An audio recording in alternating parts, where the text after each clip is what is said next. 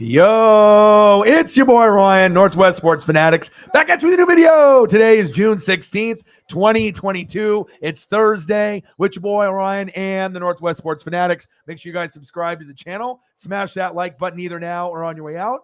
Donate to your boy if you can. Cash App, $ORION, NWSF, or the YouTube Super Chat right here. Maybe I should change my name to Mr.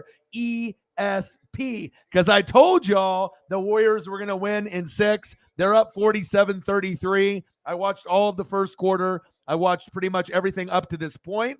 I think the Boston Celtics are a fantastic team, but when you watch sports and you've been following sports since 1985, history tends to repeat itself. I'm not going to be right about everything, but when it comes to championship games, if you bet against me, you're probably going to lose money, and you're probably going to get your feelings hurt. That is big facts. Your boy, I'm ready. I'm ready to cash in, baby. Now, if I can get this one correct, and then if I can get the Avalanche to win in 6, you know your boy is Marty McFly, and you know that I am a time traveler, baby. Let's go. 47-33, 49. It's over, baby. It's over. It's over. I told y'all. Some of y'all wanted to believe me. Caitlin in the building. Michaela in the building. Pups is doing good, sleeping on the bed. I ended up watching a little bit of Gordon Ramsay, watch a little bit of The Flash. And, I don't want to say I told you so, but I told you so. For everyone wants to, argue with me, or if you're a Celtics fan, don't take it fucking personal, okay? I mean, no one watches sports or reads as much and watches film as much as me, okay? 1985. I've been doing this before some of y'all were even born, okay? And when you know, when you were up 2-1 in the series, the only way that you were going to win this game is if you would have went up 3-1. And even with that, there's no guarantee that you would have won. Experience is holding true. Hey, and like I said, I'm not going to be right all the time, but I'm right today. And it feels good to be right. It's not over yet, but it looks like I picked the Warriors and Celtics. I said it was going to be in 6 before the playoffs even started.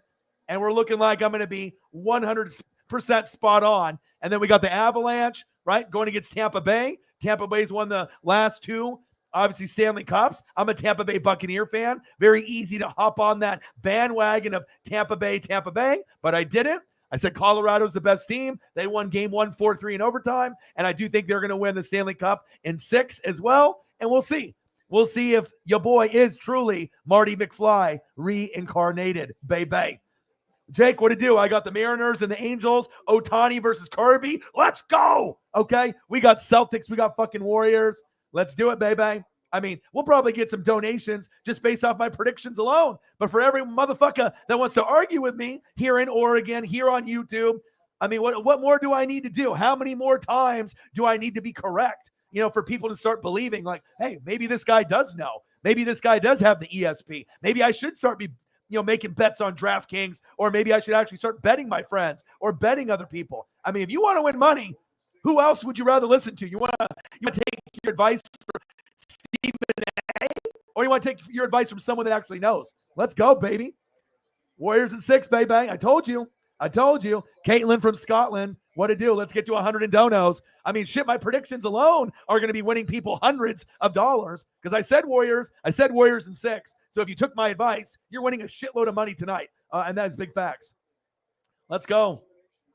I told you. It's not over yet, but look at the score. It's 51-33. It was already over when the series got tied 2-2, when Steph Curry ended up, having that big 43-point game. There's a psychology in sports. And if you're someone like me that looks at every little detail, paying attention to every detail that's out there, home court, away, all right, with the different conditions, plus minus on who's on the floor, who's not, who's got the experience, 3 championships to 0, okay? And when Kendrick Lamar comes up with an album, every year the Warriors win. What year did Kendrick Lamar come out with an album? Oh, let me remember. This year. So it was already written, okay? Your boy knows. Stop betting against me. Stop questioning me, all right? If you want to win money and you want to be rich, listen to your boy. This one's over. 54-35, 0% chance for the Celtics to come back. Now, they're a great team. I'm not saying that they're not a good team. They're fantastic. And they literally would have won the championship against Memphis, Dallas, anybody, even the Suns. They would have been champions. But you ran into the one team that you're not going to be able to beat, and that's a healthy Steph, a healthy Clay, and even a subpar Draymond. But having guys like Wiggins and Jordan Poole obviously are making a big difference. I hope everyone is having a fantastic day. I got some things to talk about. Fly Eagles, fly Michael. You guys changed up your new logo. It's trash. It's trash. You guys should have went back to the one in the 80s or currently use your Eagles font. You guys are trying not to go from the retro look, and you guys are trying to be more conservative and more like, in the 2020s, 2020. It's trash. It's horrible. Go back to the other Eagle logo. I know all Eagles fans saw it. Not good. Not a good look. Out of a 0 to a 10 scale, 0 being awful, 10 being awesome, it's a 0. Go back to the old look. It's not good. And then the Saints, they ended up debuting a black helmet, which I absolutely love that they are going to wear for one game. But I know, Michael, you probably saw that. Not a good look. Wiggins. Nope, in and out. And what did I say in this game, in Game 6, that I thought that the Warriors were going to pop off in the first and second quarter? Well, 54-37, if that's not popping off, I don't know what the fuck is. I told y'all. And the Celtics ended up having a big lead when it was 12-2. Celtics fans got excited. I said, pump the fucking brakes, all right? Pump the fucking brakes, all right? Let's go. Is it? Okay. Yes, I will turn it on with you. Absolutely. Hold on here. Let me open up my tabs here. I got the Mariners and the Angels. Thank you for that. Let me get your Brewer. I'm always down to experience sports with the fans. If they got something that is worth watching, I get invested, in their teams. I mean, Caitlin's in Scotland. You know what I mean? Big Packer fan, big Brewer fan, big Milwaukee Buck fan. Ooh, you weren't kidding. 4-4, top of the 8th. Rowdy is up to bat. Let's go. Caitlin's on it. Let's go. Message from a Golden Eagle. What do you think about the new logo? The lettering is lazy. It's horrible. I mean, it's not your call, but even the old logo from the 80s, right? That one is even better. You know what I mean? Where it had kind of the Kelly green. It had that, bright. I mean, if I need to put it up on the screen, I will. But the new logo, boo, not good.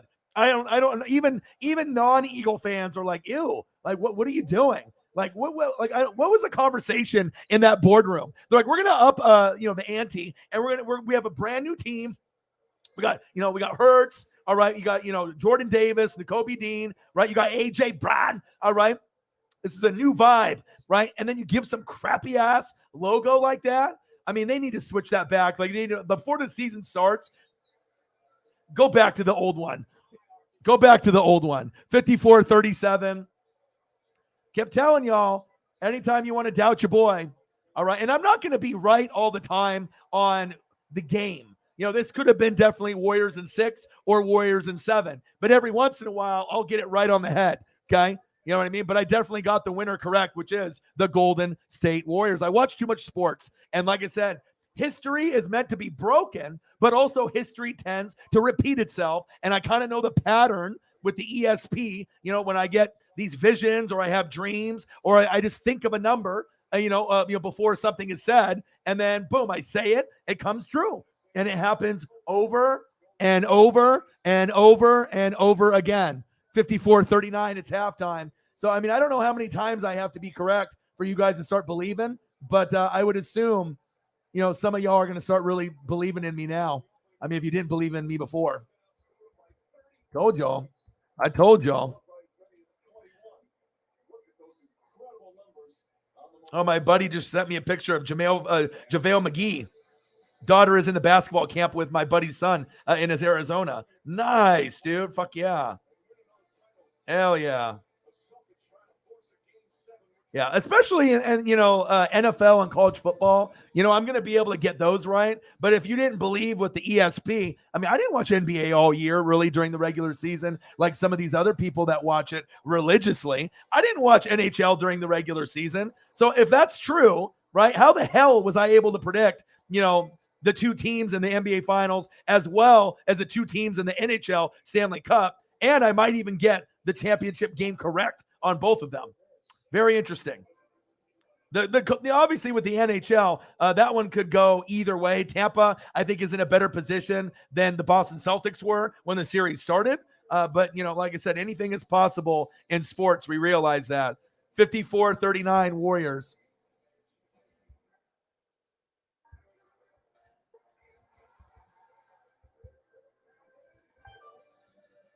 I doubt we're going to see Ryan in the room or any Boston Celtics fans in here, but, it is what it is. Yeah, they got to make it better. They got to make it better, baby. Yeah, but, it is what it is. Hopefully they take the feedback from the fans and whatnot. So, all right, I got my Modelo. I got my gummy. I got the Brewers and the Mets on 4-4. Awesome. I got the Mariners and the Angels. Kirby versus Ohtani. Let's go. I'm ready to hang out with you guys for the next 5 hours.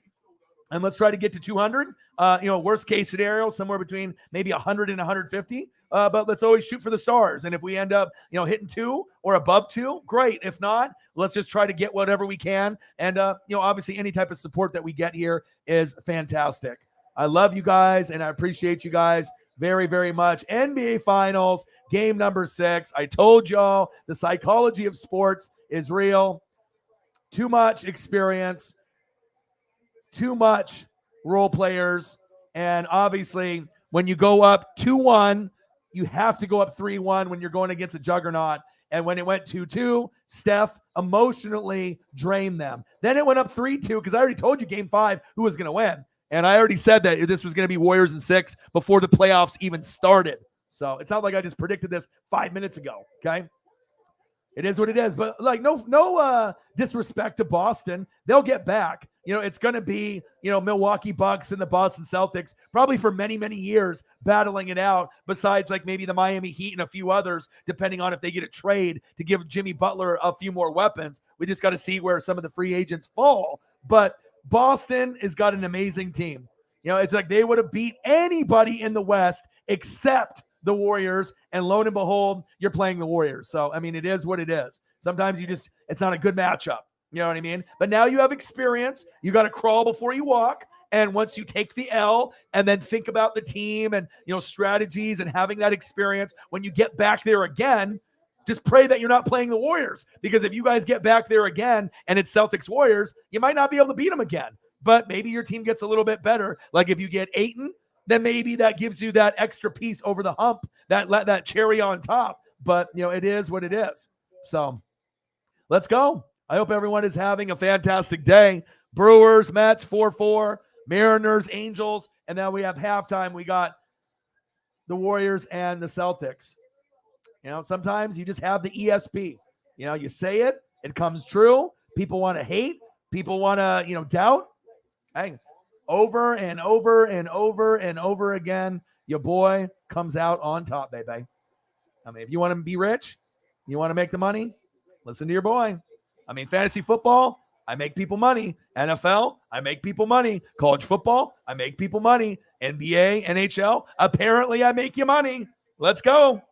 And it's not over yet.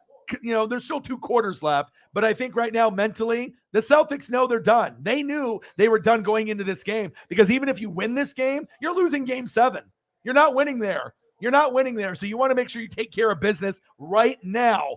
And that's what they're doing. Leave no doubt that, if you have one bad quarter in game 7 and it's the 4th, you might end up losing that game. That's not happening. Told you. And that's why Stephen A was like, I think the Celtics can come back and win. You're a fucking idiot. All right? Stephen A, the most annoying person in sports. Big facts.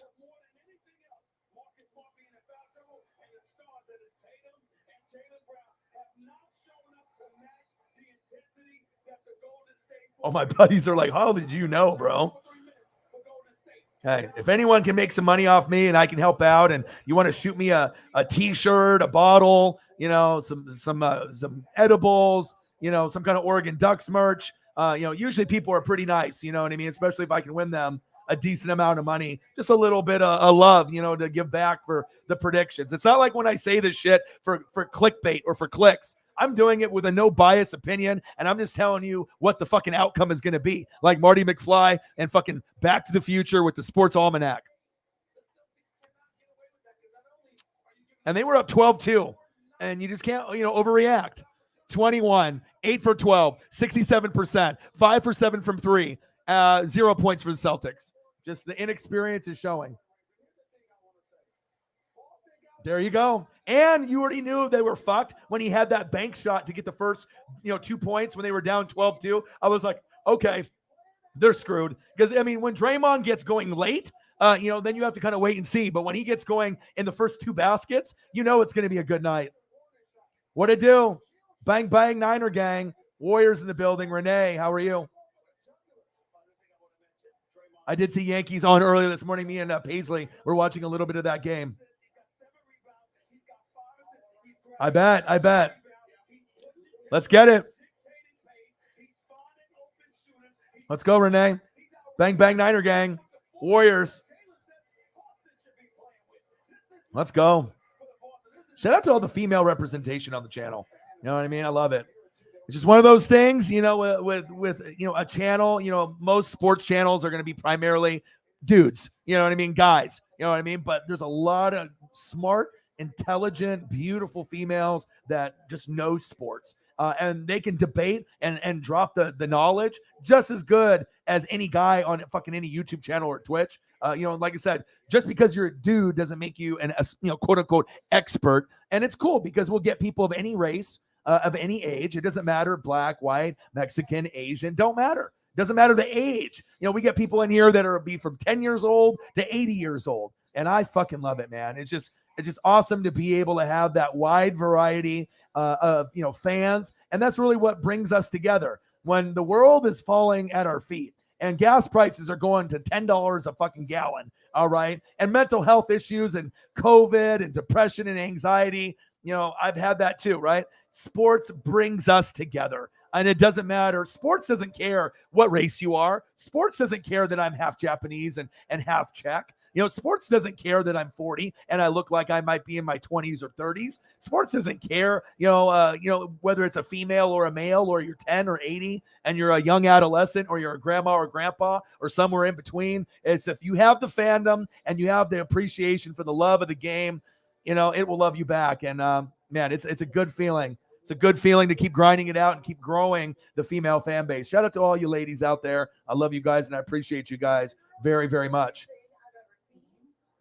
You got Cal as a pick to click. It's interesting that we got Crawford back. Julio's batting second. Otani's record isn't great. He's 4-4. His ERA isn't under 2 or 2.50. It's 3.64. So this should be a game where we could compete. But we don't have our strongest lineup out there. So that's the only thing that worries me a little bit, Jake. I know we talked about spaghetti yesterday. What did you eat for dinner today? At the end of the stream, I was bringing up all kinds of things. We were pulling up ribs. Look at this, man. We were doing, and then some more pictures of ribs, and then the steak fries, and then the lemon peppered ribs, and then the crispy shrimp. And we talked about Vince being a fucking creeper. We're bringing up, and the Sasha Banks thing obviously was true. So it seems like the lawyers got involved, and Sasha Banks has a couple options now. If you watch The Mandalorian, she started her first Hollywood role in that, so she could go back to doing Hollywood stuff. She might take a little bit of a break.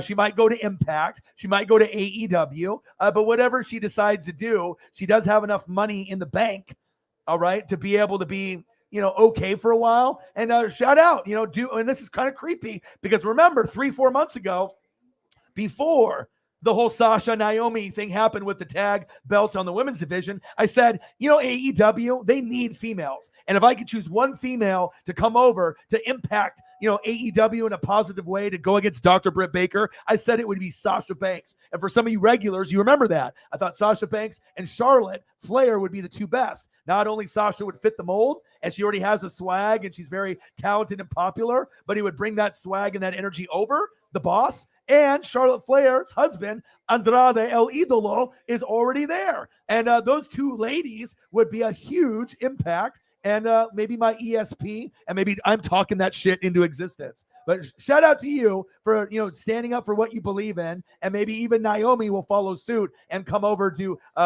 AEW as well if you decide to go there. She could always do Impact, and she would be huge there. She would be like the biggest name on Impact to be able to refine her skills a little more. But I would definitely love to see her in AEW. W. I ended up watching the Young Bucks versus the Jurassic Express again. Luchasaurus and obviously Jungle Boy versus Matt and Nick Jackson. Oh my God. There were so many spots in that match that made me say, oh my God. 10 out of 10. 5-star match. Every time the Young Bucks wrestle or Omega, it's always 5 stars. It's very rare you see a good match on Raw, SmackDown, or NXT nowadays, except when it was AJ Styles versus Seth. That was pretty good on Raw, but they have one good match in 3 hours, and that's not going to cut it. So now Vince is in the news. Sasha's out. Roman's out. Randy Orton's back is fucked. He's out for the rest of the year. They need Brock Lesnar. They need Bray Wyatt. They need names. They need names or they're going down the shitter. So they extended Winker. You don't like the Winker extension? You don't like that? He's been pretty good for us. You know what I mean? You got Cal. Okay. Chief, what do you do, man? I messaged you to see how you were doing today. I'm not sure if you saw my message on Instagram. I always like to check up on my friends and see how they're doing. Hey, I told you. For all those people that wanted to doubt me, you got like Celtics fans and they want to be like, oh, Ryan, you don't know shit or whatever. Well, I mean, when you get 20 or 21 Super Bowl winners correct, I think I do know some shit. I don't watch NBA or NHL, and I was able to predict both finals. How is that possible? You know what I mean? Like, really, Phoenix was very good this year. Milwaukee was good this year. There was a little bit of injuries. You know what I mean? But if I can get both of these games correct, that'll just put me in a whole nother category because I'm not going to be able to get the games correct or the point spread correct because that's tough. You know what I mean? The point spread, the exact score. I mean, unless I had the Marty McFly Back to the Future Almanac, that's the only way, unless I am a true time traveler. Okay? But I definitely can get the winners correct. And a lot of times you can win money just based off that. All right, we got 4-4 Brewers and Mets. Error by the Brewers. We got Julio up to bat. It's halftime. Let's go. Hamburger helper. I like that. It's tasty though. You know what I did? Me and the girlfriend, we made nachos ourselves. Ground beef, about a pound, a whole block of Tillamook cheese, a bag of Juanitas, all there. Had some refried beans, layered it, broiled it, put it in there at 400 degrees, sour cream and pico de gallo on top. When you make nachos homemade, oh my God, I haven't had nachos homemade in like maybe 10 years. And it was delicious. And there's still a big ass mound of it in there. So if I get hungry, I'll go in there and, I'll start munching away. So let's see here. Yes, Hamburger Helper is pretty good. That's facts. Ranch burger. Ranch burger. The ranch burger. What up, Terrence? Fly, Eagles, fly. Hey, for every Eagles fan that comes in here or Saint fan, the new logo for the Eagles is trash. And I think Eagles fans know that. I'm not even an Eagle fan, but I can even tell that that's a horrible logo with the Eagles print. Go back to the old one or go back to the one in the 80s that actually had the bird on it, at the very, very top. That one to me is the best Eagles logo. Obviously, it's kind of has that Kelly Green old school look, but that new Eagles font is absolutely trash. And then the Saints' new helmet, they're going to wear that black matted helmet. Well, it doesn't really have the mat on it, but it definitely has a unique look to it. They're going to wear it for one game, and I like it. I think that they should be able to alternate that helmet and wear it whenever they want, but I guess they're going to have a specific uniform for the black helmet, and I like it. So one thing that I don't like, the Eagles font in their new logo, and then obviously the Saints helmet, the black one, looks pretty good. So if I need to pull up some photos to show what I'm talking about, let me see if I can find everything in here with the Eagles. All right, so let's do this. I got the Saints helmet, so we'll go here first, and then we'll go to the Eagles logo, and I'll show you what I think is nice. Let's see here.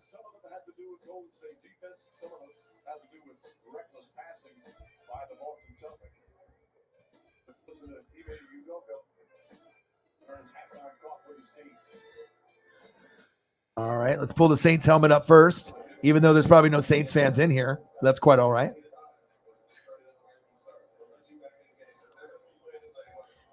But I really do like this Saints helmet. I mean, I'm a Buccaneers fan, and I'm supposed to be like everyone else on planet Earth, a dickhead, and say, fuck them, fuck their helmet, fuck all their players. They're a piece of shit. All they do is cry and complain. You know what I mean? I'm just supposed to be that type of guy, but I do like a lot of the players on the team, and I know they play hard. I don't like to hear the bitching and the whining and living in the past and not moving forward. That shit gets really old really quick. But they, do have a little bit of valid points of being angry, but, complaining about it, every single day of your life isn't going to make shit better. Sometimes you got to be able to move on. And really the main one you only have to gripe about is the Rams no call in the NFC Championship game. What about the Minneapolis Miracle? What about the other one with Kyle Rudolph? I mean, what about all the other matchups? But this helmet is fire.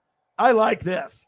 I like this a lot. Look at the helmet on the side, the back of the helmet, the little Saints at the top. I mean, that's a fire fucking helmet, man.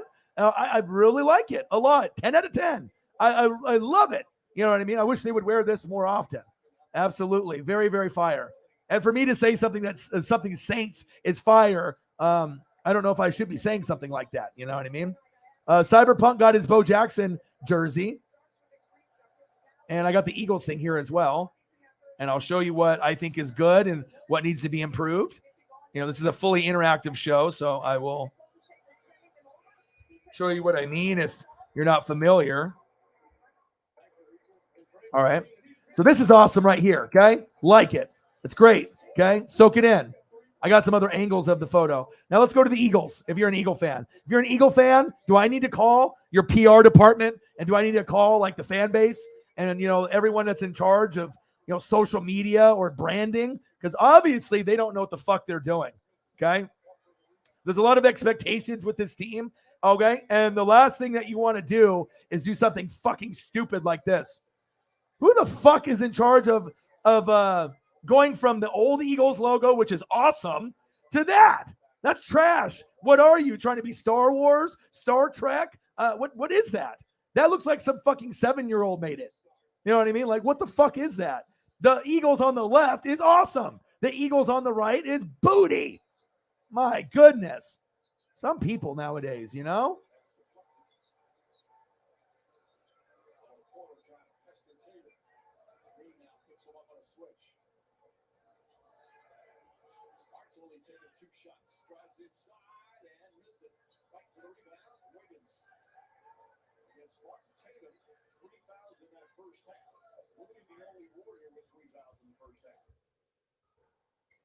I'll show you the best Eagles logo out of all of them. You ready?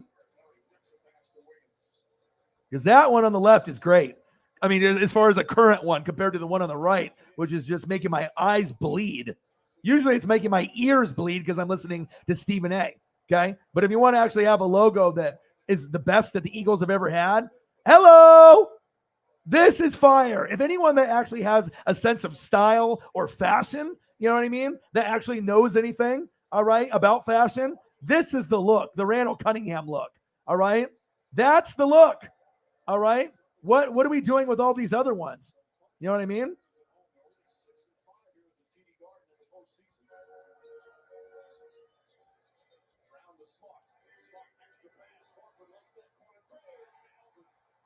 I got another one here too.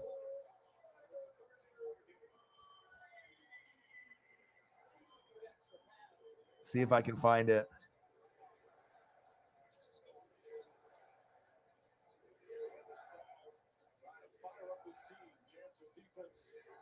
I got to scroll down quite a ways, but I will find it, I promise.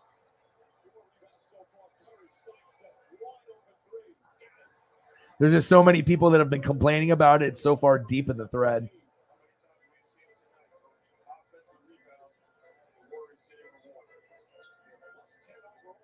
Unless someone deleted it.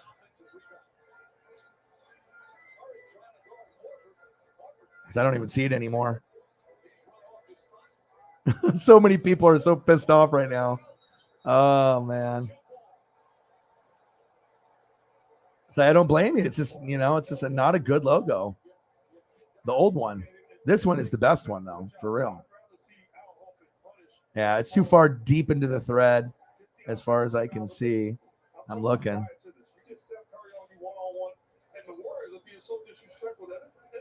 like I said, everyone's got an opinion on what's good and what's not. But, I mean, I think it's pretty clear that this is a dope logo. All right? And then this logo, the old one, definitely not as good as this. And it shows you stuff from the 80s and 90s is a lot more fashionable and looks better than a lot of the shit that they have that's now. Retro, old school stuff is cooler. You know what I mean? It stands the test of time. 80s and 90s logos are the best. Okay. This Eagles old one is decent for now, but the one on the far right looks very lazy. Lazy. Like, did someone just get super high and just click a couple buttons on Photoshop and they're like, that's it. We don't want to spend any more money on, figuring it out. Let's go to the bar and get beers. Fuck the logo. Is that what happened? My goodness. Oh, Cyber's in the building. What to do? All right, I'm scrolling down to get caught up with some of the comments. My boy Terrence, Sloppy Joe, Saints helmets are fire. The new sign is garbage. Absolutely. Cyber in the building. What to do? Look at this right here. A hater. No pots, no pans. Refs cheating. No, sorry, bro. If Orion says it's going to be Warriors in 6 before the playoffs start, it's going to be Warriors in 6. There's no refs cheating. If anything, the refs are going to help Boston out as much as they can. But if the lead gets too big, they have to keep the lead within like 8 or less to help you out, to get you some calls to slow the game down. But if you're down by fucking 16, they can only do so much. 13 now. And like I said, it's still possible they come back in this game, but I just don't see it. See, look at this. Terrence and Orion are separated at birth. We know what looks good. See, what'd I tell you, man? I know things, bro. I don't have to be an Eagles fan to know what looks good and what doesn't. I love fashion too. Michael in the building. What to do? How are you? I like your guys' new helmet, man. Like I said, it's funny too because the biggest supporters of this channel, me even being a Bucs fan since '95, are Saints, Chiefs, and Eagles. So I always ride or die and do extra coverage, obviously, for those 3 teams. But I love the helmet. I'm jealous as a Tampa fan. And usually Tampa fans talk shit about the Saints. Saints fans talk shit about Tampa, Falcons, Panthers, everyone. Saints fans will even talk shit to other Saints fans. You know what I mean? But I do love the helmet, though. That's one really awesome thing that I've seen today. Mets lead 5-4. I saw that the Brewers had that error. Yes, I saw that. Right. But, I get people on this channel that are bitching about, things that happened 2, 3, 4, 5, 6 years ago. Trust me, I know it hurts that, you guys were leading the league in scoring. And for like 4 years in a row, when you had Breeze, you had the best record overall. You were leading all these categories. It was really wins was the main category that you guys, the most wins in like a 4 or 5 year period with Breeze compared to everyone in the NFL, and no Super Bowls to show for it. And I honestly think that if you guys would have went to the Super Bowl and faced the Patriots, you guys definitely would have had a shot. You would have had a better shot than Goff and what they did. Defenses were very good in that game, right? Curry, told you, 72-50. But besides that game, you still could have got there and lost because it was Brady. Let's be real. But I think the chance of the game being closer and actually having a chance to win, absolutely. I'm not going to be a Bucs fan and say, oh, they had no chance. Their team was very good that year. You know what I mean? And they definitely could have won the Super Bowl that year. But the Minneapolis Miracle, no excuse. The Vikings game after the Rams situation with the push off by Rudolph. I'm not blind. I saw the push off, right? But you got to make sure you're ahead by enough where the game doesn't come down to a bullshit play at the end. You know what I mean? And that was their problem. But, hopefully you guys can put it together. But on the bright side, and I'm not a hater, I do like the Saints a lot this year. I think the Saints and the Bucs are going to have the top, 2 teams in as far as the NFC. Like, I know the Rams and the Niners will be pretty good, but I think that the Bucs and the Saints could be the second and third best team, maybe even better. It just depends on what the Rams do and if they get injured or not. So, yeah, let's get a vote back on that other logo though, for real. Let's get to 100 in donos. Let's do that too. Yep. Sarah's like, Sarah always believed, but until you just see me, do it over and over and over, at some point people are like, okay. And then you can either just, be like, damn, your ESP is good. And then that should hopefully get us some more subs and more views and more donos and whatnot. But if I can help you win money, if I can help you win money in fantasy, if I can help you win money on betting, sports betting is tough because it's always about the spread. That's how they get you. But if you have a ringer like me, instead of someone like Stephen A, who doesn't know anything, if you're getting your advice from Stephen A, you're definitely not making any money like this. But if you listen to me, hey, you might be able to cash in once in a while. And I'm not going to be able to get the spread correct all the time, because that's how the, Vegas and, the bookies get you. Because, if it's straight up, the bookies in Vegas would lose, because there's enough smart people out there like me that would be able to get the winner straight up. But if it's like, okay, the spread is 3.5 and then the team wins by 3, then, the bookies win, because they had that 0.5, because they know most football scores are going to be 3, 4, 6, or 7, or 10. You know what I mean? Sometimes 9 if it's 3 field goals. You know what I mean? But they know how the analytics work to be able to rip people off. You know what I mean? And that's facts. Let's go. I hope everyone's having a fantastic day. Let's get some donos for your boy. We're about 35 minutes in. I'm about to crack open my first Modelo Mango. Mental health is very important, man or woman. If you guys have any problems or issues, or you need any help, you reach out to me on my Instagram or my Twitter, and I'm definitely here to listen. Okay. I won't be eating this since we made nachos, but I love ribs. I love me some Joe Dirt. I live in Oregon, and it's beautiful. And we have 15 days and still Stranger Things season 4. The last 2 episodes drop, baby. Let's go. Let's go. All right, now I got to go here. Go here.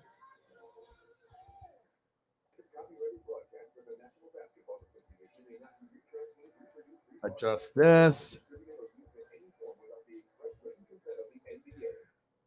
Okay.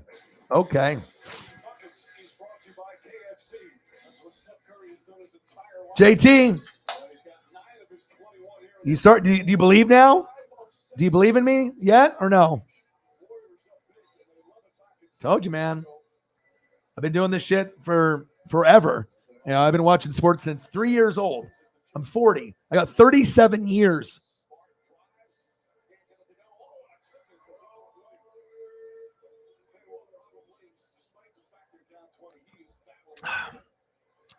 If you have ESP, it's not just like, oh, he's lucky. I mean, once you get so many things right in a row, it's not luck anymore. Draymond, off the glass. Tip. And what did I say? I told you it could be a blowout, because they got mentally fucked after they lost game 4 when someone went off. Okay? And when you're up 2-1 and all the Celtic people, right? Oh, we're going to win. And then we're going to do it, dude. We're the better team. We got the better bench, right? And then Steph on the road injured, had his Jordan flu game. All right. Then they went 2-2. The Celtics knew they were going to lose game 5 because it's on the road, and they're not going to have the experience to win that. It happened. And, even though you're at home here, you're already mentally fucked, because even if you win here, you're not winning in Golden State in game 7. It's not happening. You have a 0% chance of winning at that point. You're not doing it with that crowd, with that emotion, with everything on the line. So you might as well just end it early, so you don't even have to worry about having that one bad quarter, which could be in the 4th, and you could potentially, fumble the bag. So they knew that they had to go out here. The pressure is on Boston. You can play loose if you're the Warriors. And when you play loose, and if you're, not tight, and you already know you're going to win the championship, like Boston, I guarantee there's a few people that think they can win, but a majority of the team already knows they're fucked and it's over. And you have to have everyone, including coaches, believe. Like if you're Boston, you have to believe as a unit. And even when you all believe as a unit, you still lose sometimes. But as 1 or 2 or 3 people, we're fucked. What's for dinner tonight? Where am I going? Bahamas, off season, calling the girlfriend, calling the homies. It's like these people are already thinking about the postseason. And once you're focusing on food, partying, drinking, hanging out with the homies, Bermuda, Hawaii, you're fucked. It's like in football. You got to have the whole 11 guys working together on offense and defense. One guy is just sleeping or just being an idiot. Boom, that's where that ball goes on that halfback draw, and then you lose the game. It's like you got to have everyone locked and loaded. It looks like the Mets just won the game over your Brewers. Caitlin, is that what happened? The Brewers fans are pissed. I see Renfro right now. Yeah, it looks like the Mets won, didn't they? What did they win by? Was it 5-4? How you doing, JT? Yeah, and like I said, I mean, history tends to, repeat itself a lot. So if you just know what to look for, like I do, sometimes I can, predict things that other people can't. I'm really dig deep. attention to detail is my biggest thing. You know what I mean? That's why I like collecting toys, figures, and cards. Like, I like the little extras that people put in to make something awesome. That little extra shading, that little extra detail on that figure. You know what I mean? Like, I like, the extra detail to tattoos, just, every little thing to make a figure or a basketball, baseball, football card go to that next level. Every little thing like that, it means everything to me. You know what I mean? Like, even Ken Griffey Jr., right? When I met him when I was, 7 years old, I knew he was going to be like a Hall of Famer, like a legend. Like, I knew that was a very, very special day in my life. I'm in first grade, and this is one of the biggest days of my life. And I knew it at 7 years old, to grasp the fact that this is the most famous person I'm probably going to meet in my entire life. And I met him in, 7 years old, but look at the autograph though. He could have definitely been sloppy about it and just did, K Griff, you know what I mean? But you can see the K, the Ken, you can see the big ass G, Griffey, you can even see the Junior. I mean, he really took the time to like sign this like he was signing a card to his mom. You know what I mean? Like a happy Mother's Day, happy birthday. Like, you don't really see athletes take the time. Like, I remember when LeBron first came out, he was doing LJ23. That's so fucking lazy. You know what I mean? LJ23, lazy. Do something like this. And like I said, this has been just as a memorable piece to me as my Jordan rookie. This right here, probably worth, about 100, 150, just because it is, autographed in his rookie season. The card itself is only worth, like $10, $15, nothing too crazy. I do like this rated rookie 89 Donruss with the purple, dark purple, the light purple. It just got cool look to the card. But as far as the autograph, I mean, this is worth nowhere near my Jordan rookie, which is worth 25 to 30,000. But the sentimental value and what this has meant to me, as a little boy, and it really made me NWSF. If I didn't meet Griffey and if I didn't meet Sandy Koufax, who's the best left-handed pitcher ever, right, when I was 10 with my dad, and that's obviously my dad's hero. Okay, I mean, NWSF, it would exist, but in maybe a different form. But when you meet the best left-handed hitter ever, the best left-handed pitcher ever, by 10 years old, 7 and 10, I mean, it definitely impacts your life forever, for sure. Cheers. Oh, this mango beer is delicious. It's delicious, baby. And I predicted that too. Curry would get the MVP. If Wiggins had a big game, you could be like, okay, he's been in consideration, but 72-55.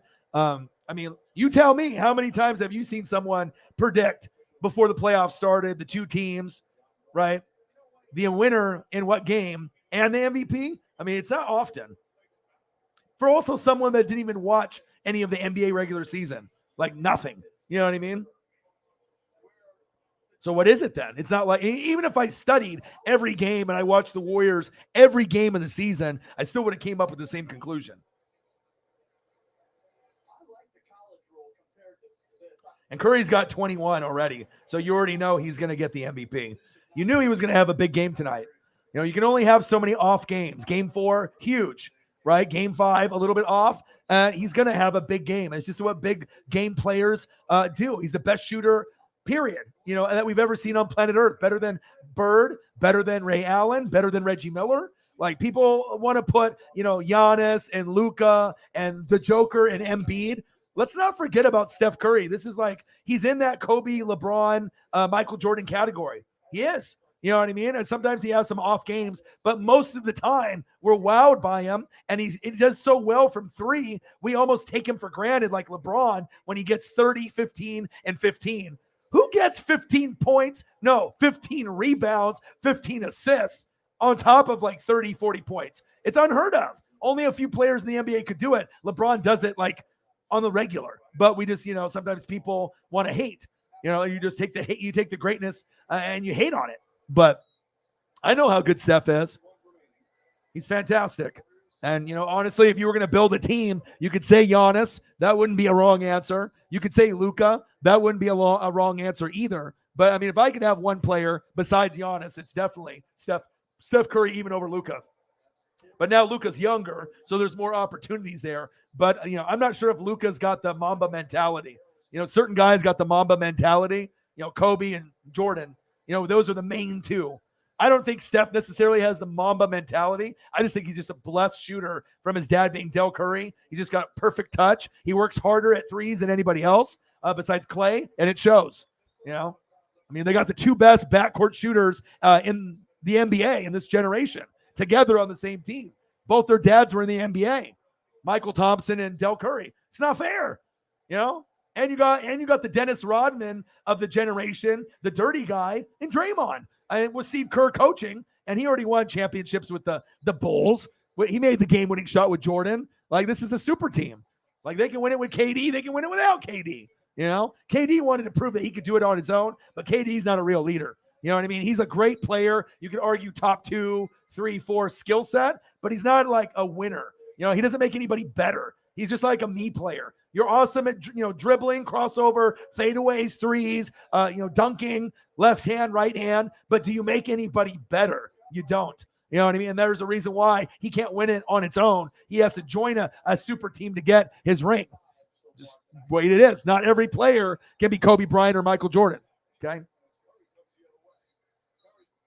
Yeah, so I'm a nerd, bro. And I know everything about this. It's like one of my favorite shows, like top 3, top 4. Okay? So they had the original episodes there. Then you have the final 2.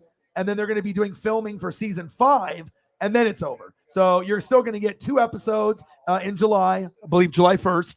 And then I don't know how long they're going to be. I hope they're an hour and a half each, or at least one of them is an hour, and then the other one's an hour and a half. But I think one or both will be extended more than an hour, I hope. And then after that, last 2 episodes of season 4, you'll have season 5, and it'll be 7 to 10 episodes, somewhere in there, and then the show will be over, unfortunately.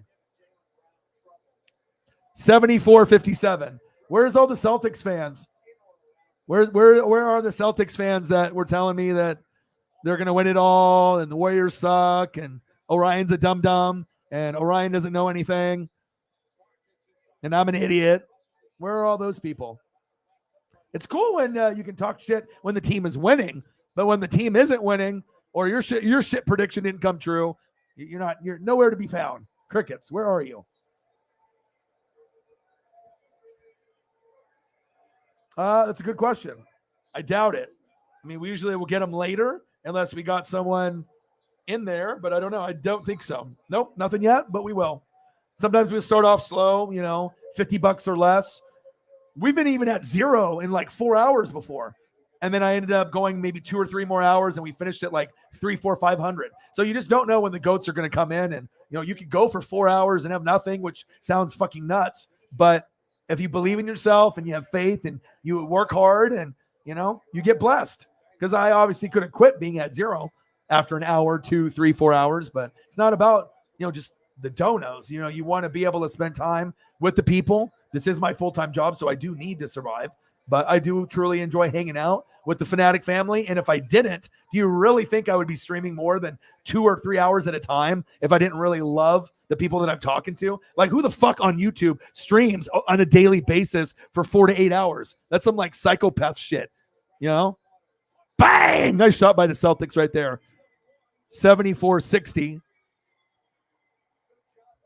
You got the Funkos. I've never been into Funkos. I'm more into bobbleheads, starting lineups, and McFarlane's. But I think Funkos are cool.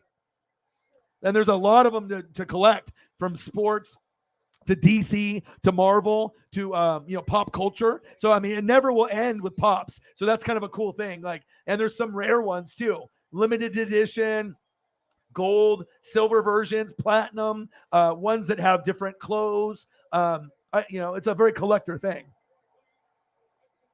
74-62.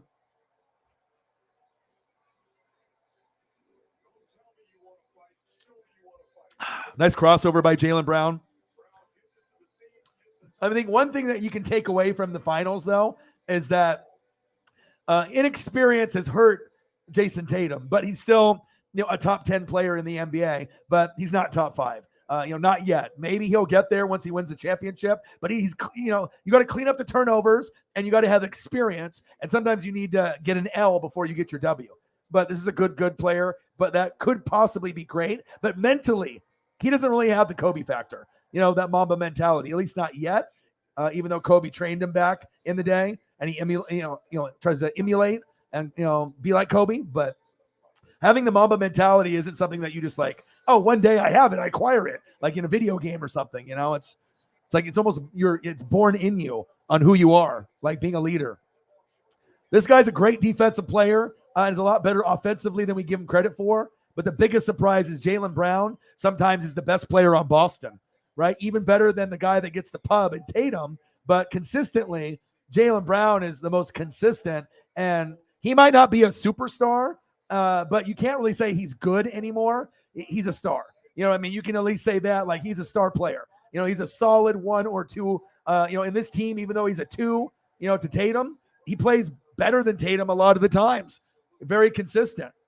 Like when Tatum has that shit game, I mean, you're still going to get like usually 12 or more out of Jaylen Brown, 14 or more typically. Yeah, what is your most valuable Funko? I think my most expensive McFarlane is a couple $100. I got a King Griffey Jr. Mariners chase figure where it's supposed to be him in the Reds, but it's got a wall, stunner shades, and he's climbing the wall, and he's got the glove, and he's catching it, with his glove and his hand twisted. It's an incredible figure. And then I got a Jerry Rice 49er chase figure that's worth a couple $100. Those are my 2 expensive ones, except for the Ninja Turtle Ooze that I have. I have a Ninja Turtle Ooze, maybe a 12-pack. Still got the cardboard around the Ooze containers, and I have the box that it came in at Toys R Us, because when it came in, I saw that they just like had it. So I bought the whole thing, including the box. The box itself is worth a couple $100 because no one has the display box. They usually only have the individual Ninja Turtle oozes. And yeah, I mean, I know what's collectible. I remember seeing one old Ninja Turtle purple or green ooze canister. If you have one of the ones from the 80s, it's worth like $300-400. But most kids played with them or they didn't buy them. So if you just know what to look for, you can find some crazy things. I'm always looking for that weird and unusual thing. Like, who the fuck's got Ninja Turtle ooze? I do. I'm the guy that's got the ooze. You feel me? Then they have these really cool figures that had like backpacks that you could put the ooze in, and then you could like, you'd go against like Shredder or like the other characters. Pretty cool. Pretty cool stuff. The Rat King. And then you got April O'Neil, Casey Jones. Yeah, they need more shooters. That's very clear. Final shot, yeah. Action figure. Oh, that's cool. That's cool. Those are neat. I like those ones. Those aren't McFarlane or starting lineup. They're through, Upper Deck, or they have other brands that make them. And I've seen those on the internet. Those are very cool. They have actually quite a few Jordan ones. Nice shot. They have quite a few Jordan ones that are awesome. Al Horford trying to get the crowd going. Little too late, though.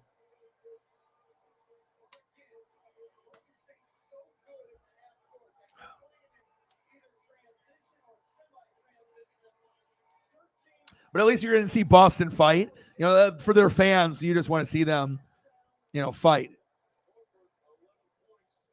I mean, you don't want to see your team at home in Game 6 get blown out by 20. I don't think anyone wants, even Warriors wouldn't want that. No one would.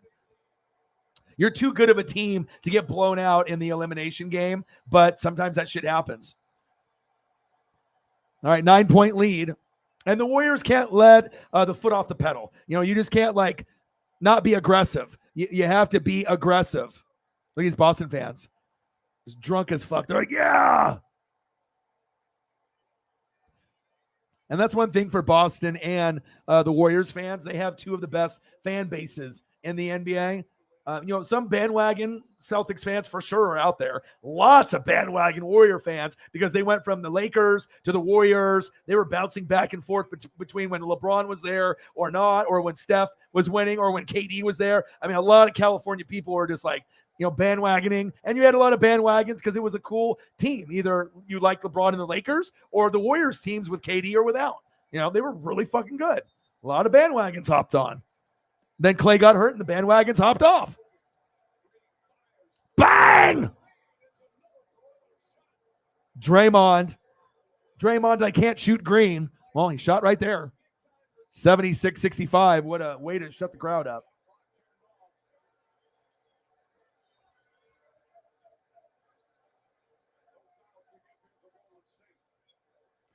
$76-65.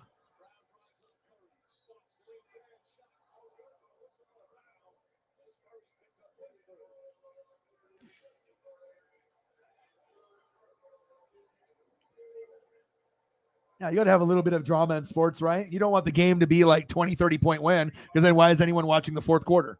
You know, a little bit of drama in sports, and we know in sports it's a game of runs. You know what I mean? And we're not talking toilet stuff. We're talking just runs, Uncle Mo and Uncle Momentum. Uncle Momentum can spark with a dive, going out of bounds. It could be just sliding on the floor, taking a charge, making a big block. It doesn't have to be a big dunk or a big three. And then you get the crowd going. You know what I mean? And not everyone believes that they can win the championship on Boston. It's just the facts. You can tell usually by body language, and you can just tell by the way that the way that they are presenting themselves on the bench and on the court.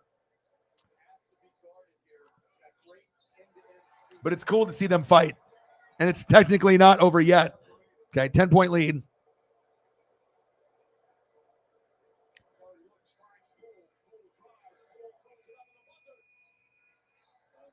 Jordan Poole with the air ball. End of the third quarter, 76-66. Golden State Warriors on the road. I mean, at this point, if you're Boston, you should be the team that's up by 10 in game 6 if the team is the real deal, right? You don't lose at home. You win at home. But when you get beat up for a couple games when you were up 2-1 and it could have been 3-1 and then you would have won the championship in 6 games, I mean, it's a little disheartening. Like you're letting it slip away. But you didn't really let it slip away. Someone actually took it from you, and you already know who it was. And that was in game 4. I mean, the motherfucker was injured. He was not 100%, and he'd had the Jordan flu game. And that's the one that you're going to remember forever. The one that they weren't supposed to win. The one that was the game that Boston took control and won the championship, and they were on their way. So you got a Reggie White Funko? No way. Are you on the Discord? Can you show me a picture of it? If you're on the Discord on there, I would love to see a picture of you. Can have, I don't know if you have it in a box, or is it that one right there in the picture? I see it in your little profile picture. I see it, Reggie White. You already have it in your profile picture. I would like to see it like a bigger picture of it though. If you can snap a picture and put it on the Discord, or send it to me on the Instagram or the Twitter. I'd like to see an up close picture of it. That's cool. I know they have different jersey combinations. For the value. They do that for like McFarland's too. So it's like you might have like the home jersey, but then the rare jersey's the rare one where they made like, a 10th of the figures and it's worth more. And they have like a whole pricing system with figures and whatnot. So, all right, 0-0. Kirby and Ohtani, top of the third. And we're going into the fourth quarter. Had Warriors and Celtics in 6. Before the playoffs started. Warriors in 6. Avalanche and Tampa Bay. Got that correct. I got Avalanche in 6. So if I can go 2 for 2 and get the game right and the MVP right, Curry. Mike Trout just homered on my Mariners. Jeez. What a Mickey Mantle, Willie Mays. Just, I mean, you're talking about the best player in baseball almost every year, and it's always Mike Trout when he's healthy. The most consistent. I mean, Aaron Judge is very feared, but Trout is just that living legend for baseball. There's one living legend in baseball right now. It's Mike Trout. Caitlin, see, they're creeping. Resident Evil glow in the dark. Oh, wow. Dude, I love Resident Evil. That was my favorite game, Resident Evil 1 and 2, when I first got the PlayStation. And I was like, I always dreamed of graphics being like that because I grew up on the Atari 2600 in the 80s. So it was like stick figures. Then I went to Nintendo and my mind was like, oh my God, dude, like Mario 3, Tecmo Bowl, Contra, Blades of Steel. Like, what am I playing here? Then I went to Sega, and then you got like Madden and NHL, and you're just like, oh my gosh, this is really getting good, And then you go Dreamcast, 64, and some of the other systems. But yeah, Resident Evil was always...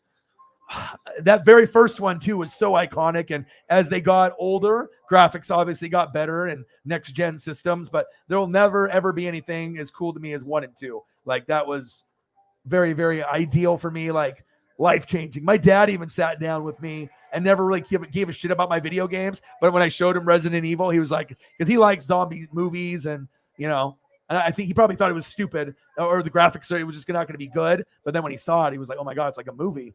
The little cut scenes when you open up the door and then there might be a zombie on the other side. And then you shoot them in half and then half their body keeps like crawling after you. And then you gotta get them with like the shotgun or whatever. Instead of you use a handgun and like pew, pew, pew, like you're shooting at it for like 5 to 10 times. You're like unload the clip and you have to keep going on the zombies or whatever. 76-66. He just brought me back into my childhood. 11:46 left in the fourth.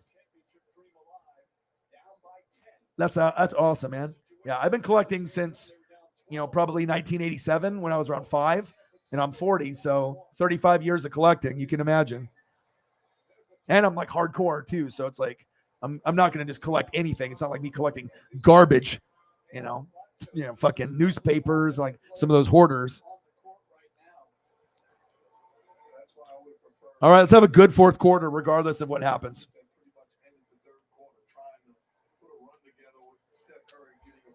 And we haven't had too many things. Talked about the Saints' new helmet. Absolute fire, 10 out of 10. I'm a Buccaneers fan since 95, but I know style when I see it, and this is incredible. Eagles' new logo. The old one, awesome. The new one, trash. Go back to this one. That actually has style. Your boy knows. Sasha Banks is no longer in WWE. Vince is in the heater, doing a lot of crazy shit like cheating on his wife and trying to cover it up with a couple 100,000 or some millies. Vince, what are you doing? Will we see Sasha in AEW or Impact? I hope so, but you will see her in The Mandalorian. And now we're here. Yo, boy. Still, Warriors up by 10 with 10:50 to go. Let's go.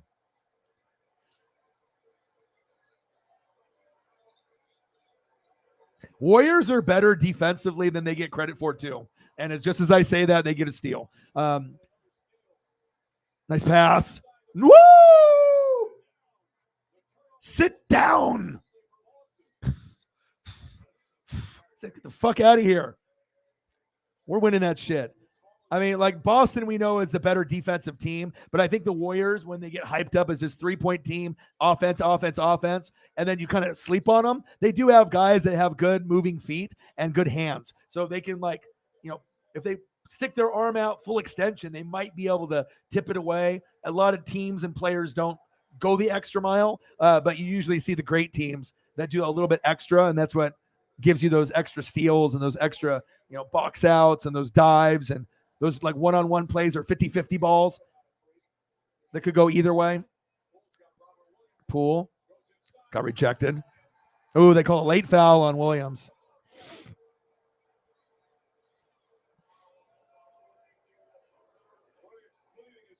Let's watch a replay on this. At first, I didn't think it really was a foul. Yeah, I wouldn't call foul on that. I mean, like I said, I'm picking the Warriors to win, but I'm not like a Warriors fan. But even if I'm a Warriors fan, you want it to be a 50-50 call. So if this happens on the other side, call it the same way. Either you're not going to call it or you're going to call it, but be consistent. But that, to me, was not a foul. That was, if they're trying to help Boston win and the refs are trying to, force a game 7 so the NBA can make more money, they would not be calling calls like this. That's definitely like a 50-50 call, and a 50-50 calls can definitely end you for sure. That's why you just got to be able to be close enough for those not to affect you, which is typically like 6 points or less. You get anything above that, a couple shit calls like that, then the lead goes to 10 and then the game's over. 80-68 Warriors, 9:38 left in the fourth quarter. Foul, Jordan Poole. Move your feet, young man.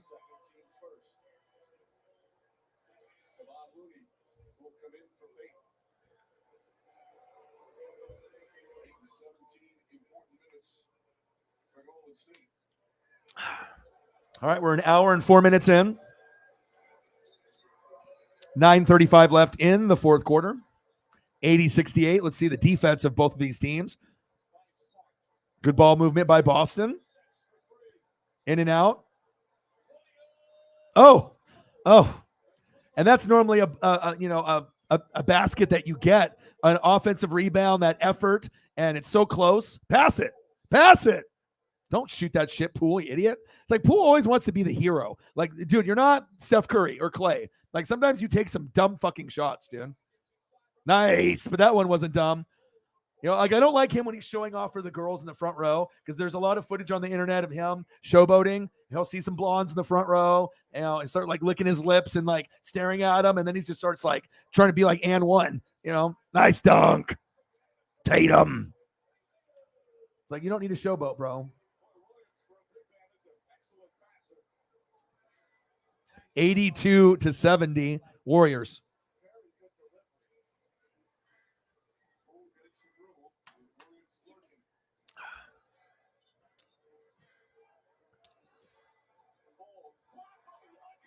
Why is Poole shooting? What did I just say? There you go. Good pass. Not the bright person that you want to have shooting that three, and then there's a foul. Come on, Jordan Poole. Get your head in the game, bro. He needs to go to the bench.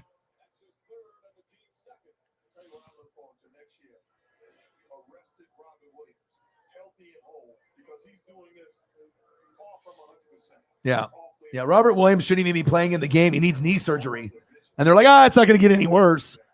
But he's like a guy that no one really knew who he was, including even me. Like, I didn't know that his game went like this. Like, I've heard of him, I've watched him, but he's definitely improved quite a bit, in the last maybe 20, 30 games.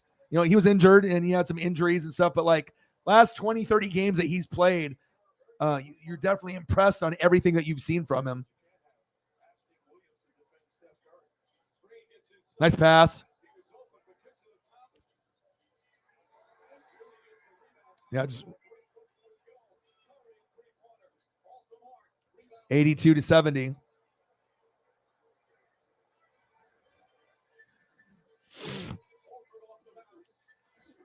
Nice strip. And then Horford out of bounds. See these like plays right here where you're seeing Boston make effort, but then it just doesn't go their way. Those are tough. Those are like those 50-50, options where it's like if you get the save, his foot was on the line though. That was a good call. 82-70 Warriors. And if you're the Warriors right now, put the gas on the, got the foot on the gas pedal. You're not just, holding on to win. You're being aggressive like that. MVP. Guess who? You already know who it is. 84-70. Steph with 23. The MVP of the NBA Finals is a Chef. Not Gordon Ramsay. Chef Curry. 84-72. Like, if you really think about it with Steph too, he's like almost unguardable. You know what I mean? Like, he gets to a point where, as long as he's not injured, he can shoot the threes, he can get open. But when he goes mid-range or to like a layup, he's one of the best in the NBA. I've seen Dame, and we have Dame here, but if you look at his just strength and his comfort level with the right hand or left hand, there's not a lot of guys that have the confidence that could go against other NBA guys and make the shot over forwards and centers like that. And that's really impressive about his game. He's one of the best at doing it. So little details like that, Seriously, we named ourselves Booking.com. Nice. Yeah. Oh, it's those 50-50 balls. Things that maybe if they went like that, for Al Horford, if he didn't step out and saved it, and then Boston would have got a 3 off of that, then that brings that Uncle Mo and that juice, because like fans really like second effort plays that lead to big points. You know what I mean? Like when you get a turnover, like a pick or a fumble, you want touchdown. And if you get a touchdown off that, the crowd goes nuts, right? But if you end up getting an interception or a fumble, and then you go 3 and out, it's like really deflating. Crowd's like, what the fuck, man? We just got the goddamn football, and then you can't even do nothing with it, and you punt like a 3 and out. It's like you can't even do nothing. You can't even get 1 first down. Momentum goes in many, many ways. Angels 2, Mike Trout 2-run dinger. They got Ohtani. Come on, man. I need a dub, man. Yeah, you know what? That's my favorite player probably in the whole NBA Finals. Like, you learn something new. You learn Jaylen Brown was much better than you thought. You know, I mean, definitely more consistent than anyone else on the team. Tatum will have bigger games most of the time, but I think game in and game out, it's not like Jaylen Brown's going to give you a 4-point game. You know what I mean? Like he seems like it's usually 10 to 20 pretty consistently. And you could say that is for Tatum as well, but Jaylen doesn't make as many mistakes off the dribble. Tatum dribbles too much. I think if he like passes more instead of trying to be like one-on-one with the dribbles, not everyone can be Kyrie, you know, that just be a wizard with the basketball dribbling. So, and then that will probably make his game a lot better. Tatum, less dribbling, more passing, more cutting, and then more hoops. More hoops.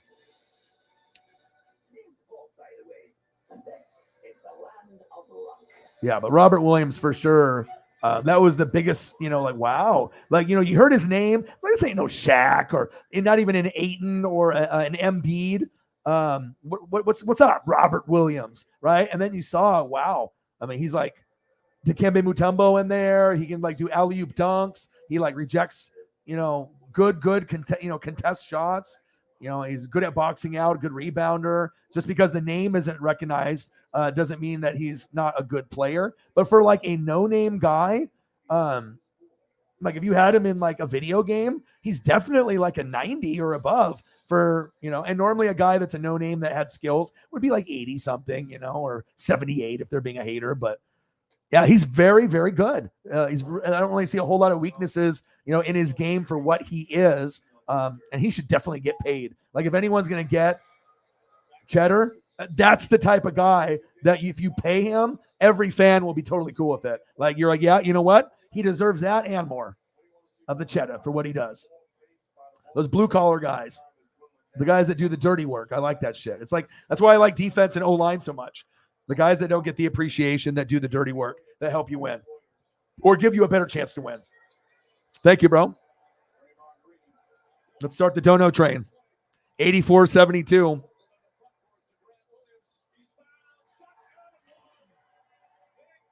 $84.74. Thank you, bro. Thank you, GOAT. We'll get to a good number tonight. 100 to 200.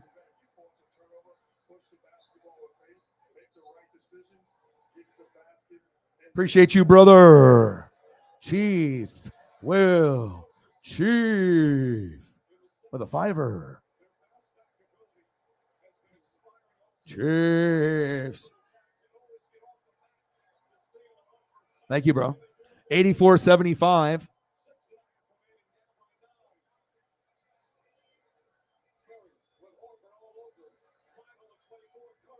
Woo!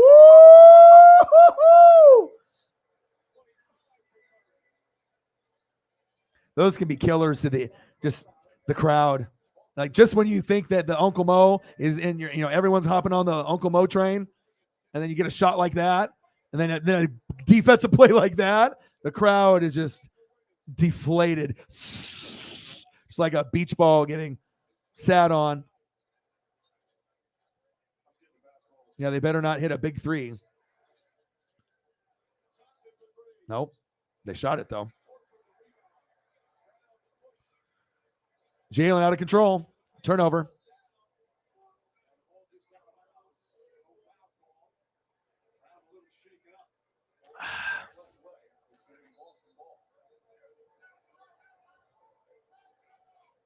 Appreciate that.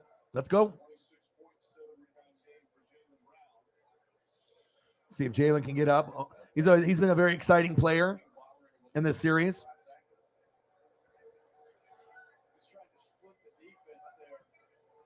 And I think that's the one thing that you learn the most. You learn that Jaylen Brown is better than you think. Instead of good, he's kind of a star. Maybe not superstar, but he's definitely an upcoming star in the league. It's nice to see. And Robert Williams is the best big man you've never heard of. Obviously we know that Embiid and, the Joker are great, and some of the other big men, Ayton, right? But Robert Williams, he fits Boston really well with like just the way he plays. They're blessed to have him. Nice shot. 86-78. Warriors. That's what I'm talking about, baby.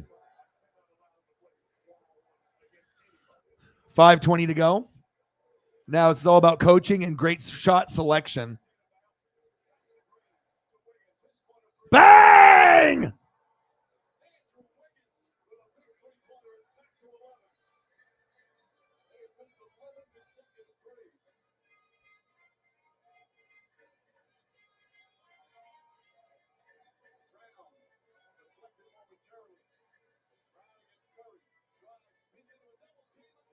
Turnover. Over. Bye-bye. Bye-bye. Warriors are better defensively than people give credit for. Almost 5 seconds right there.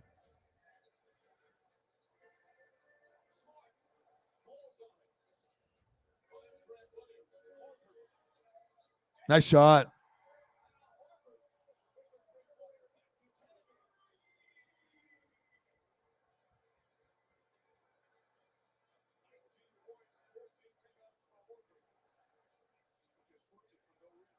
Yeah, Horford's been nice in the finals and the playoffs. Like, very surprising. Woo! I'm not letting us lose, baby. I ain't letting us lose, baby. I ain't letting us lose. I'm the fucking MVP. Me.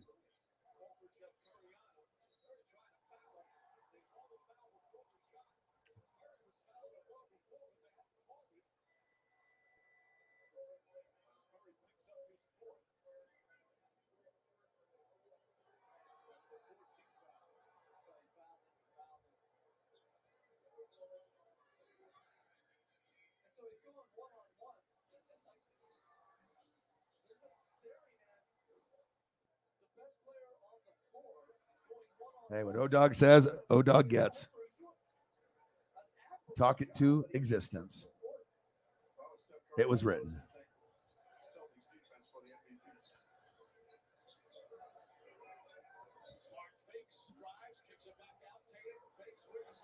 Travel. See these turnovers? These are these things that you can't do if you're going to win the championship. I mean, these just, so many, but that's also good pressure with the Warriors, It's Boston's, inexperience, and also the Warriors maybe being a little bit better defensively and, help defense. Maybe they're a little bit better. Maybe they're not number one like Celtics, but I mean, how good are the Warriors, defensive players when they want to lock in? They're definitely, top 10. It seems like sometimes they look like even a possible top 5 defense at times, I know they're number 2 in some of the categories on defense, believe it or not. I don't know all of the breakdown, how they have all the PFF and they have all the different analytics websites, but I did see that they were at least number 2 in one category on defense. So it's like, okay, Warriors are known for those 3-point bombs, but it seems like they play like a top 10 D, even though no one would maybe give them credit. It's like all we think about is that. And then that after the shot.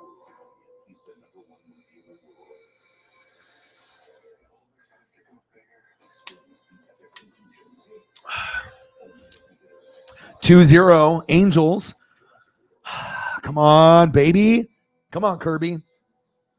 I did hear Seattle won a location in the World Cup in 2026 there where the Seahawks play. I might go.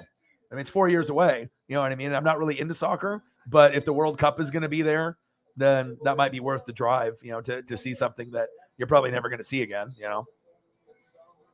Like if Brazil was there, I'm definitely going to be there. I mean, I don't really know the matchups or who's playing, but if I could see Brazil in person, that would be pretty sweet. Like regardless if they're a top 5 option anymore or not, just, that was a team I used to watch when I was a little kid. No. Yeah, I mean, if you've watched him since the beginning, I mean, I watched him at Davidson. So I've watched him, I've seen him in high school. I've seen him in college, saw him in March Madness. And if you knew his dad was Dell, like you just, if you know the research and you watch the film, you could see the potential that, Dell was good, but Steph, I mean, he's the best ever. We've never seen a shooter this good. And it's like, until Steph is retired, no one's going to give him the credit. You know what I mean? It's like you have to be gone from the game. And once LeBron is gone, a lot of people will be buying LeBron jerseys and LeBron rookies, and they'll reflect on how great LeBron was. Maybe the NBA Finals record should be better. maybe you should have a winning record there for more of like Jordan, Kobe greatness talk. 6 titles, Jordan, 5 Kobe. If you've been to like 10 NBA finals, right, and you're 4 wins, 6 losses, that's not very good.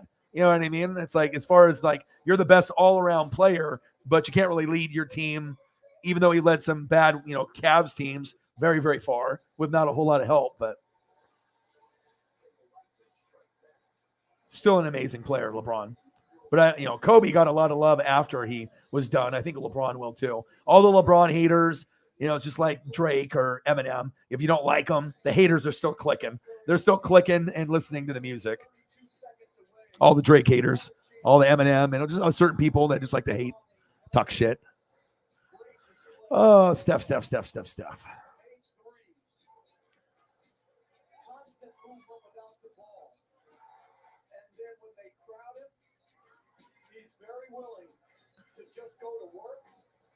All right, man. Have a great rest of your day and a great Friday and a great weekend. See you soon. I used to. I'm Asian, so I had like every system in every video game. The stereotype is real, okay? But not every Asian person is into video games. Yes, it's true, okay? But I don't have time for it. I normally have PlayStations. I did the Xbox thing, the red eye thing, and I lost interest. The death eye, the red eye from the original Xbox. But I do like Xbox and I do like PlayStation, but I'm more of a PlayStation guy. I like Nintendo.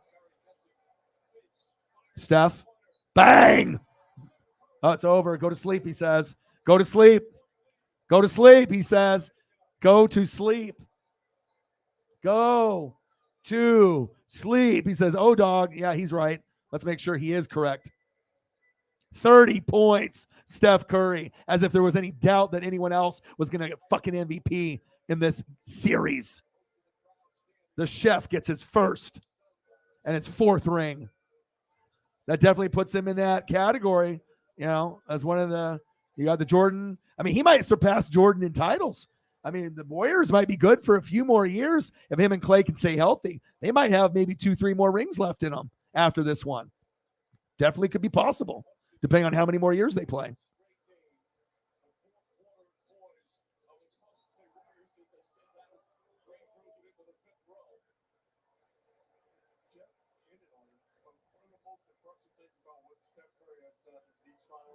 Yeah, but if I had to choose one system, it'd be PlayStation, but I don't. I don't have time, dude. I had a PS4, but then my boss got COVID, and then PS4 broke, refrigerator, washer, dryer, car, and I gave him my PS4 for free just to, try to be a good person. I was like, well, if this motherfucker is going to be sitting there with COVID, I mean, at least be stuck at your house, playing video games rather than sitting there and just thumb up your ass doing nothing. So, because I guess he used his music on there too. So it's like when you use an Xbox and it's like your or PS4, if it's like not only your video game system, but if you listen to music on it too, or whatever, like, or other things that you do on the PS4. Wiggins, bang, bye. It's like, oh, all of the people that listen to Dog, they just won a lot of money, baby. 99.86.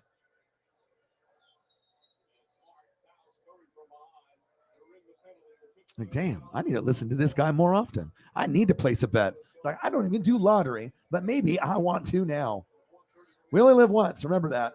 We only live once. So, and I'm not going to be right all the time, but sometimes, a lot of the time, I'm going to be there. 90%. Most people, 50% or less. Dog, 90%.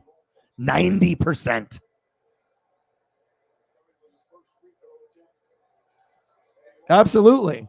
I mean, he's more fun to watch than LeBron, besides LeBron in his young years, where he was doing those like alley-oop reverse dunks, where like no one in the league did them except him, and he would like point up, and then he would get the ball, and he'd like fly in the air 5 feet, and then reverse dunk it with like his head above the rim. You remember that? Like his first like 3-4 years in Cleveland. You're like, what the fuck is this guy doing? This guy is like NBA Jam on fire, but like in real life.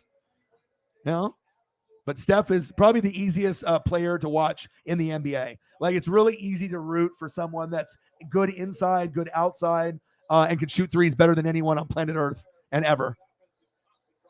Travel.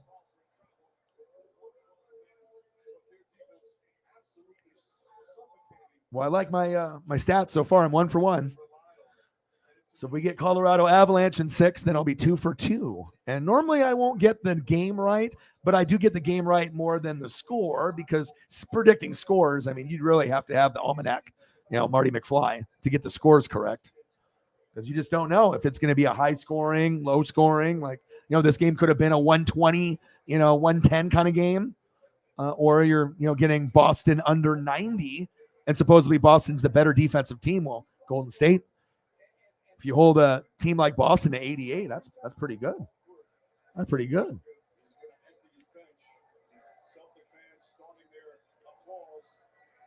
All the systems.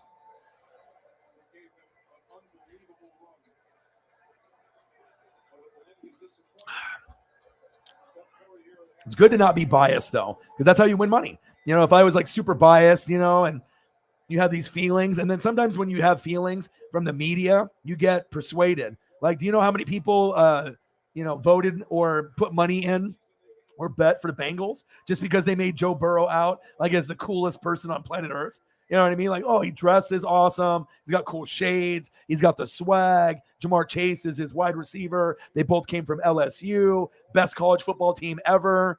In the game, he threw 4 touchdowns to Jamar Chase. Like, you know what I mean? Like, they made him out to be like Mr. Cool. And if you bet on that, just like, oh, this guy's just, fuck the Rams, Stafford, whatever, but this fucking Burrow guy's cool, you lost a lot of money. You can get persuaded by Good Morning Football and all the shows, but you got to look at the O-line, D-line, defense, and coaching. That's more important than any quarterback that's playing.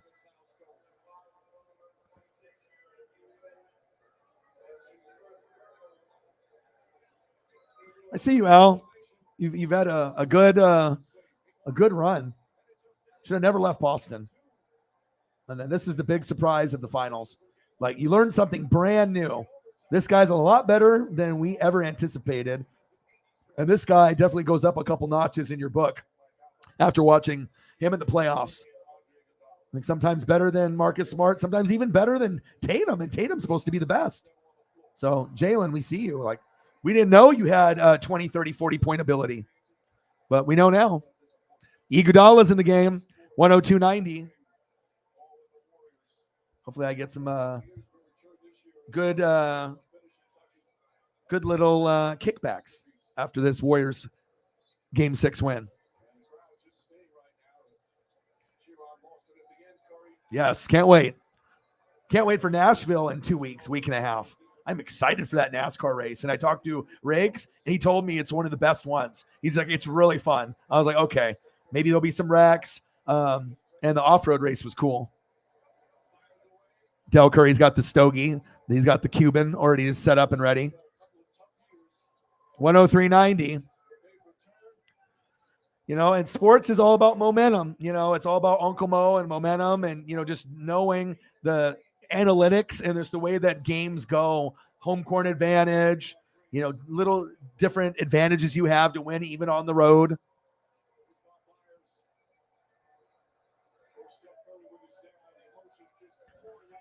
Warriors, 4th championship and his first MVP.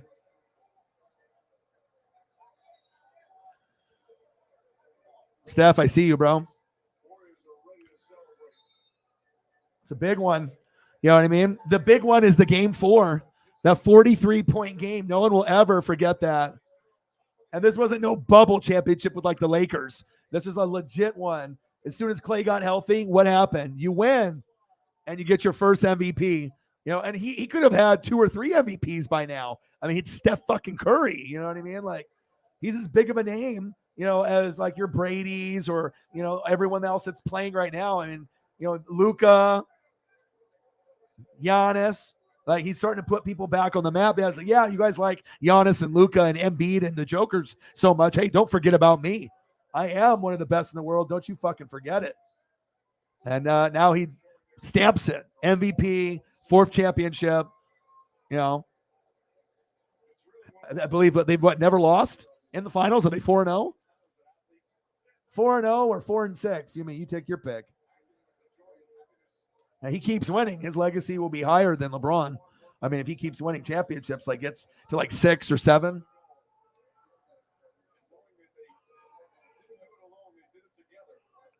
Right. But if you also listen to Tatum and some of the things that he said, and he said even before the finals started, he said, I hope I'm the one, that could, lead the team and, like almost second doubting his leadership role. Some guys aren't a true one. They're forced into the role, but they're more, secure being a 2 or a 3 like Wiggins. He wasn't ready to be a 1, but now he's a 3 behind, Steph and Clay, and it suited him better than being like the 1 option. Sometimes guys can't be a 1. Sometimes they have to be a 2 or a 3.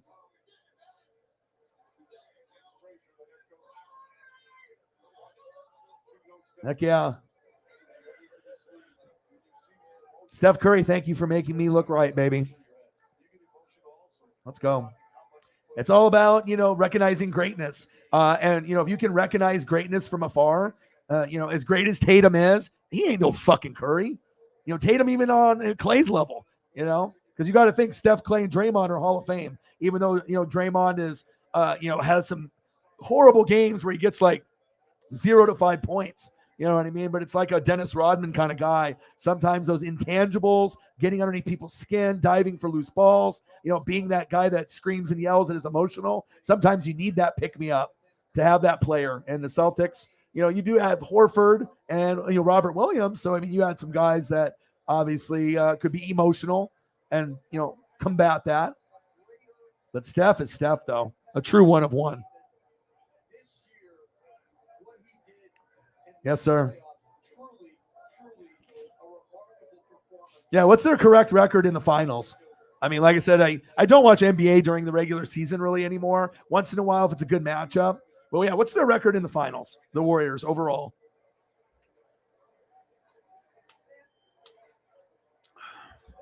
Not like Western Conference finals, but like the actual finals.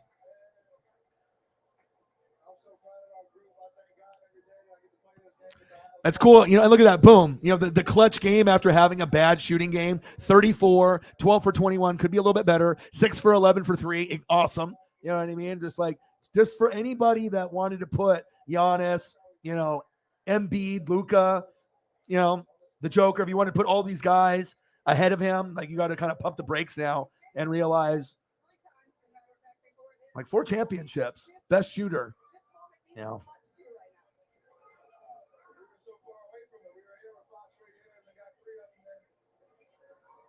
This is a big, you got to have him, and you can't play like shit a whole series, but you almost did. And this was the X factor. If you didn't have this, there is no championship, and obviously if you didn't have this piece, the games would not have been as close. I think that's very clear now. Oh, thank you, Jose, my boy. Thank you. I appreciate that. Are you surprised?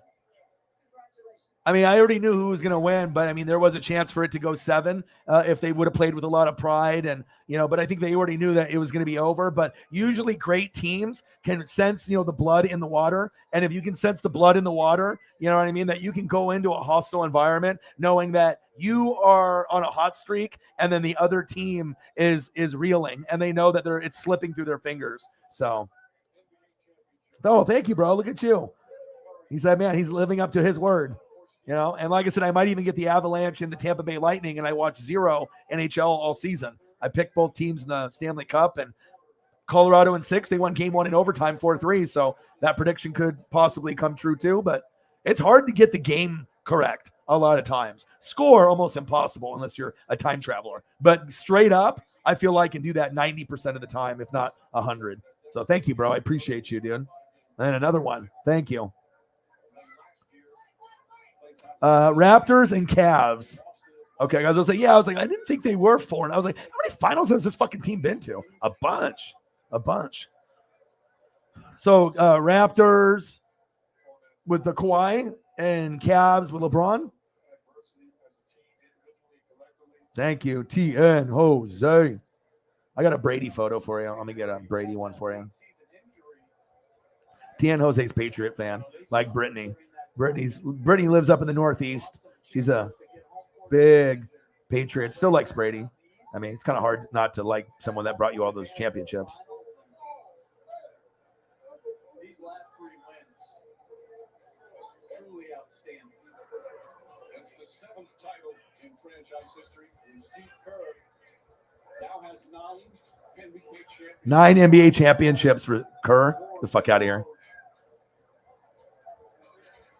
The Warriors clinch here in Boston. It's only the 2nd time in the story Celtic finals history when a team has won a championship. Dan Jose's like, damn, this motherfucker got it right. Say, this motherfucker's good like his quarterback, like Brady. Just trying to be a GOAT on YouTube, baby. Dan Jose with a 20, a dub sack, and a 5er. Appreciate you, bro. Thank you.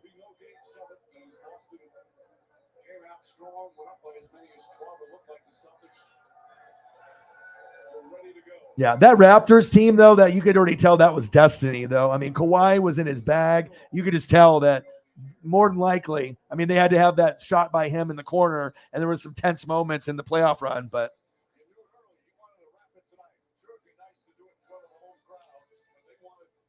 Wayne Willie reacts. How are you? I think the Mavs go back to the Western Conference Finals next year with the addition of C. Wood. I did see the C. Wood pickup. Great pickup. And like I said, it's all going to depend on the role players. We don't worry necessarily about Luka, right? We worry about everybody else. So, yeah, I mean, I think the Mavs, they look like they definitely can be one of those contenders and be very, very good. But if the Warriors are still healthy, I don't know if you're going to be able to beat a Warriors team if they're fucking healthy. She said 4. You know, especially when you have teams like Milwaukee and Boston on the East Coast, but on the West Coast, I mean, it could be a Denver one year, Lakers, even though I don't see that anytime soon. Grizzlies with John Morant's exciting to see the development of him. If Dame can get, some, supporting cast, I'm obviously living here in Oregon, and I mean, we know that Dame is great, but we don't have a team good enough to contend for a championship. So, but yeah, it would be cool. I mean, get Luka some more love so he can be known as a overall superstar instead of like half the people thinking he's a superstar and half that think he's a star. I mean, Luka, if you had like 5, all-stars that you're going to name off, I think you have to put Luka in there. So.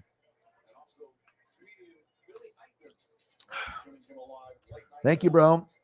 Tien Jose, he's like, this motherfucker got it right. Didn't even watch NBA all year. Picked the MVP. Got the team right and in the right correct game. Not going to happen all the time, especially the game part. The game part is really tough to predict. Even if you're like an analytics guy, I mean, it's like, but if you have a feeling, history tends to repeat itself and you can kind of get a gauge if it's a sweep, which never happens. A team that wins only 1 game and the other team wins 4. But most case scenarios, it's 4-2, sometimes game 7. But usually, you'll know what the better team is, especially towards late in the series.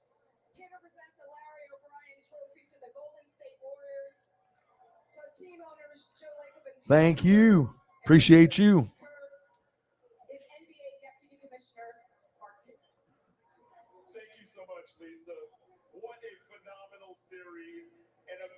A 5er, a 20. Appreciate that.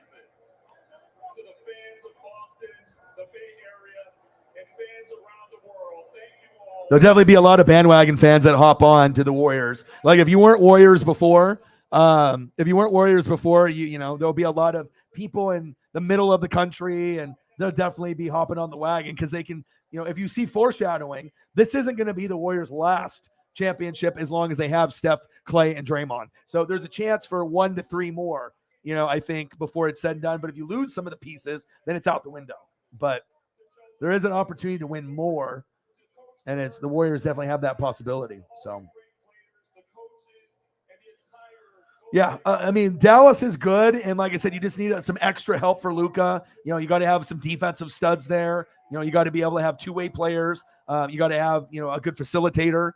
And have another star with Luka, like a very good player with him, Ayton, a Jimmy Butler type. You're going to have, a Bradley Beal if he's healthy. Obviously we'll see where Bradley Beal goes. He'll probably go to Miami Heat, something of that nature. We'll see, depending on trade value and what's going to happen. But even though I don't watch NBA, on a regular basis, I'm always reading every day. So I might not be watching all the games, but I still see some highlights and I read a lot. So I'm always up to, what's going on.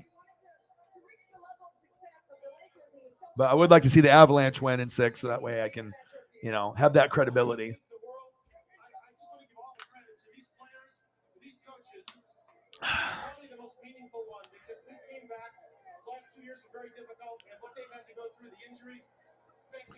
Yeah, this one definitely is special for sure. And Boston, as far as a finals matchup, it was a very anticipated, fun matchup. Like Milwaukee still would have been good with Giannis as well, but I think the NBA benefited by it being Boston this year. So that way we could showcase Tatum, Marcus Smart, Jaylen Brown. We never would have got to see, Horford and Robert Williams' greatness, unless they got this far. So, we know Milwaukee will be back, and Giannis will probably win at least one more before his career is over. And also depending if he gets more help besides Middleton, right? But Boston looks like a team that will win a championship. It's just not going to be this year. They would have won against anybody else in the West besides the Warriors. So it's not like I think that they suck. I think they're really good. It's just wrong team. A team that already had more experience,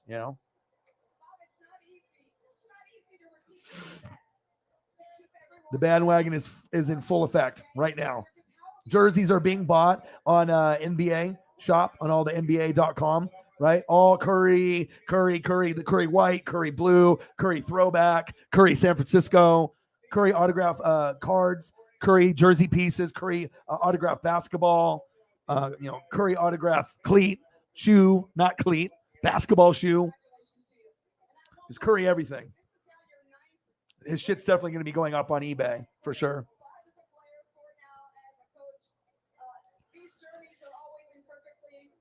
Yeah, but if you are going to, hop on that wagon, look at the players that they got. Not very many teams have 3 Hall of Famers that have played almost their whole career together. Whole career? Normally you'll have maybe 1 Hall of Famer and then maybe someone else will join you. You know what I mean? But to have 3 Hall of Fame players pretty much stick together, it shows you it pays to maybe take less money and stay together if you have a good thing going. It's like Tyreek, if he would have stayed with Kelsey and Mahomes, what could have been? We could have seen shit. AFC's getting better and better and better, but if Tyreek is still there, the possibility of winning a Super Bowl again or a couple is pretty good. But now without him there, there's a lot of doubt, right? Guess who? The first. O-Dog, 3 for 3. MVP. The winner of the series, the Warriors. Go Dubs. And in what game? Game 6. 1, 2, 3. MVP. MVP. Win money. MVP. Win money. MVP. Let's go, baby. Tian Jose's like, damn, I got to stay true to my word.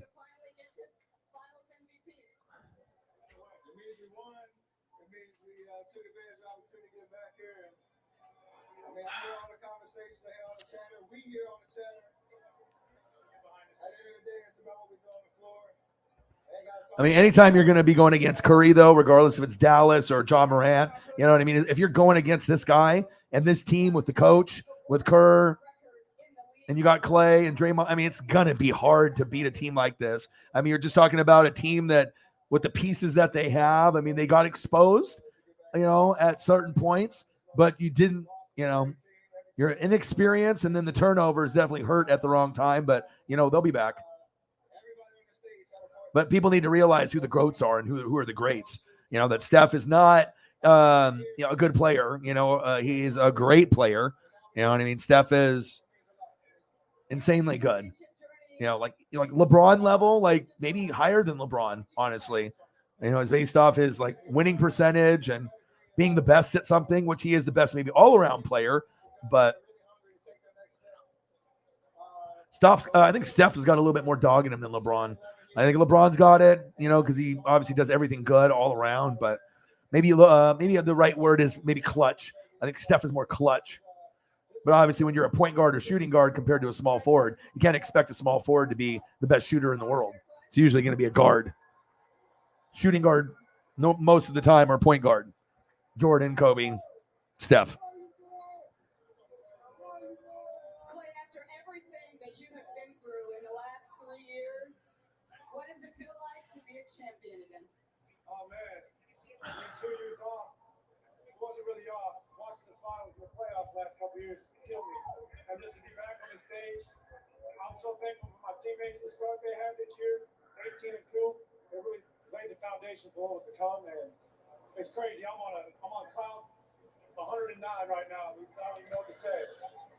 The times that you told us that it was hard to see this, when your foot was in a cast, when your leg was atrophied from surgery, how were you able to push through, to focus on what could be getting back here?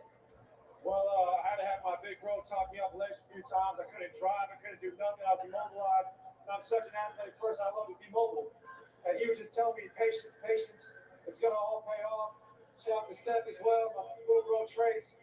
I mean, there's some dog days. There was a lot of tears shed on the bench. Steph talking me right. And even Draymond and just leading on those guys. Andre. I'm just thinking, see how good your boy is? Your boy works fast. Live time. Your boy works fast, baby. About this journey. About the journey, probably the dog days in Santa Cruz. 9.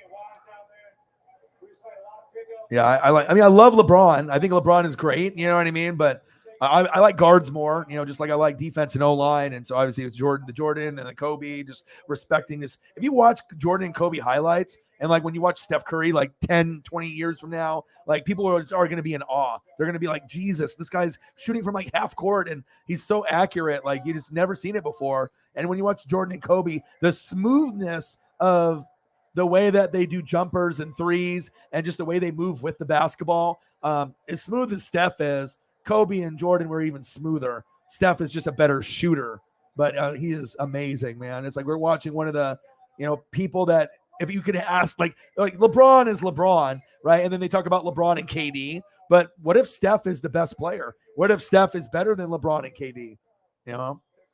When it's all said and done, he's going to have the most championships. Draymond 12, and 8 in game 6. And guess what? You need a game like that, and you finally got it. You had a lot of personal ups and downs in this series. What do you think you learned about yourself in this series?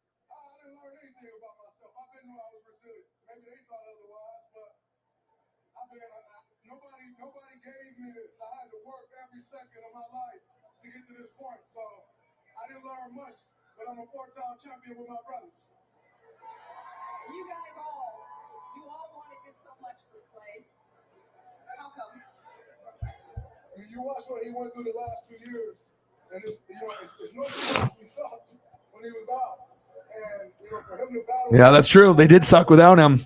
All the talk, he can't move, he's washed, he's this, he's that. Yeah, and you're never gonna say like Steph or Clay or and obviously if you tear a knee up, there's a lot of doubt. But Clay is one of the best in the NBA, and it's like, dude, you literally got the best 3-point shooters in the league on the same team. When one guy's off, the other guy's on. If they're both on, you're fucked. And if they're both off and they have a horrible game, Steph and Clay, then you just get a monster game from Wiggins.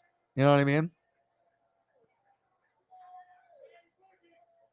This is something that you have dreamt about your entire life. How does the reality that you are now a champion, how does that I need another beer. Shout out to Tien Jose for, I'm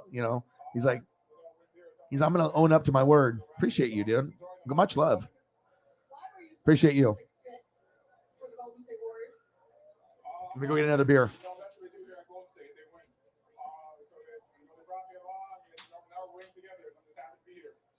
When you first got traded, you told me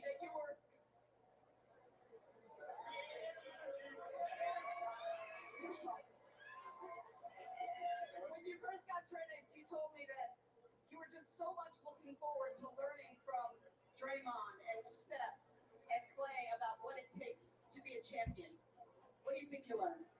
It's hard. Listen, every day. Every day is hard work, preparing yourself. What we're doing in November, December, January, that prepares us for this moment in June. So I'm thankful for those guys. Congratulations to you, Andrew. You are NBA champion. Thank you.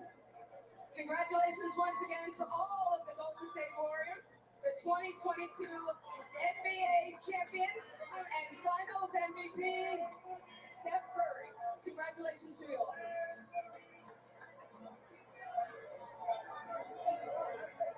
Mike, back to you. All right, Lisa. Mark, in listening to Curry and Thompson and Green especially talk, it seems in some ways this one means more than the others. Because we saw the All right, I'm back. When you think about the progression, when you think about the talent. The bandwagon will be in full effect. This team is loaded with adversity, with trials, with downfalls, with struggling seasons, with injuries. Did they have it winning in 6 with Curry getting MVP? Maybe the gematria effect just gets all the predictions for me. And the joy that not just the Warriors out, but it seems everybody around the NBA of his return. He's everything that's right about this league. I just love listening to him talk because he's Fun finals. authentic and he's a really fine player who has superior confidence, but he's also got a humility that's admirable, that knows it's hard to do what they've done and also what he's done coming back off injury. And on with that, I love seeing first-time champions like Andrew Wiggins, who gets to realize a dream after being the number 1 pick in the draft, his maturity. Yeah, everyone's saying that Wiggins was a bust. Jabari Parker's going to be better. That's what they said. Jabari had some game coming out of college, though, because those injuries are a motherfucker, aren't they? Could you imagine what Derrick Rose would have been if he didn't tear every fucking ACL? Right knee, left knee, right knee, left knee, right knee, left knee, and then still putting up like a 50, 60-point game years later. Andrew Wiggins and the Chase Center come October will raise another banner. Banner boys. Curry, Thompson, and Green amongst the great finals trios in the history of the game. Draymond Green, the last couple of games, got back on track. Wiggins, a spectacular finals in his first NBA finals at Golden State. Back in the throne of the NBA champions. Much more to Your come. boy's good. On the fly. The Warriors clinch their 4th title in 8 years here in Boston. That's what you want, right? You want to be able to have it fast, baby. You got to act quick. You got to be on it, dude. Curry. Championship trophy.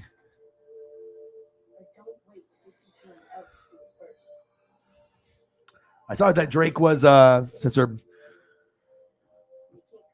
he's not got one hand or one arm, but Drake's got like some kind of podcast thing that he's doing tonight. Obviously, I can't watch it because I'm grinding and I'm working, but I'm curious to see what kind of stuff that he's going to have on there.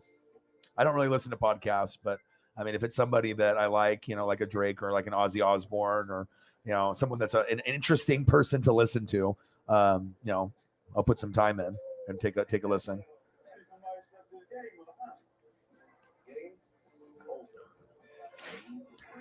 Yeah, back in the day, it's all about can you remember back though? So for me, it's like I remember that Mitch Richmond, how good he was. Then you had the Chris Mullin, right? And then you also had Billy Owens, and then you had Chris Webber. Billy Owens, no one really remembers Billy Owens unless you collect the basketball cards back in that era. But the Billy Owens, and then the Chris Gatling, right? And then the Chris Webber, Latrell Sprewell, Chris Mullin, Mitch Richmond.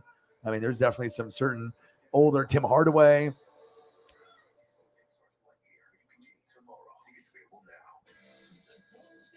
Sarunas Marciulionis. You might as well just donate your whole paycheck to me for bringing up a name like that. Marciulionis, Billy Owens. You're only a true fan if you remember those names.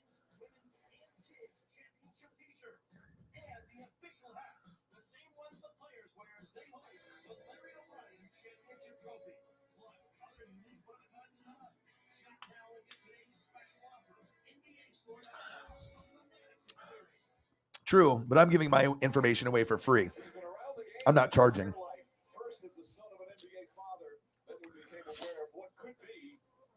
But I should charge. Sprewell was good. He was really good at choking PJ Carlissimo. PJ was a psychopath. I'm a Blazer fan, so I had him here. I know. He was horrible. I was like, get him, Sprewell. Choke his ass. Gah, gah, gah, gah, gah. I don't think anybody really was like, oh, woe is me for PJ. That guy was a mouthy fucker, dude. Like, you know, I can't believe someone actually had the balls to do it, but Sprewell was a little hood. And then Sprewell was doing the rims thing after he was done playing, where he was doing like selling rims and like car parts and stuff.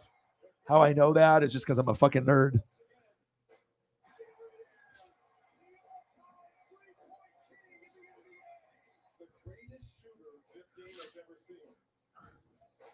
He's now 34 years old. Hard to believe. He just completed his 13th season. He's still electrifying, but clearly he's still winning as he gets his 4th title. I mean, it's cool. It's just like, you know what I mean? When you recognize greatness, it's easy for me to decide who I'm going to pick to win in championship games. You know, I can tell the mismatches, and you can just tell certain teams it's destiny. You know what I mean? You can see the difference with Clay. You know what I mean? You can see that the motivation to be the MVP, you know, and when you have motivation on things that are, you know, hard to achieve, you know what I mean? But a guy could do it, you know, like this. It's, you know, a lot of these things, they end up happening. You talk it into existence. I mean, you know, Curry is like a Tom Brady, you know. He's one of the best in the world right now. And when he's retired, he'll be known as one of the best ever. Like, when's the next time we're going to get someone that's better than a Steph Curry at shooter? How many years is it going to take? 20? 30? He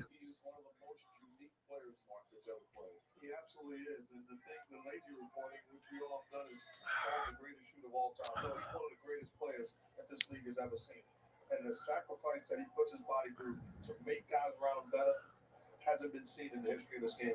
Yeah, but that ankle and that, you know, leg that was injured, and then putting up 43, just like Jordan in the flu game. I mean, that wasn't supposed to be necessarily a game that Boston fans that they thought they were going to lose. But if you steal game 1, you really think Golden State's not good enough to steal one in Boston? Like, you got to be able to know that, you know, who you're going against, and you got to look at momentum and, you know, just the way that these guys are wired with their DNA. Nitty-gritty type stuff lead directly to winning. So when you see your best player commit to the hard parts of the game, which is defense and rebounding, and then you I mean, I didn't really like the NBA in the regular season, but I'm not mad at all with the outcome. You know, Boston will end up getting theirs. You know, it's a good learning lesson. But did you notice no Boston fans came in today? You're like, oh, that fucking Orion guy, he's fucking right. Damn it. You know, you can be a fan, but you got to be a realistic fan. You can't be unrealistic. You know when your team is good, and you know when your team isn't there yet.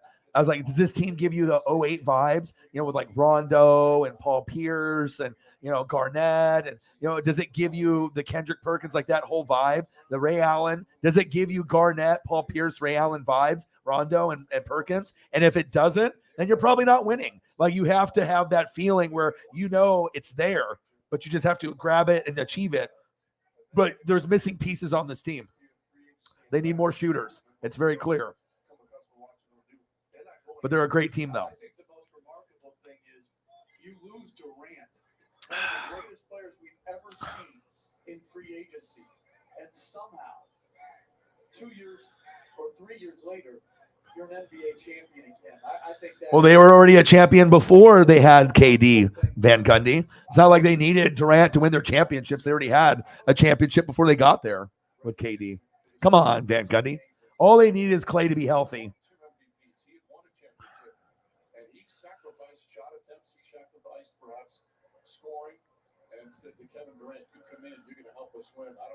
We got to wait till Saturday till the Stanley Cup game 2? Give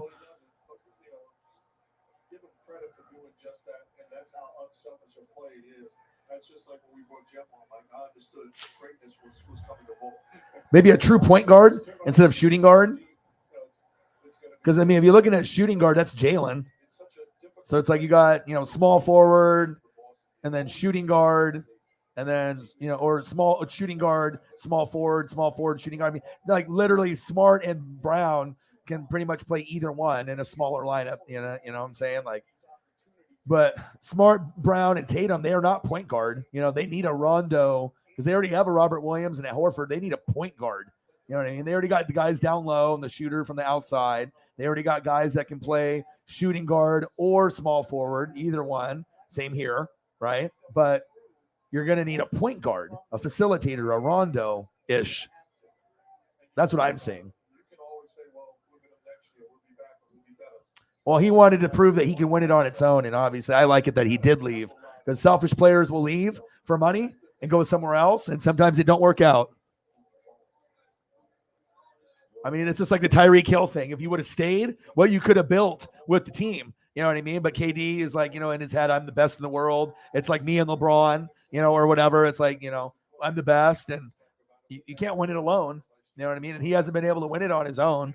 I mean, even if they would have been able to keep Westbrook and Harden, all those toxic personalities all together, and then if they would have won together, that could have been a legacy there too, But if you have too many me players, it's never going to happen. All right, time to go to the Mariner game.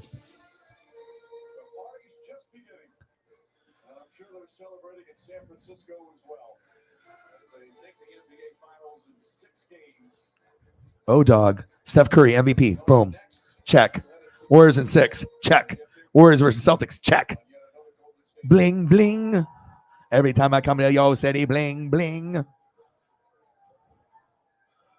Listen to O-Dog's predictions. Bling, bling. All right, I'm going to go to some baseball.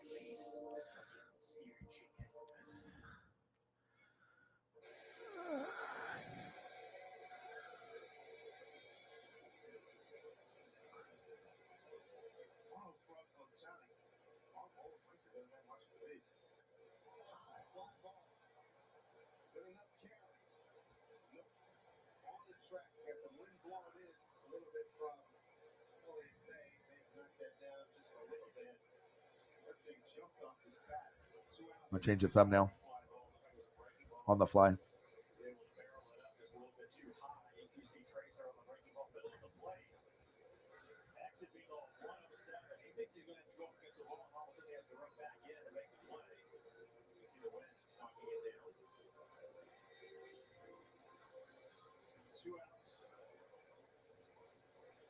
Foul is bigger than 2. What are you talking about?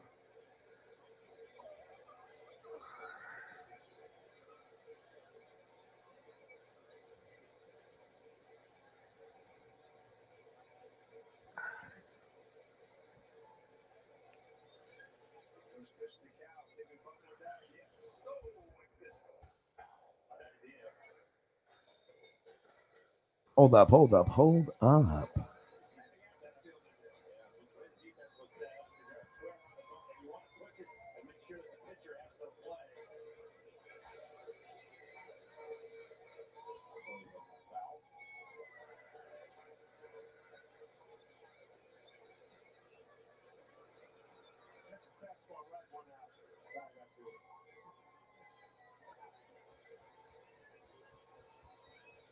Curry.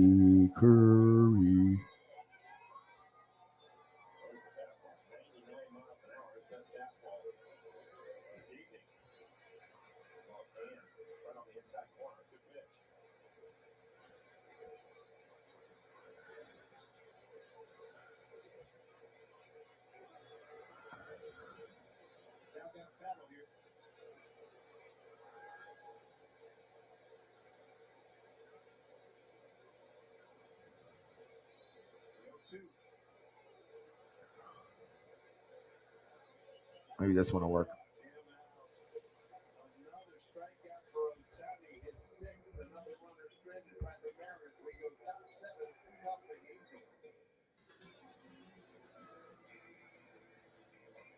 The Mariners take on the Angels tomorrow at 6:30 on Root Sports. Papa Murphy's presents How to Change. Doing better. We had to give a little sedative, and we're still giving her, medicine to calm down, and she's eating out of my hand, and she's doing good. Still nowhere near being 100%. Still got to go until next Friday with the cone.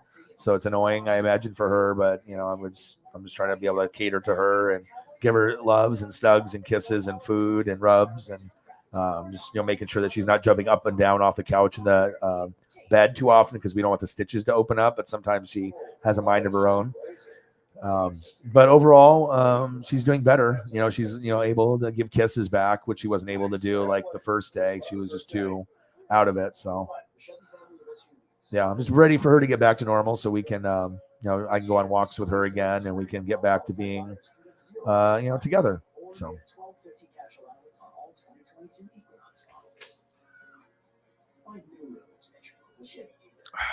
Get the right bet the first time at BetMart. Hurry in now and find your perfect bet with the free Smart Match sleep analysis. And save up to 50% off top-rated mattresses. In stock and ready for free delivery. Beat BetSmart. Shop BetMart. The time-saving element of all right, got to go to Fox Sports. I got to take a look to see if there's anything else on. Nope, just the Mariners. That's it. They're going to see what's on NFL Network. SmackDown. What's on MLB Network? Oh, it's just the Angels and Mariners. What's the classic game on NFL Network? Vikings and Packers. Favre. Ooh, maybe I could put that on. All right, let's do two things at once then, maybe. All right, let's watch old school Brett Favre. I love Brett Favre footage. They have Culpepper out there, and I'll just watch Mariners on the computer, and I'll watch Randy Moss and Chris Carter and the Vikings and Culpepper on the NFL Network. Fucking A. Let's do that then. $30. Let's get to a hundo. Let's do it. Let's do it. And like pretty much this is an open forum. If you guys want to talk Sasha Banks, you want to talk about the Steelers helmet, which is fire.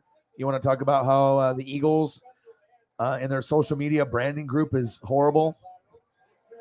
This is the best. And if you have a brain, you would know that's very clear.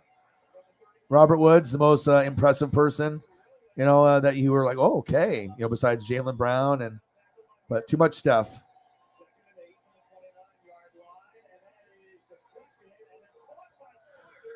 Oh, Chris Carter. I love watching him. Chris Carter arguably has the best hands of any NFL receiver ever, even more than Jerry Rice. Like we're talking about the best hands ever. If you go back and watch Chris Carter footage from Eagles or on the Vikings, he is unreal. And that's big facts.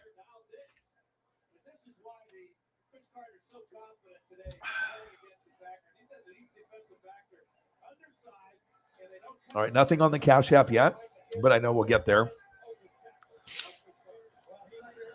Vikings versus Packers, first quarter, 11:50 left. And then I still got Angels 2, Mariners 0, top of the 7th. Robert Smith. Wow, old school. When Robert Smith is running, it's an old footage. Oh, yeah.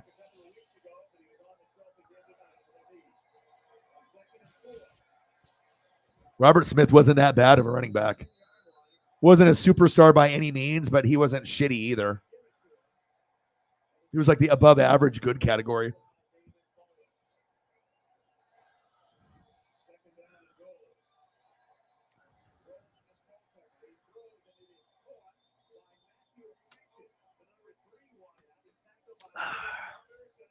Well, the finals are over, so now we just have Stanley Cup, and then once I get Stanley Cup over, then it'll be just like baseball and NASCAR, which I'm still okay with, and just talking NFL and sports headlines or whatever.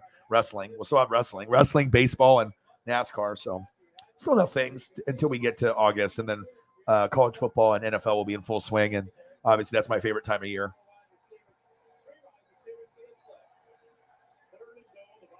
But shout out to all the goats. Shout out to everyone hanging out. We're just drinking beers, watching football, watching baseball, watching people win money. It's a good thing. Credibility is everything too. And imagine being Stephen A. Smith and being wrong all the time and getting millions of dollars. If I'm right, shouldn't I be getting some millions of dollars? O-Dog needs some stacks and some racks, right?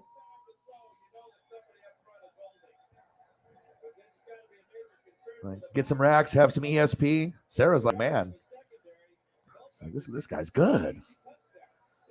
Me too. Sarah's like, whatever Ryan says, I'm going along with that. This motherfucker knows. Sarah's like, whatever the fuck he says, I'm going along with it.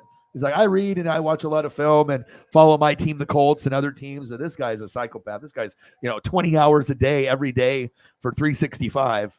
If anyone's going to know, it's doggy dog. I'm excited for your Colts. I was trying to get Preston to, he's getting married pretty soon, and obviously he doesn't want to cause any fights with his woman or whatever. But I was like, man, it would be cool if I could get Preston to come for every Colts game. You know what I mean? But just a lot of people aren't invested, as much as I am. You know what I mean? Like, and I'm probably going to do every Buccaneer game this season moving forward because I think it would just be a good thing for me to do, regardless if I have Brady or not. I'm still going to do, Monday night, Sunday night, Thursday night, but trying to do the Buccaneer game.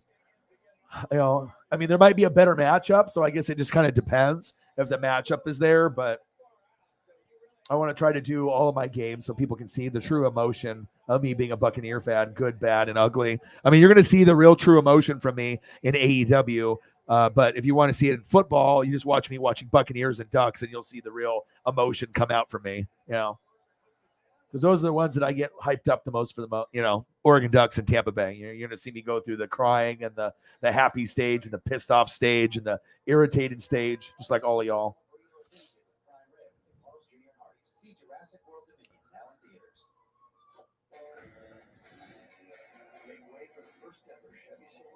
Yeah. And it seems like this girl is because he's not the type that he would definitely not get married if he didn't think it was, he's the type of guy that could definitely be single, kind of like me. It's like certain people can be okay by themselves, but then if you're with someone and it's, it's a good thing. He's a grinder though too. You know what I'm saying? Like he was working at the Coinbase, but they just let him go because they have like a bunch of budget cuts and Coinbase overhired. But he was working to doing like the NFTs and the Bitcoin type stuff, the Coinbase company or whatever. And so then he does reffing, and then he does for like junior high and high school, and then he also does eBay. He usually has, and then he does DJing. Like weddings and parties and stuff. So, I mean, he's got a hustle to try to make money and enjoy his best life. You know what I mean? And that's, obviously better than, everyone goes through different phases, I think, of drinking or drugs or, everyone gets, has their little vice or they, have something that they go to, whether it's, cigarettes or liquor or booze or beer, everyone's got their thing. So, but, I just got to make sure like you're not getting too much booze, don't gamble too much. You know what I mean? And instead of gambling on games, maybe like, buying cards, if you're going to take a chance and you're going to lose money more or less, buying cards, but you can definitely hit also on the cards too. I think he had one card that he sold for like $1,300 within the last couple months. I mean, that's a pretty good win right there. So Lamar's trying to be the richest man on planet Earth. He's trying to get the bag. But he doesn't do good in the playoffs. So, I mean, you have to pay him. But is he ever going to win you a Super Bowl? Like, legitimately, if you're a Ravens fan looking at Herbert and Burrow and Mahomes and Russell Wilson and, Carr and, Matt Ryan, you're looking at all these teams. Do you really think you're going to win? Like, you better have 2 Pro Bowl wide receivers, Mark Andrews, a great running back, J.K. Dobbins or better. Better have 3 Pro Bowlers on the line, and your defense better be top 5. Otherwise, I don't see it. You don't got Ray Lewis or Ed Reed anymore. He's good. He's top 10, but he's got a lot of holes in his game personally, I think. Like I said, Kyler's good too, but I would take Dak over Lamar and Kyler. That's not a popular thing to say because he's on the Cowboys, but, $30. Let's get to 50 and let's get to a hundo, baby. All right, we're 2 hours and 13 minutes in. We're going to go for another 2 hours and 45 minutes. So I'm going to go for the 5-hour mark. So we'll end at midnight, my time, which will be 2 a.m. or 3 a.m. Hopefully we get some more people in the room and we can have some conversations.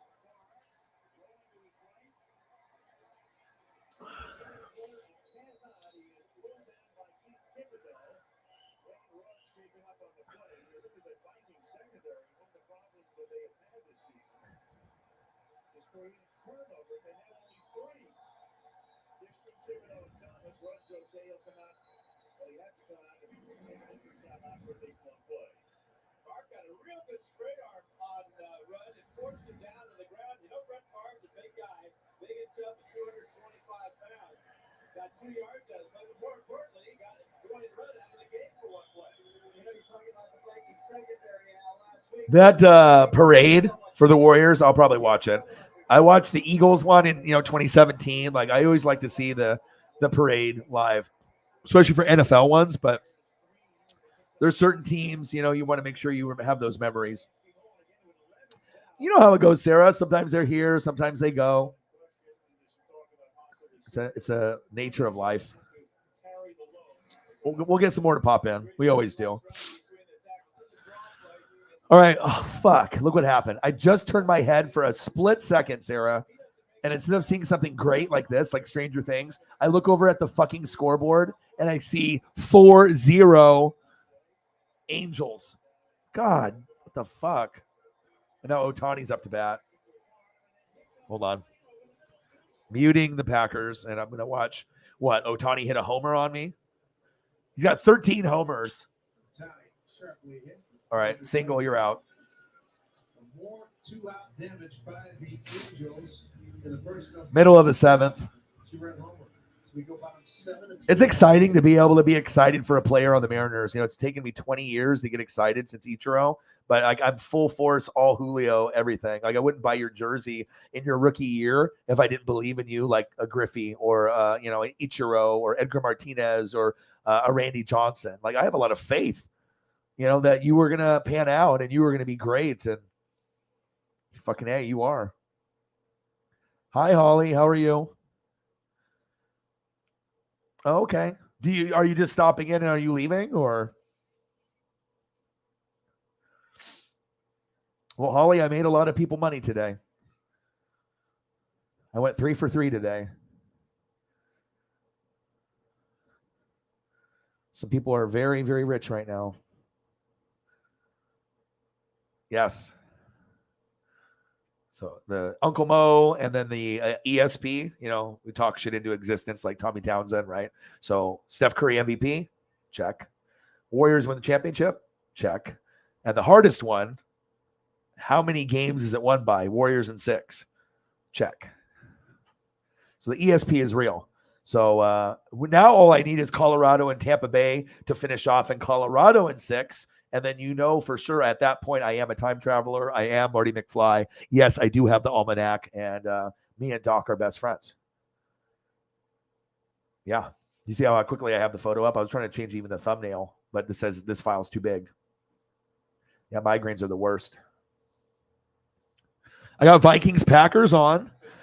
Mariners and Angels. I caught a little bit of clickbait sports in their annual hate for Tampa Bay and the Rams and certain teams, since you have a Packers fan in Grossi, Perna Broncos, right? 5-point Vids Giants, a urinating tree Steelers, okay? And then you have Scooter Magruder Cowboys. So they did worst fans in the NFL. And obviously sometimes they joke and they just like troll, but obviously there's a lot of truth into how they feel for, how things have turned out for their fan bases. But I thought it was funny. I saw that they had the Rams in Tampa Bay in the fake fans category.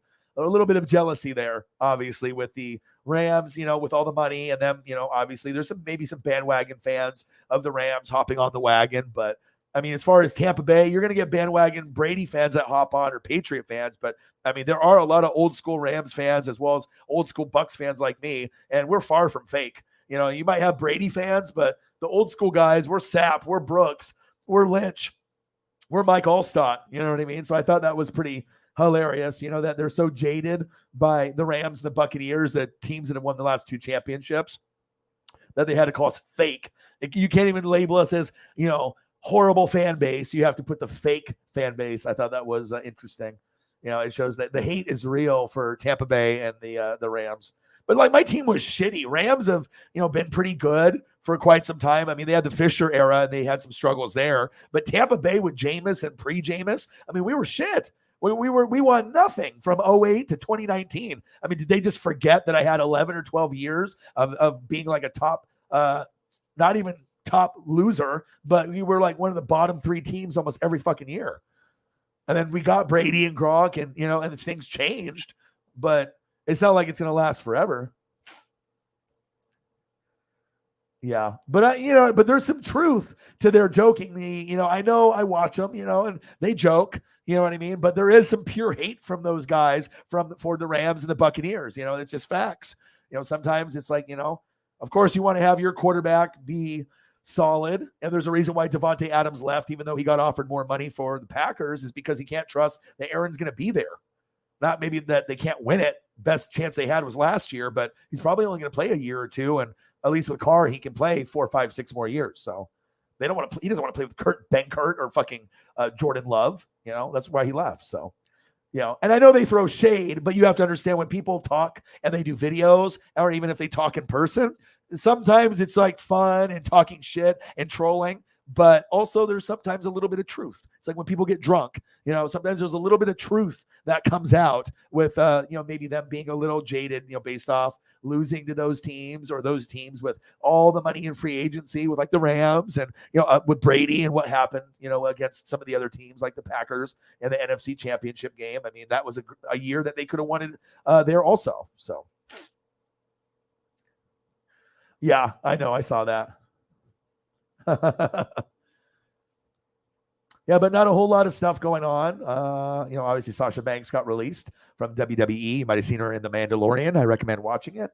She might end up in Impact Wrestling or AEW, my favorite. We'll have to wait and see what journey she goes on, but she's very, very talented, and wherever she goes, she's going to succeed. Very creepily, I mentioned that, about 3-4 months ago, before she and Naomi walked out on WWE a couple weeks back, I said that if there was one wrestler in AEW that, if you could grow the female division with Dr. Britt Baker, what female in WWE would be the best fit? And I said Sasha Banks. And now you actually have an opportunity for that to happen just a few months later. So we'll see if it happens. The Bucs and Saints decided to come out with a brand new helmet for a game. And I'm a Bucs fan, and I'm supposed to say this is stupid. I hate it. It's ugly. It's absolutely beautiful. I love it. I hope they wear this more than just one game. It's beautiful, and I hope that they wear it, alternate it between that and the regular helmet. It's awesome. Eagles decided to go with a new logo. Their social media department is fucking stupid. You go from an old logo that is much better than the new one. It's like a 8-year-old on Photoshop got bored and made the logo. And then the owner and the GM were like, fuck it. Let's go get drinks. Good enough. Good enough. Like every fan, even non-Eagle fans, are like, gross. But if you actually have any style and you were, grew up in the 70s or the 80s or 90s, if you know fashion, that this is the best logo they've ever had. Are you kidding me? What made you leave this, Kelly Green, and go to this crap? The old one at least is decent. The new one is just, I have a scale of 1 to 10, it's a 0. At least the old logo is a solid 8. It looks good. This is a 10 though. 10 out of 10, baby. Okay? And then we're here. And we're hanging out. See? That's the quick breakdown of the show. Isn't it a cool helmet? Like, I don't give a shit if it's a rival. If it's cool, it's cool. I'm not going to hate on it, Seriously, who voted on that? You know what I mean? And I have to just keep it real. I'm not trying to, and I just want to let Eagles fans know that even though I'm not an Eagles fan, I'm I feel that I have a good grasp of fashion and what looks good, and that does not. One update that I have, Cyberpunk has been helping out tremendously, just like you, Holly Hundo. I appreciate you guys very, very much. And he messaged me today that this came in the mail today. He did not cut the sleeves off of it yet. He did say it's very thin, and he was a little disappointed on the thinness, probably because of the image and the way that they do the shirts. I mean, I guess you could have done a more higher quality, thicker shirt, but he showed me a picture with his hand and like the thinness of it. But regardless if it's a little thin and it's a little expensive, I am going to buy it. I am going to cut the sleeves off, and I'm going to wear it.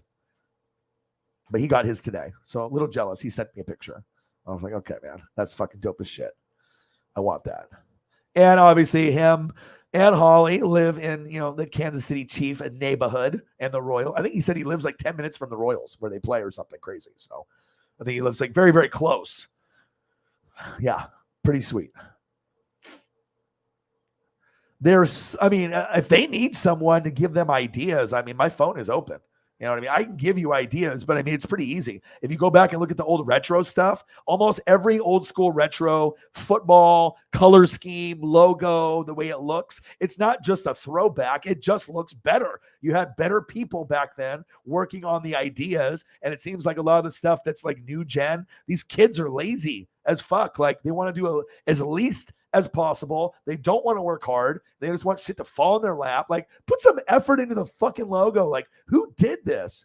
Like, and then who approved it? They're like, okay, that looks much better. There's no eagle. There's no like little flare to the E or the S. Like, what? Why? Greatness right here. I mean, you don't even have to have the word Philadelphia on its wing or anything. Or you could have had Philadelphia on the football. You could have had something like that, very unique, but keeping it clean and simple. No Philadelphia, just Eagles with the eagle with the football. Whoever came up with this genius idea and the color scheme and the way that it looks deserves everything. And then you just progressively went downhill like you got dementia or something. Like, you don't know what the fuck's going on. Like, my goodness. Come on, be better. Al Michaels for president. Oh, yes. I think we had to talk about that, and I thought I brought him up.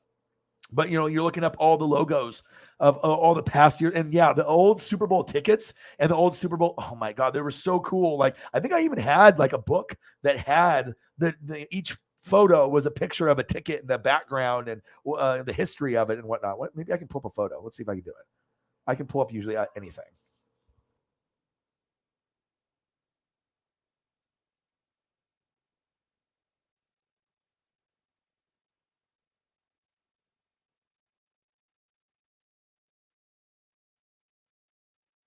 Game back on. Vikings 3, Packers 0.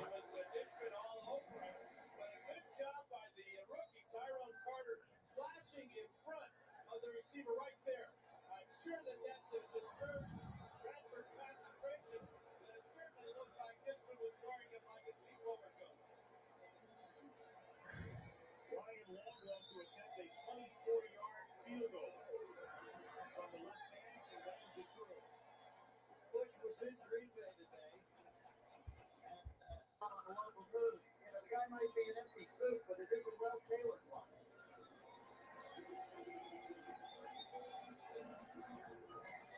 There will be equal time before this show is done. Oh, sure. This is Palmer from the 2-yard line. God, I miss old football. I wish I had like a library of just Madden and Summerall where I could just watch football games on Fox on NFC games and just I could sit there. Just looking for parity. Huh? I don't think I can see Kirk be president in the next 4 years because I cannot watch him high-five African Americans for the next 4 years. How awkward is that, though? It's like the Lost in Space robot. It's like the holding is right there. Jim Kleinsaucer, pick number 40. Open that hole for David Baum. All right, let's take down the ticker so we can actually kind of look at some of these logos. And obviously, when you start getting in the first like 5 or 6, you have to remember this shit is like way back in the 60s, the 60s, 70s. But as you start getting ramped up, maybe around 12, and then you start seeing some logos. But I think the stuff that like 30 XXX, right when it gets there, 1, 2, 3, 4, fifth column, last one, or even if you go in that whole entire row, it starts getting a little bit, and even the row above that, you start to see a little bit of flair into it. I mean, I obviously love Super Bowl 37, which you can see is 1, 2, 3, 4, 5, 6, 7 down on the very far left. That's my Tampa Bay Super Bowl patch, and I like that. That one is one of the best ones of the entire thing, just the way that it's designed. That one is killer. And then you get the ones that have the Lombardi trophy in it, but it's just kind of lazy. You know what I mean? I get you put the trophy in there, which is cool, but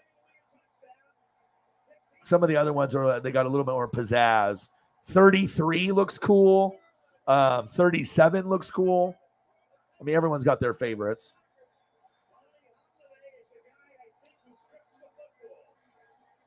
But I agree. Yeah, it's very corporate. I mean, look at the last 4. I mean, that didn't take a whole lot of work. They're like, all right, there's the logo. Trophy, counts as one of the spots. All right, bye. You know what I mean? It's like they did that in like 5 minutes. Like, bam, bam, bam. This is what it's going to be. Okay, what color? Boom. Let's go get beers. We're rich.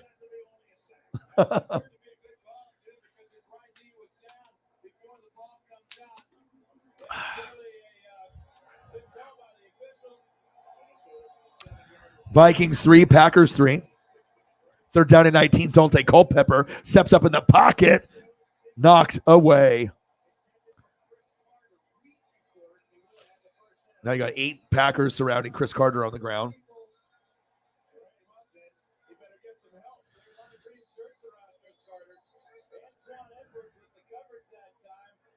You like Super Bowl 32?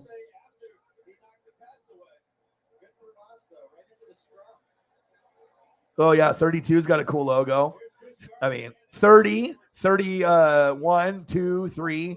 Those are cool. 37. I mean, there's certain ones that just kind of pop. You know, the first one that pops to me as I see all of the logos is Super Bowl 28 or 30. That's the first one that 30 really catches my eye. I like the little teal color in 28, but I think the first one that really grabs your attention is 30. 1, 2, 3, 4, 5 rows down. Last one on the right. XXX. That's the first one that like grabs you to me. And then you look at that one, and everyone after that one is a lot of flair and pizzazz. And then they get to like the Super Bowl trophy ones towards the second and the last row, and it's kind of lazy. But they do look cool, but they stop putting in effort.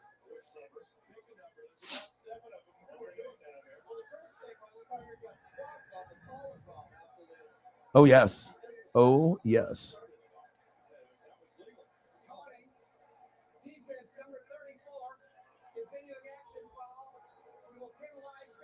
Thank you, Holly.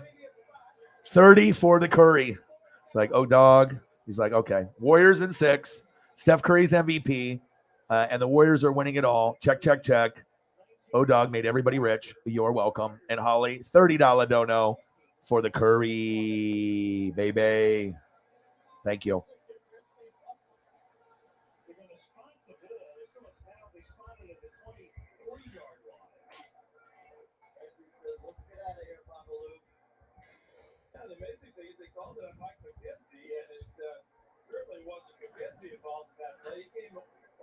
Bang, bang.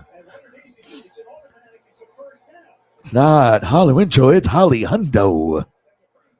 30 for Curry.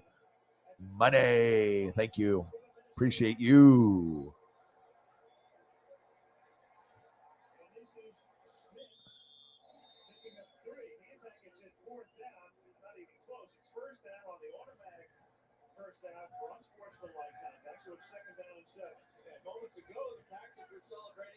Touchdown.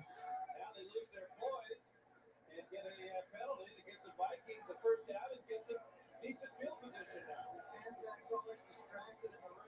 High five. Appreciate you.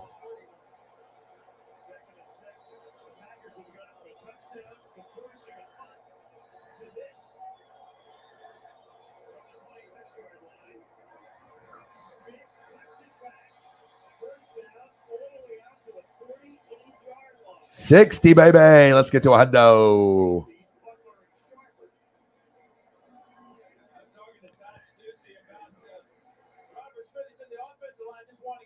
I got to get your Tommy in first before we answer the question.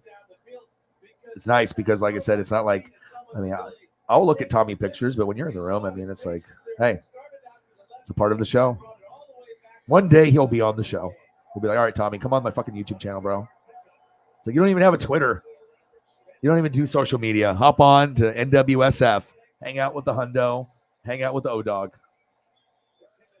She's doing better than she was. I mean, it's each day is a little bit better. She's getting a little bit more licky. You know what I mean? I just want to be able to walk with her and exercise with her. It's weird walking alone by myself. I feel like I almost want to just walk with a leash with nothing attached to it. Tommy, Tommy, Tommy. Absolutely. The only place on YouTube where you'll get what you want for pictures in HD, the NWSF. But I miss her, being the way that she was. But hey, when you got to, and then I want to make sure that she doesn't get on the couch or the bed, hop on and off. And I don't want her stitches to come out or whatever. And it's like sometimes she has a mind of her own, but we try to give her the medication, the sedative to relax and be a little bit more sleepy, and for the pain medication. So we have 2 medications we're giving her and stuff. And yeah, I'm just ready. But I spend a lot of time with her. I pet her and kiss her and, hug her and feed her with my hand, because for whatever reason, she doesn't want to put, maybe it's just because of cone around her head and doesn't want to eat out of the bowl. So I'm feeding her by hand, or we put it on the mat. Randy Moss with a big grab. But yeah, I mean, I'll do anything for my baby. She's my everything. That's big facts. Shrimp, baby. I'm in the mood. Your boy's hungry.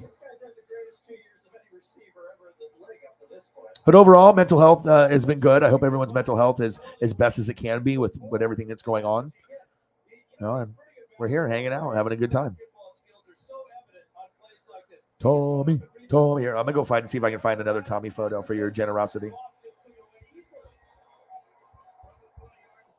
I almost typed in Tommy Winchell. Like, I'm not even joking. I had to start deleting it. Like Destiny.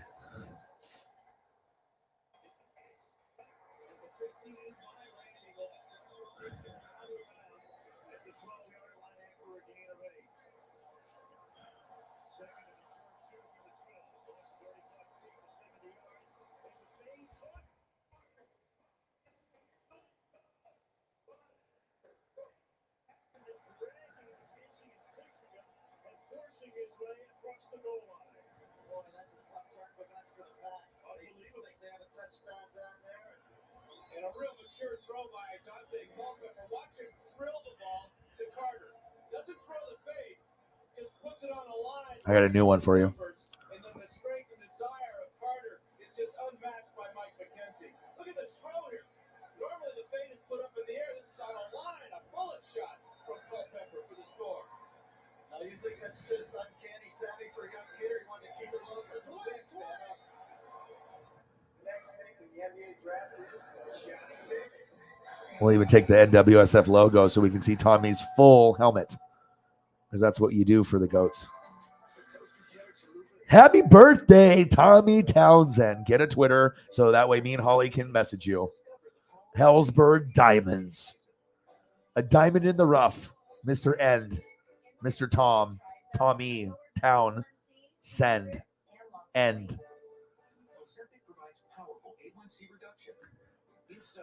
All right, let me get you some Kelsey, too. I got you. I got you. Bang, bang, bang.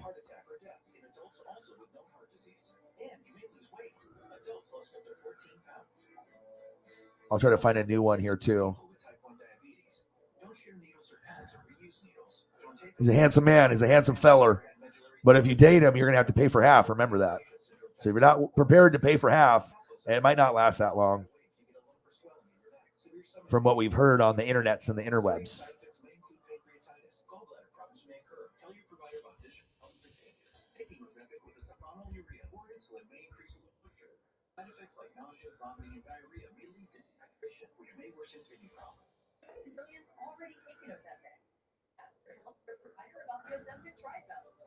Oh, Ozempic.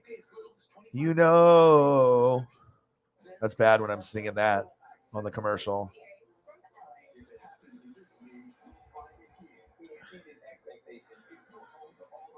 I'm going to try to find some original photos of Kelsey that I've never posted before.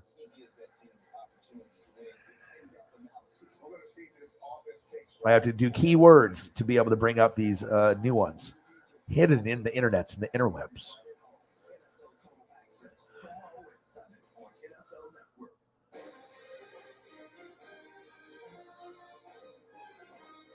Probably never seen this photo before. Look at that jersey combination. Look at those colors.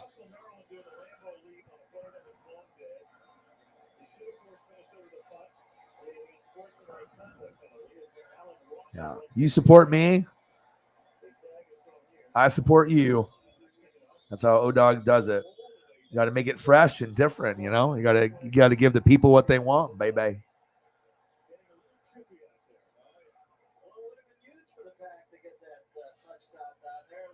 Some of their stability. They've lost 5 of their last 9 games in Lambeau, which is pretty unbelievable when you think about the way they used to win everyone. It's amazing. They were 42-5 under Mike Holmgren. O-Dog doesn't disappoint. 7-5 since During the return, number 44, 10-yard. Angels 4, Mariners 1. Let's go. Come on, baby. Got a guy at second.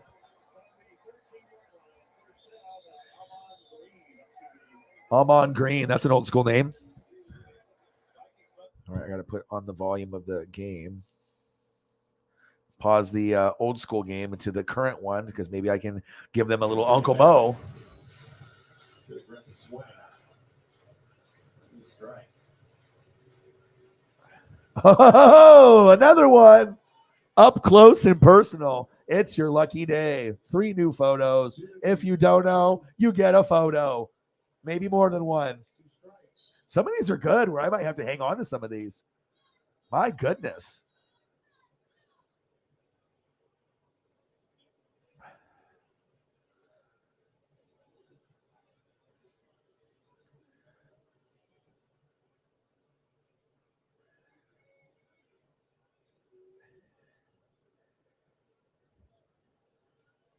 It's exciting for me because I'm just, like I said, you guys know I'm a visual guy. So anytime I can see something new, yeah, I get excited. Swing by Jesse Winker. There you go, Suarez on deck. That slider's just off the corner. Started with Dylan Moore on a 2-2 pitch that hit on the wrist. Pete Crawford jumped on the next pitch, doubled into the right field corner. Julio struck out, and now Winker's 3. Hey, your boy can't stop, won't stop. Can't stop, won't stop. 1 photo, 2 photo, 3 photo, 4 photo. Got your stats sheet with the play. So we're going to do a Travis Kelce show. A few minutes ago, Ryan Tapera checking out the baseball. Like, nah, I don't want that one. Take a look at you.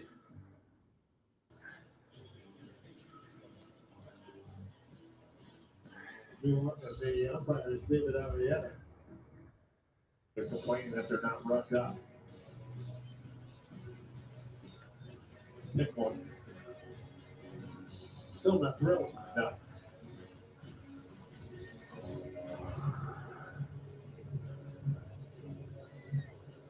Hopefully next year that's not part of the conversations that we have at the beginning, middle, or at the end of the season. Yeah, you go for the first one, and then you go for the second one, and then you go for the third one, and then you go for the fourth one, and you can't stop, won't stop, can't stop, won't stop, Let's keep it moving. You got to keep it flowing, right?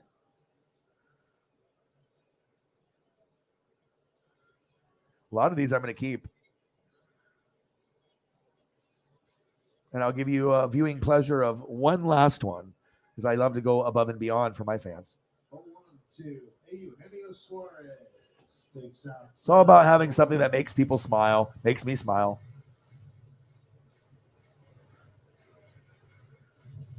Let's go with Travis Kelce in a beanie. And I'm kind of feeling this beanie. I kind of want it. Hey! Yellow top, white stripe, Chiefs in yellow, new era, and then a nice logo right in the front, and probably says Chiefs in the back. That's stylish as shit right there. Holly's like, damn, this guy's good.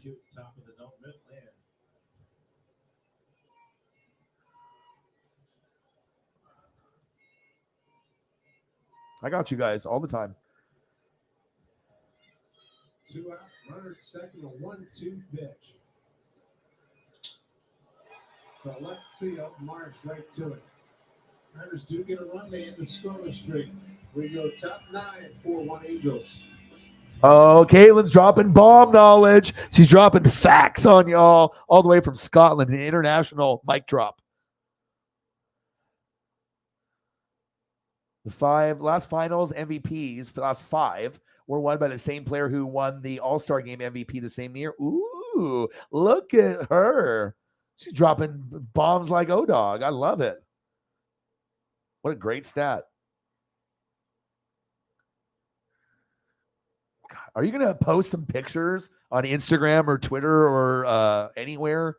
Or are you going to wait till you come back? I'm curious to see these castles.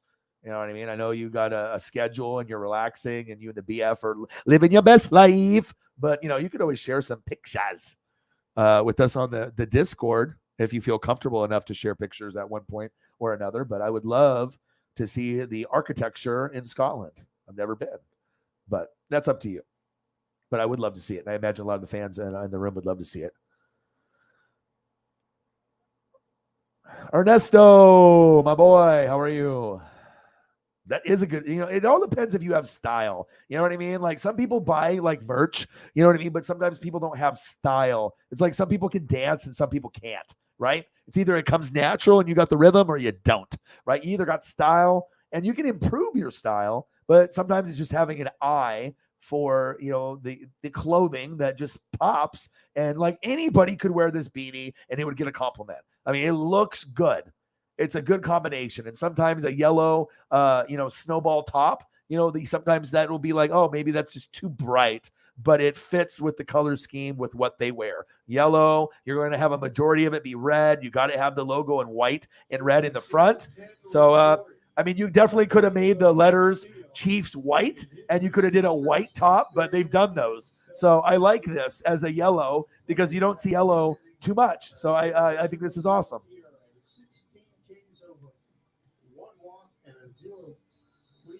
Okay, no problem. I mean, if you don't feel comfortable sharing stuff, if it's private, no worries. Maybe I got to go to Scotland and get my own photos. But I don't know if I would. I don't know. I mean, if I go to Europe or if I go somewhere, I'm not really sure where I would go first. Maybe Amsterdam. Maybe Amsterdam. Maybe. Oh, I bet. First 10,000 dads can pick up a Seattle Steelheads cap thanks to EQC. Bring that out for a great Father's Day at the ballpark and grab seats at Mariners.com. Cyber, my boy, he matched Holly. Thank you, Cyber. Cyber's working hard. I gave him an idea, Holly, for his Coca-Cola. That might come true, and Orion might be famous. Cyberpunk might own Coca-Cola after this idea. So Cyberpunk does artwork for, different brands, Pizza Box or, Coca-Cola can or beer can. So they're trying to come up with a Coca-Cola slogan for the winter. And remember when they did the polar bear thing back with like Dale Jr. and Dale Sr. and they had the polar bears with the Coca-Cola, on the commercials. You had the cartoon polar bear. They had it on vending machines and they had it on a bunch of like memorabilia, right? So if you can't go back and do that, I was like, what about putting like Christmas lights around a can, like the artwork, and you had a bunch of colored lights, or you dress the can as like a Christmas tree, and you have the ornaments and stuff. You got to think outside the box. Like, what does Christmas mean to you besides like presents on the can or a tree? But I thought Christmas lights wrapped around with different light bulb colors, purple, pink, blue, yellow, and it's wrapped around the can like artwork, and like as an ornament per se, or like a tree. I thought that would be very, very cool. You could still keep the can red and the Coca-Cola white, but he's like, oh, okay. So, maybe if that design ends up being the can of winter for Coca-Cola, your boy came up with the idea. And I told him if it does happen, okay, I was like, you need to make sure you autograph a can and, Sharpie, and you send it to me in the mail and I'll keep that. Sometimes you just have to be an idea guy. You remember the polar bears and how popular they were? Because it's like when you think of like winter, you think cute things, penguins, polar bears. And if you don't want to do penguins, which would sell like a mofo too, instead of polar bears, you can do a commercial of a bunch of Coca-Cola penguins sliding down on their butts, hanging out with each other, holding hands, drinking Coca-Cola together. Right? Makes sense. Or presents or Christmas tree or wrapping up Christmas lights around a Coke can. Never been done before. I'm an idea guy. $1 million idea. Then Coca-Cola's like, oh man, we need to hire this motherfucker. This guy's good. He comes up with good ideas. This guy's come up with more good ideas in 20 minutes than our whole team in 20 years. But I would like to see that though. That could be a good idea. But penguins on the can would be very cool. You know what I mean? Like who doesn't like penguins? And some people like Holly and they love penguins. Okay. It's like one of the probably the easiest animals to watch on like National Geographic. Like, you know what I mean? They're very, very interesting. And they all, it seemed like from the outside they all look like each other, but a lot of them when they mate, they're with the same one for like life. I watch a lot of Penguin. I watch a lot of National Geographic. Planet Earth with Attenborough. He's got a great voice. When they do Planet Earth, whether it's like Africa or underwater, he's got just a smooth, British, just European voice that's very soft and soothing. And when you watch, animals with him narrating, I don't know if there's anything better. I mean, that's just me. Right. But I mean, if there was penguins on a Coke can, I mean, obviously, if you have like an athlete, that's going to sell, you know what I mean? But if you're just thinking of like not paying someone and just dressing up the Coke can for the winner, what would you do? What would you do? So hopefully that idea works. Hopefully Cyberpunk gets a big fucking raise. And then boom. He's like, guess what, O-Dog? Your idea was such a hit. He's like, dude, I am the new CEO of Coca-Cola. Yo, boy. Travis Kelce. I'm going to have to keep some of these. And I've never shown these on the show before. See that? You go in the interwebs, not the dark web, but the interwebs. But look at that. I just, boom. You put in a little work. 1, 2, 3, 4, 5, 6 photos never been put on the channel ever before. 8. You got to keep it moving. Keep it fresh, Holly and Cyberpunk always supporting the brand. And I appreciate that. Thank you so much.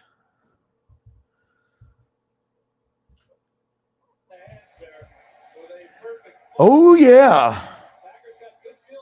I got Avalanche in 6. I mean, I already got the Warriors one correct. So 4-3 in overtime, Colorado. So does the series go 2-2, 1-1-1? 2 in Colorado, 2 in Tampa Bay, Colorado, Tampa Bay, Colorado, just like the NBA Finals? Does that work like that? Of course I did, and I liked it. He said, okay. He said, okay. Ah! He said, ah! Like this. Tommy did, ah! Oh, good old Tommy. Hey, of course, anything that you post of Tommy, of course I'm going to like it.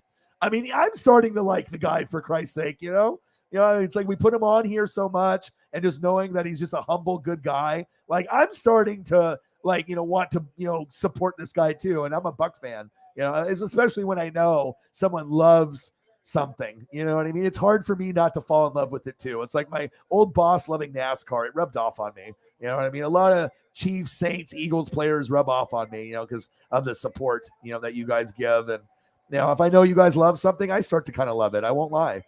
I won't lie at all.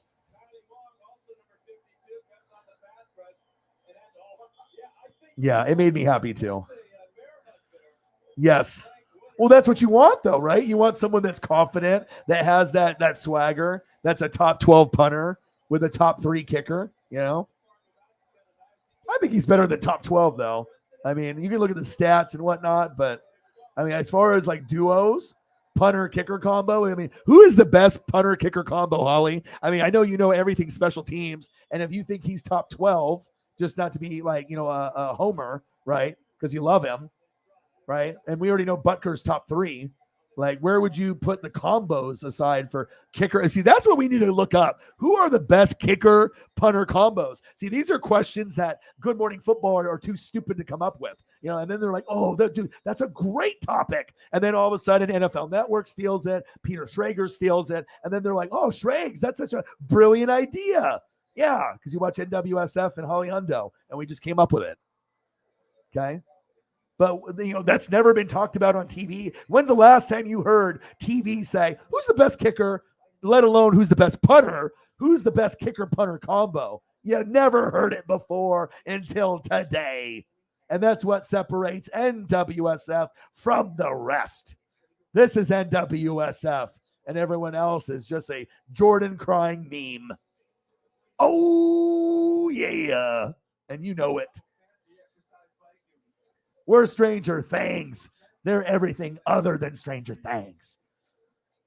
Man, I can't wait for these last 2 episodes. You have no idea. I am just geeking out. Every picture I see, Vecna drinking Starbucks, seeing, different characters put on wigs.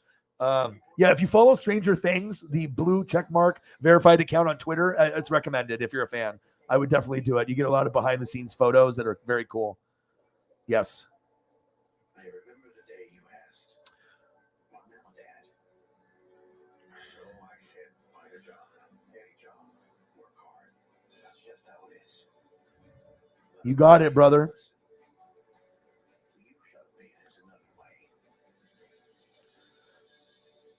They have to be, because if Butker is top 2, top 3, besides obviously we know McPherson, we know Justin Tucker is the best, McPherson probably 2, and then Butker 3. I think that's how most people see the league right now. But prior to McPherson coming from Florida and the Bengals run that he had, Butker I feel was number 2. But also you have the Asian kicker Koo for the Falcons, who's pretty good too. I think he's top 5. Koo, is, once in a while he'll be a little off, but I think Koo is, I play fantasy football a lot. I know who's good. So,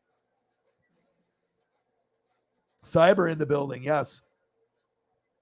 The appeal with Tamala for me was just being able to scan a recipe and being able to eat. Holly with a $5, and then we ended up getting the 30 spot for Cyber. Fresh to your door, no hassle. All you do is open your meal, scan it on the oven. It makes me feel really happy that I don't have to. We're going lowercase now. We're switching it up. Tamala, your secret weapon for impossibly convenience home cooking. Bang, bang, bang. Cyberpunk 53, $30 dono, matching Holly Hundo, baby. Sasha Banks, it's official. Impact, AEW, Hollywood. There's not very many people that cross over into Hollywood. Batista, obviously we've seen with, Guardians of the Galaxy, you're seeing possibly Roman go in there. The, Rock has been the most famous, but she's been in Mandalorian, Star Wars. So Star Wars fans love her. She's always talented. She's good in the ring. She's great shit talker. And that's what you need. You want someone that's a great shit talker and that's someone that's great in the ring, and she's got it. So $95. Let's get to a hundo, baby. And I did predict her going to AEW, which she hasn't gone yet, but it's like you talk it into existence. It's like, maybe I just need to talk, say like Buccaneers are winning the Super Bowl every 3 years, and maybe I can get that to happen. But that's being too greedy, and the sports gods don't like it when you're greedy. You have to be realistic and be not biased. And then, you just call it how you see it. You appreciate greatness for what it is. And, when and you recognize the greatness like Steph Curry, you knew it was inevitable. Some other people like Boston fans thought, best case scenario, but I don't do best case scenario. I'm trying to help people win money. I'm doing the smart pick with the research. And if you want to win money, you knew that they were going to win. As great as Boston is, if they played anybody but the Warriors, you would have won. But you ended up playing one of the greatest players that's ever put on shoes. Curry, the best chef. He's Gordon Ramsay on the basketball court. Maybe and no Celtic fan came in the stream. Not one. All the ones that were talking shit or that were rooting for Boston, just nowhere to be seen. Or if they're in the room, they're not typing because they're embarrassed. Or they're just like, fuck, this motherfucker got it right. But we did get a dono for me being right too, which is nice. Hi. Hi, Paisley. Hi. Hi. Paisley's visiting. Hi, baby. Come here. Come here. Come here. Come here.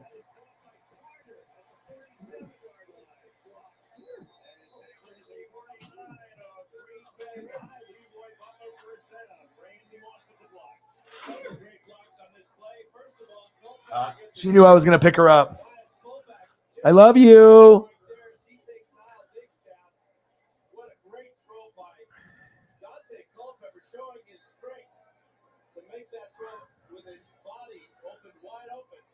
Yeah, I am just at one, and I am excited for this too.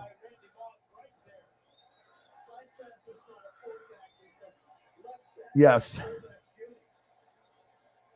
Everyone's just dropping all their fandom.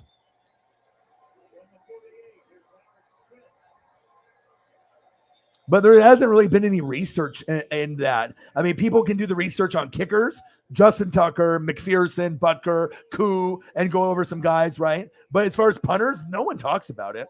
I mean, I could just do a video based off that. You know, who are the best punters, the best kickers? You know, who are the best combo? Who is the best combo? Like, really, you got to think the Chiefs are one of the best. Because, I mean, thinking off the top of the head, how good is the Ravens punter? Right? And how good is the Falcons punter? Right? And how good is the Bengals punter?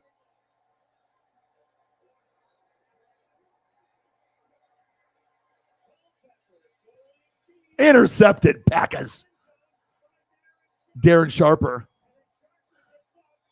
Yeah, the Saints. Man, Darren Sharper, big name. Then he got in trouble after he stopped playing. Hi, Paisley, you're back. Hi. Hi. Hi. Come here, give Dad some love.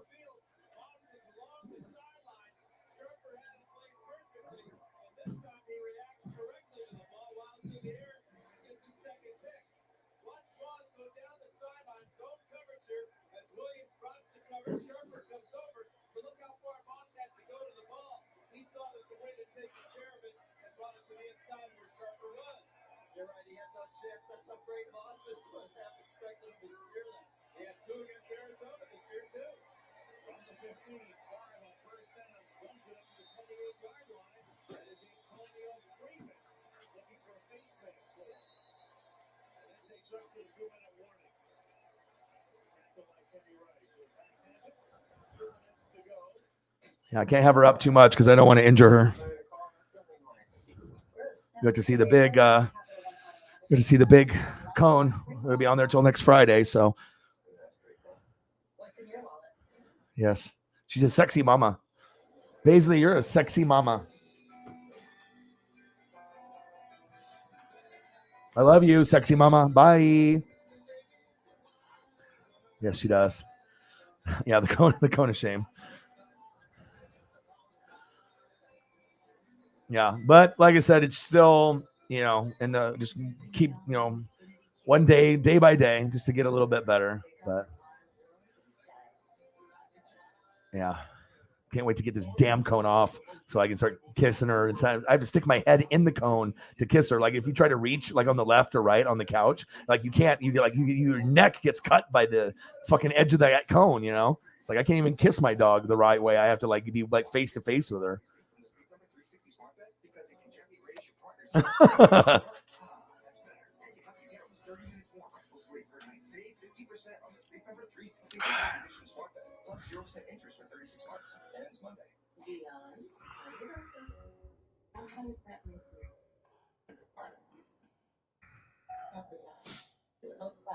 Asian man in moderation has me smoother than ever. That's what it does. NFL Total Access, Gerald McCoy's under-the-radar players who will turn out to be the real McCoy this season. A summer hot sauce edition courtesy of Adam Wright, plus the best big man battles in 2022. That's tomorrow, 7 Eastern.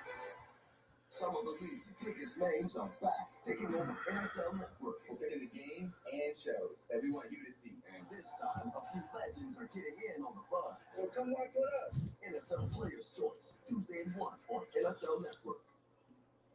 I'm Bridget Condon with NFL Network, up to the minute.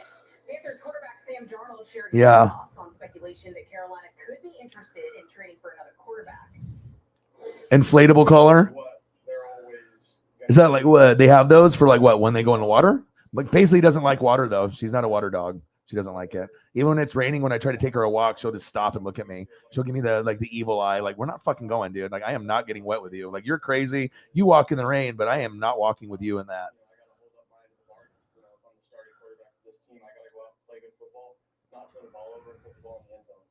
Patrick Mahomes said he was a bit surprised by Tyreek Hill's comments suggesting that Tua Tagovailoa is a more accurate passer. That's for the Chiefs. They wrapped up day 3 of minicamp today. Lamar Jackson is still in the business of getting a contract extension with the Ravens, but said that his absence from the team's voluntary OTAs was not contract related. Bye, Paisley. I just saw her walk by. It's like she prances. She's such a priss. She walked past. She went past the studio, so that means she's probably taking a dump. Just being honest. I'll have to find out what she's doing here. So, all right, you're taking a pee-pee? Are you taking a big old fat dump? Oh, I guess I'll smell it here in a second.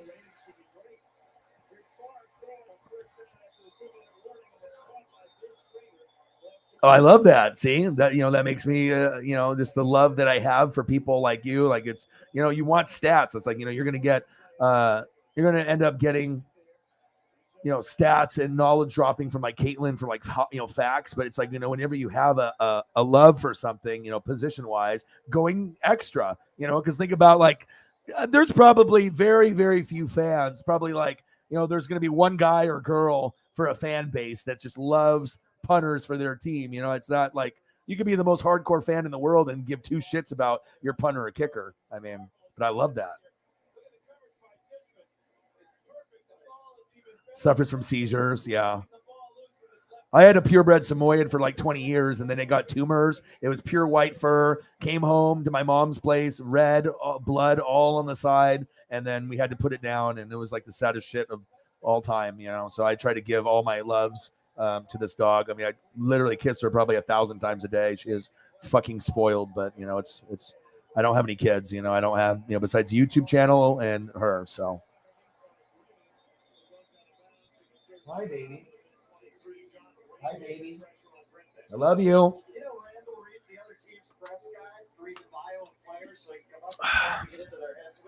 Final score: Angels 4, Mariners 1.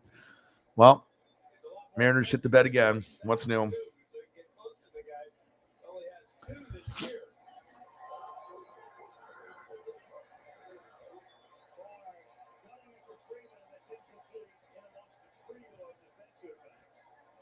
So we can do a little recap. All right, Warriors 1, check. Vince McMahon's a creeper, check. Crispy shrimp looks delicious on the computer, check. Sasha Banks is no longer with WWE. Come to AEW, please. Saints' new helmet they're going to wear for one game, which they should wear probably for half of the games and alternate from their normal helmet, fire. Eagles' social media and branding unit, horrible.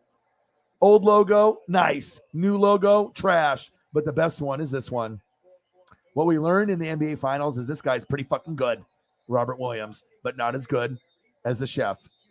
And then we went to Tommy, Kelsey, more Kelsey, more Kelsey, more Travis, Beanie Travis, and now we're talking about the dog cone. Can't wait for my dog to be not with the cone.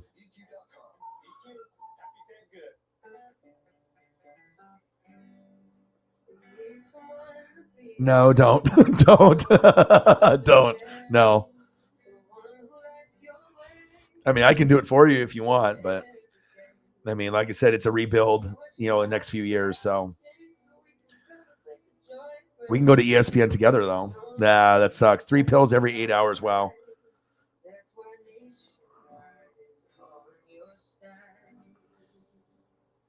Well, we'll see who has a worse record, Mariners or Royals. We're both not doing too well. Started off the season really hot, but kind of went down the shitter.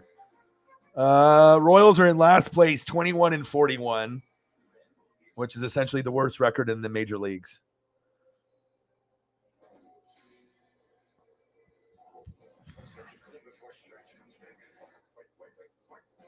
But Seattle's at 28-36, so I'm not that far behind. I got 7 more wins than you, so. But there's a reason why you ended up getting like high draft picks. It's like, if you're like the Jags, if you're the Lions, if you're like one of the bottom teams, it's going to take some time to build up that talent. Like Bobby Witt Jr., once he gets his feet underneath him, he's going to be known as one of the best third basemen in baseball. It just takes time. So, well, the Athletics don't even have a fan base because they don't put money in to their franchise. So the fans are boycotting the Athletics. So if you go to see let's say their stadium building holds like, let's say, for example, 15,000, they're averaging like 1,000 people at a game. Like it's empty because they're not willing to put in that money. They're 22-43. So yeah, you're right there with the Oakland A's and the Washington Nationals and the Cubs and the Reds and the Detroit Tigers.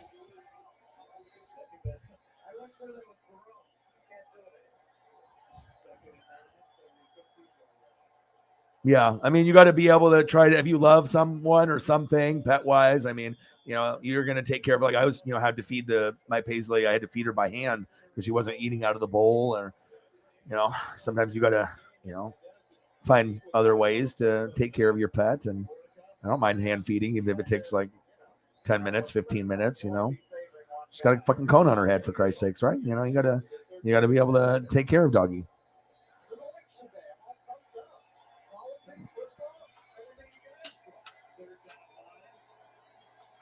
Dennis Miller on Monday Night Football. That didn't last long, lasted like one season. Al Michaels. I remember when it was like Al Michaels and Dan Deerdorf, Frank Gifford. I think I like that crew the best. The old school crew back in like the 80s, 90s. Get rid of the bot. All the bots. I think I smell poop. I think it's a poo fest. Uh-oh. I have to go investigate. My nose hairs are falling out. I have to investigate. I'll be back. I never have to turn my dial up. My dial's always up. I don't care who we're playing. Every team in this league has talent to win. The rivalry, those kind of things that I don't really concern myself with them. I think that's where people tend to try and play out of their means, and they tend to make mistakes more when they're trying to turn up the dial. And so if you always have it up, you don't have to worry about that. It's a heck of a backdrop we got there. Looks like millions in Vegas. It is. Randy Moss, 36 TDs in 41 games. They're trying to work their way into field goal range for Gary Anderson, who's been much better through the years on turf than grass. And on a Wednesday night from the 49-yard line, is not caught by Moss on a slant and looks around for a flag. This time, just ask the official verbally. Second down and 10. Second down and 10 at the 48-yard line. One timeout left.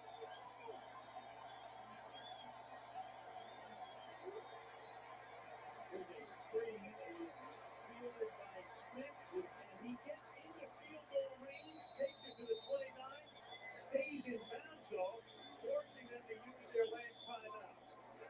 And they do. So right now, you're looking at the game no more yardage, a 47-yard field goal attempt for the leading scorer in the history of the National Football League. And there he is warming up, Gary Anderson. Of the Vikings. Now they have to be careful about leaving some time on the clock as the pass is thrown to the outside and Carter can't linger to it. It takes 4 seconds to second down. With 4 seconds and about 6 yards that Gary Anderson could have used. Haven't seen Carter drop any of those since Philly. Now he's got absolutely the greatest hands in football.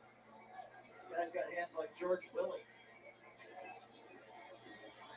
You remember everything. World Trade Center? For sure.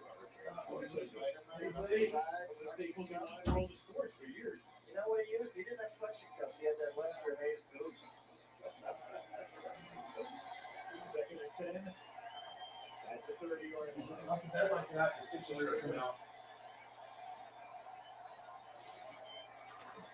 It's a poo fest 2022. It's a poo fest. It's a poo poo potty. Ain't no potty like a poo poo potty. Because a poo poo potty don't stop.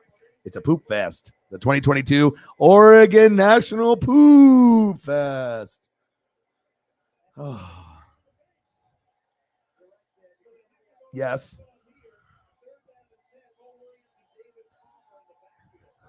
And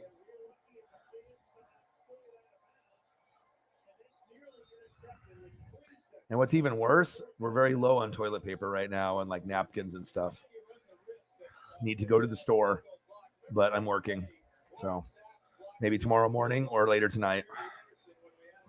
Ooh, Gary Anderson, talk about OG kickers. He was very, very good. Morton Anderson and Gary Anderson. If you are a fan of football in the 80s and 90s, you know exactly who I'm talking about. Those guys were both good.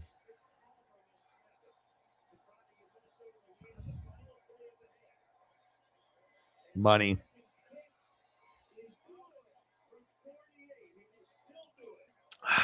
48 yards.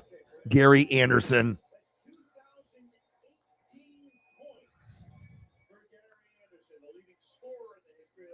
the leading scorer of the NFL at the time.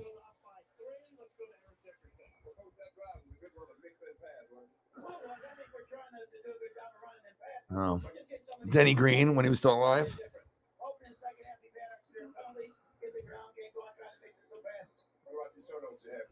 I think the biggest thing we start playing a little bit better defense in the second quarter. That's good. We got to bring that same kind of intensity to the third and fourth quarter. Thank you. Gary Anderson was on the Titans and Vikings. Steelers.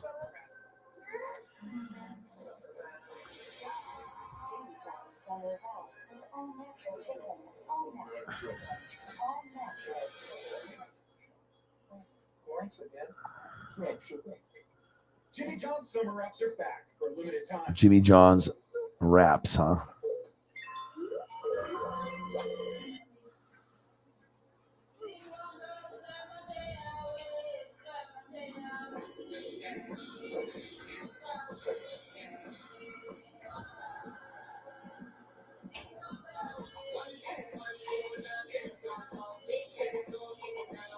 Paisley, you have too much energy. You need sedative. You need to calm down.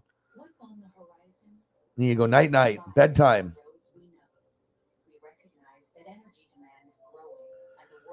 Yeah, I'm rooting for them. So obviously, if they got a little bit of good juju, I'm rooting for them. I want the Jets to do better. I want the Jags to do better, which I think the Jets and the Jags will be better. And I want the Lions. I mean, I don't really got a whole lot of love for the Texans. But Jets, Jags, and Lions trajectory is going to get better, but the Lions need a QB, and they'll draft one this year, upcoming in the next draft. They'll get one of the best QBs in the draft, and then maybe we can start building something there where you can compete with Chicago and beat them and be closer to Minnesota and Green Bay's level. So.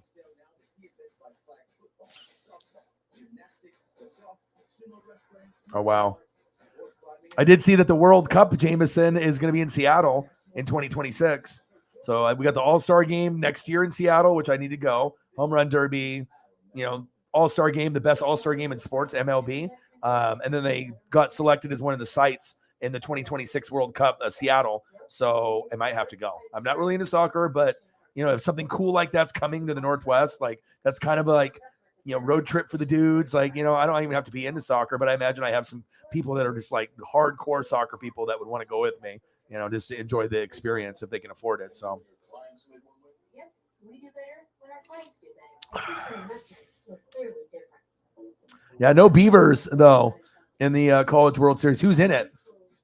I know the Beavers lost. Yeah. Hi, Paisley. Hi. Hi. You're beautiful. Beautiful. Me too. And don't you just feel like everything's on warm I love taking care of her too, like getting the eye boogers out and just massaging her and just making sure that she feels comfortable and loved.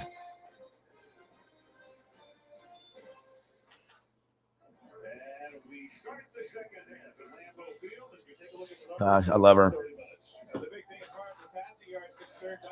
Like, it's crazy too, because when I stream really, really late, she'll spend time with my girlfriend and like snug with her. But as soon as I'm done recording at 12, 1, 2 in the morning, she'll wake up hearing me make food and she'll purposely stay out there and spend time with me, like spend dad time. Like, she doesn't have to, but she makes the time to spend time, and then she'll either snug with me in between my legs or just like try to eat food with me. And then she'll eventually go back to the bed most of the time, but sometimes she'll stay out in the living room in the dog bed, or if I'm watching Simpsons or King of the Hill. It's like the bond that you have with the dog it's crazy. So I always wanted to have a dog where I could just kind of like, chill and post up. His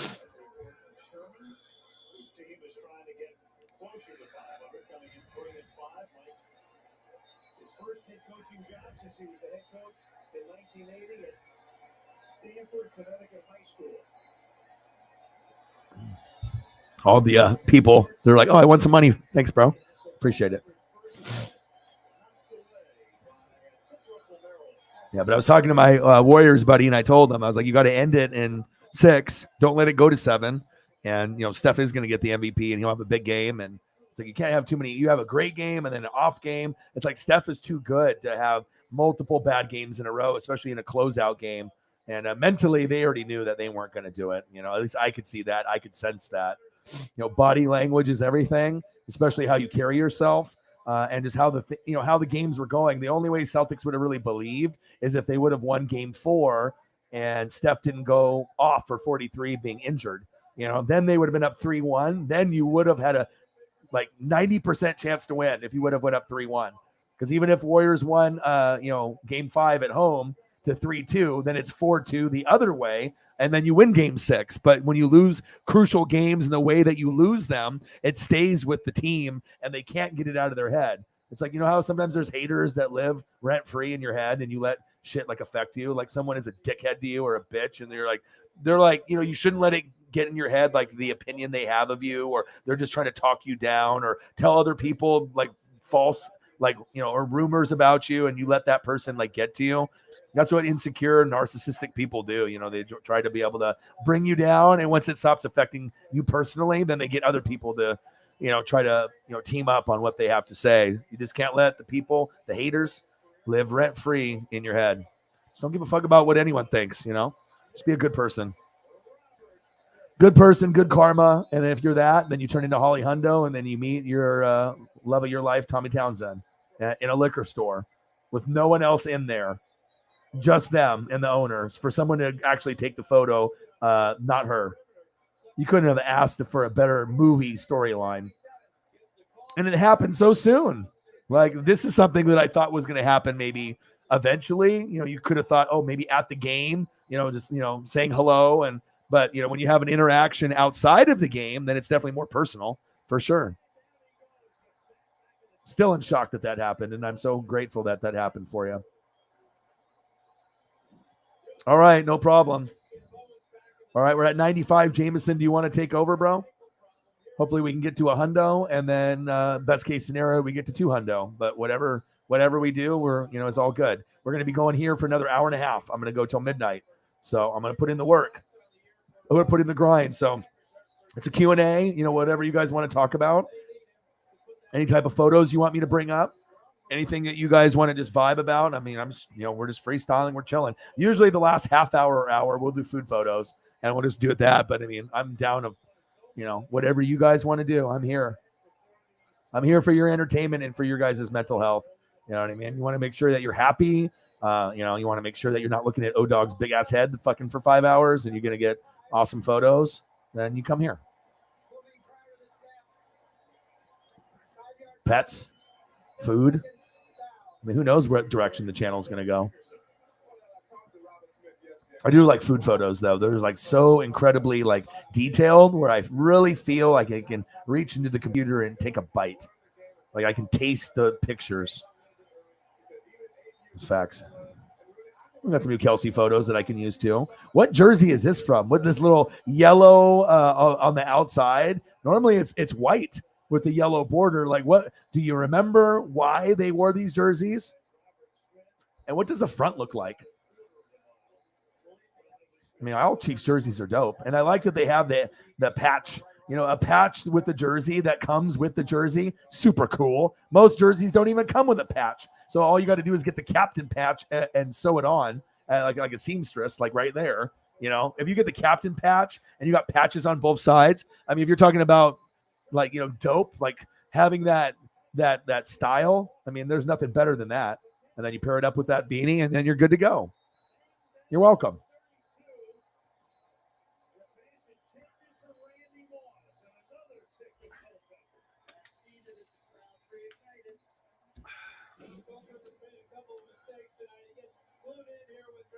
NBA Finals. Do you want to win money? Watch the show. ESP. You better believe it. Warriors in 6. MVP. Check. Money in the bank. Rich dogs. All the Fanatic family. That is if you bet.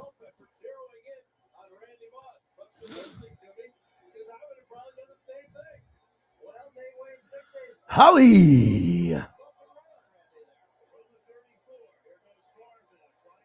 I like him. I thought that was the dumbest thing that you could possibly do for the Ravens. And you want to make sure he stays healthy.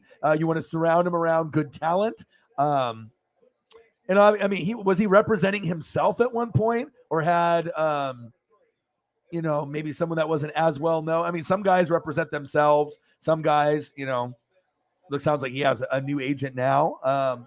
But as long as he stays healthy, it was a horrible move for the Ravens and a great move for you. Ravens haven't been good running the football or on the O-line since they had Marshall Yanda, who is a Hall of Famer. And it seems like Ravens fans haven't put that 2 and 2 go together. You know what I mean? It's like, yeah, your running game got injured. Gus Edwards, J.K. Dobbins, all that. But then you had Mark Ingram, right?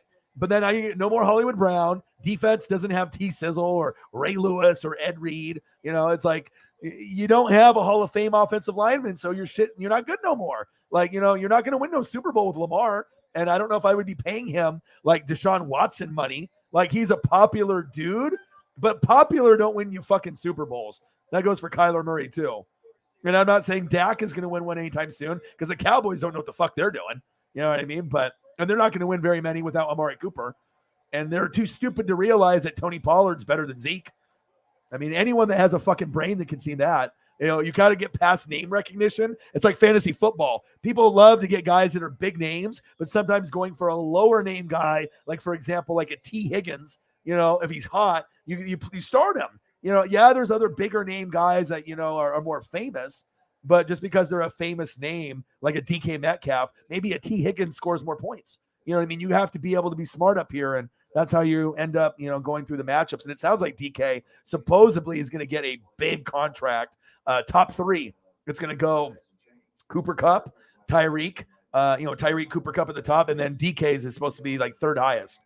But he's got a lot of touchdowns. His numbers are better than AJ Brown, right? But I don't know if I'd give him that much money.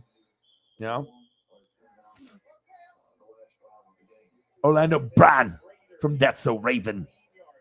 Gang, Elliott in the building. Yeah. And at least you got Creed Humphrey, though. So that's the best story on the offensive line after Mitchell Schwartz and Eric Fisher are no longer there. Yeah, I'm a Bucs fan, but I know fucking Chiefs football. I know Chiefs football just as much as probably Chiefs hardcore fans. I mean, I do a lot of research and reading for Chiefs and Eagles and Saints, as well as my own team and all the rest. And not having them was prevented you guys from even getting touchdowns in the Super Bowl. And now the offensive line's got, I feel, better. But it takes time to build that chemistry. But to draft someone and get like Nick Bolton at linebacker and Creed Humphrey, 0 expectations. You saw some nasty from Creed Humphrey, but there's no way in hell even Chiefs fans saw that he was going to be a top 2, top 3 center, arguably the best. You know what I mean? Even though Kelsey on the Eagles is pretty good too, but to be like in the conversation of being the best in your rookie year, that's a dream come true. You know what I mean? Isn't that what you want? And center is the second most important position, if not the first. Left tackle, right? If you're a right-handed quarterback. Right tackle, if you're a left-handed quarterback, to protect your blind side. All right, Michael Orr, famous movie, Sandra Bullock. Okay. But center is the guy that calls the defenses, the protections. He's that main guy with the quarterback, just like the middle linebacker is calling the defense. But center is very important. If you don't have a good center, you're fucked. You're not going to be very good. You know what I mean? Like, you can have good guards and tackles, but if your center blows, you're not going to win a lot of big games. And that's big facts. I really like center a lot. Center might be my favorite position on the line. I have a lot of respect for the big boys. The guards get no love. And then center doesn't get no love. And then the left tackle gets love because it's the best position, for most right-handed quarterbacks. The left tackle gets all the love for the line. Right tackle, not so much. Guards, nothing. And center, they don't even know what that is. They think we're talking basketball. You know what I mean? Like, it's just ridiculous. Sandra, hot, intelligent, and very versatile. Yeah. Elliot, he said everyone's fine. Yesterday, who was hot? Who was hot yesterday, Elliot? Elliot's 18. He's just getting puberty, so he's just like finally realizing like there's some beautiful women out there. Yesterday was Natalie Portman from Star Wars. Ashley Judd. And is this what it's coming down to now? We're going to be putting female pictures up on the screen, and then the female viewers are going to be like, all right, keep it clean, Orion. Keep it clean.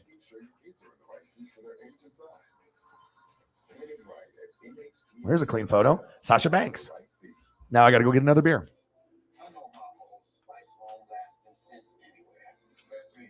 Come to AEW, Sasha. Dr. Britt Baker versus Sasha Banks. Let me see it. O-Dog, ESP. Our life as a family revolves around football. Being a football kid, I believe, is just being a leader. And as parents, we have to look at our children and say, okay, we can see what's in you. And it's our job to help bring that out. My daughter joined this team and she didn't know anyone.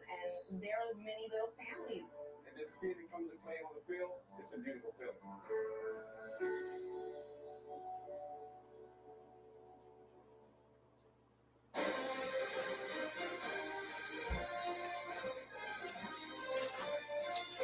We made homemade nachos today.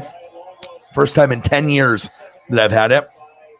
We use ground beef, pico de gallo, sour cream, refried beans, taco seasoning with the meat, a whole bag of Juanita's chips.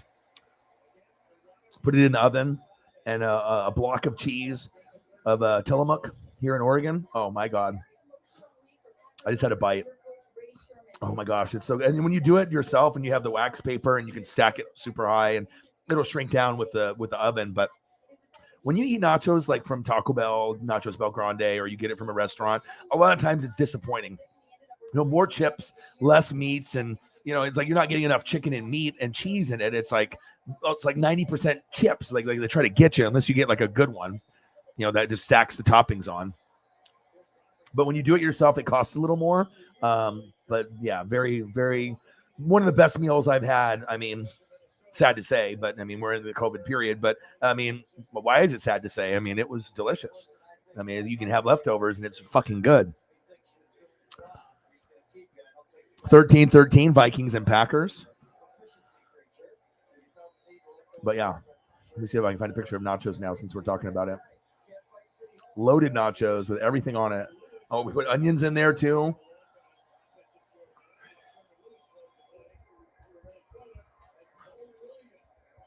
So I recommend, if you guys haven't done it in a while, it'll hit good. I mean, you can do it during football season, which would be ideal, but we watched Gordon Ramsay while we were eating. We did Gordon Ramsay, a couple episodes of that, and then we did The Flash. And I still got to watch the finale of Mayans, and I heard a couple people die. And that show is amazing.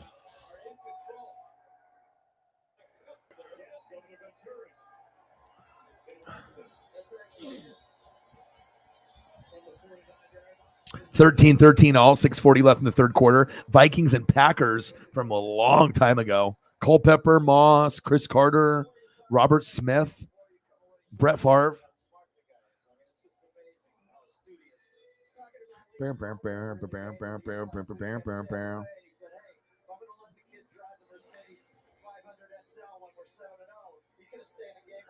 Fucking Dennis Miller.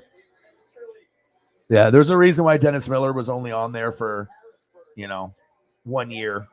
I mean, you can't tell me that don't look good. I mean, this is obviously restaurant, but you can come up with a tray that does cookies, and you get the sheet, and then you just start layering stuff. I mean, I had to grate a fucking whole block of Tillamook cheese and everything, but this one's got avocado chunks on it too, and some jalapenos, which ours doesn't have. Oh, that looks delicious.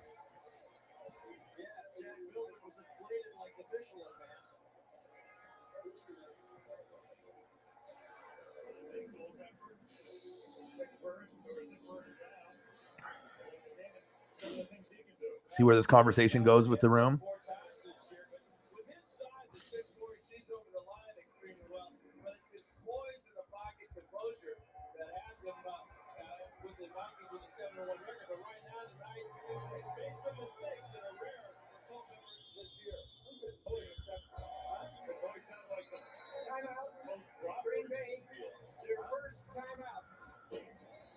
Shout out to all the goats in the room. Appreciate you guys. Just grinding like I always do.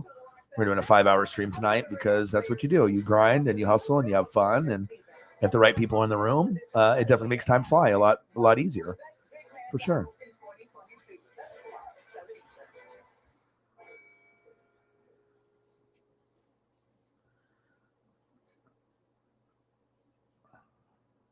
Oh, yo boy. This one lacks a little bit of meat, though. Like, where's the meat at? Am I missing it? Where's the meat? Where's the chicken? I like the view, and it's a full photo, but where is the meat? Where's the chicken? Where's the protein? What's going on here?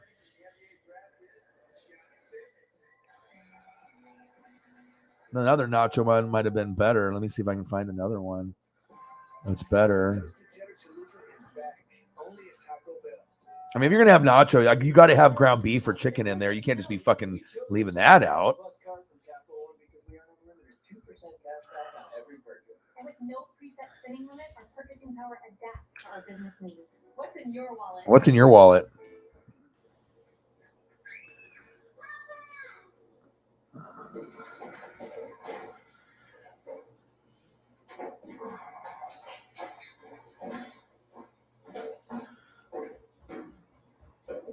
I think I might have got a better one. I got to have the protein in there. I can't just cool photo from a top view. Fits the screen better, but I mean, this one doesn't look as good. Where's the meat? Eating nacho. I mean, you guess you can eat nachos with just like cheese and nacho, but I mean, because originally we were going to just do like cheese nacho stuff, but I was like, okay, if we're doing this, I called the GF from like Safeway and I was like, no, I was like, we should do meat. And then she's like, okay, I'll do refried bean. And then, you're adding the layers and then the sour cream. And then we had some pico de gallo that I bought when I was watching NASCAR or whatever. So, yeah, just like the more the better. It's like the burgers. I like burgers that have everything in it. I like pizza that's combination that has everything. I just want stuff where I'm getting my money's worth. I don't want to be skimped out. Like, if I just get like a burger and it's just a burger or just cheese, like, there we go.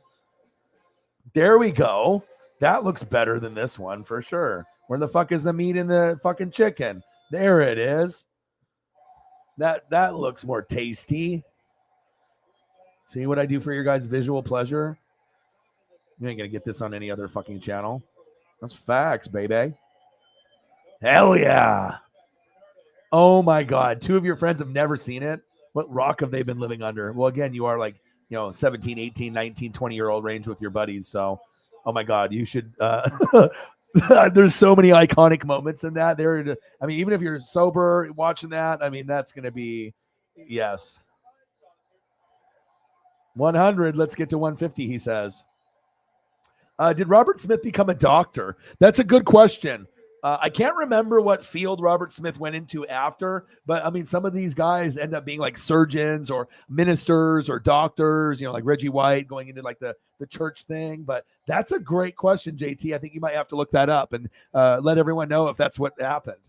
But I remember he definitely was pursuing something after football because I do remember watching a program on him. Vegetarian nachos. Boo. I don't mind vegetarian people, but if I'm talking nachos, come on.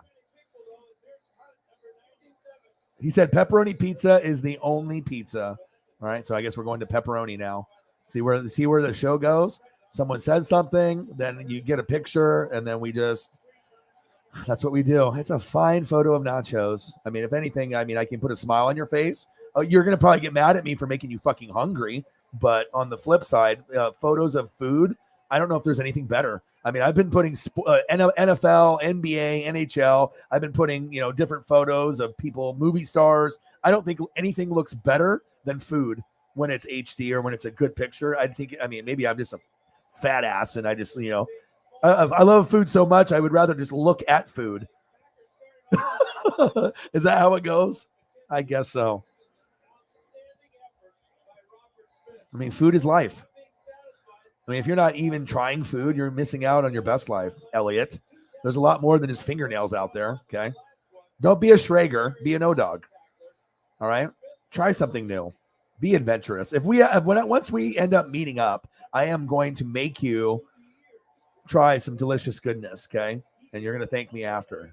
You can still go back to your pepperoni pizza for the rest of your life, but, it's like go to Chicago, get some Chicago style, pizza, and then maybe your opinion will change just a little bit.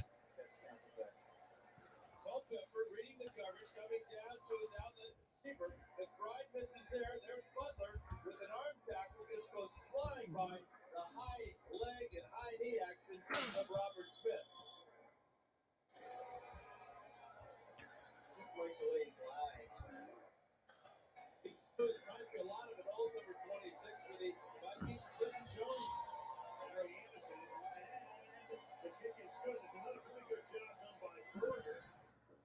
Bryce Harper with his DQ Flamethrower Burger and Blizzard Meal, and Jim Anderson with his DQ Bacon 2 Cheese Deluxe Burger and Blizzard Meal. Both spicy, both cheesy, both cheesy. Try both and vote for your favorite burger and Blizzard Meal at DQ.com. DQ, happy tastes good. Lemons. Lemons, lemons, lemons. Look how nice they are. The moment you become an Expedia member, you can instantly start saving on your travels. So you can go and see all those lovely lemons. And never wonder because you did.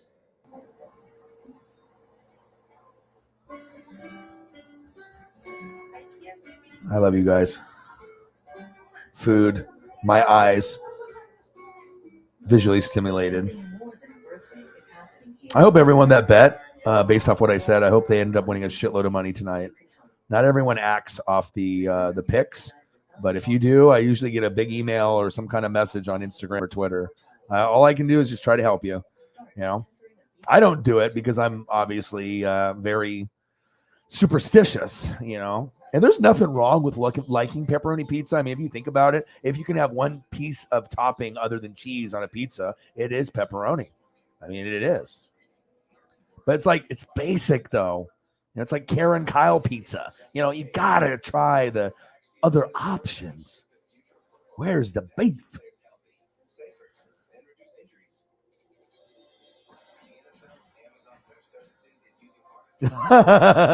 Kidding, not, but you're not though.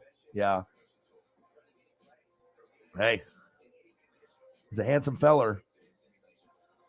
Is he married or have a girlfriend?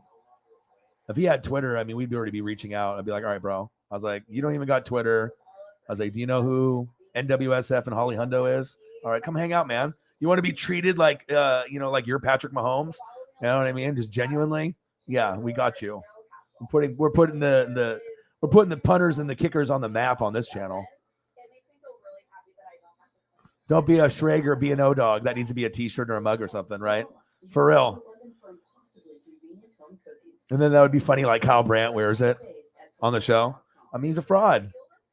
I've never stolen, like, oh, I saw, you know, some catchy, you know, it's like, I'm not going to be watching other channels and be like, oh, I can't come up with nicknames or cool catchphrases. So I'm going to be so desperate to be able to think of something to talk about. I got to watch someone else. Like, if you are a professional and you're on TV and you're getting paid thousands of dollars, you should have the due diligence to be creative enough to find something yourself. But I mean, a lot of these guys like to cut corners. So they want to see what's hot in the streets. And you know, O-Dog's got more swag than fucking Schrags. Get out of here. I know he doesn't even have a Twitter because on that post they would have tagged him on the, you know, when he had his little special teams, you know, photo. He's got Instagram, but no Twitter though. Twitter can be toxic, but I like it for information. Oh, go. Oh my gosh. Go.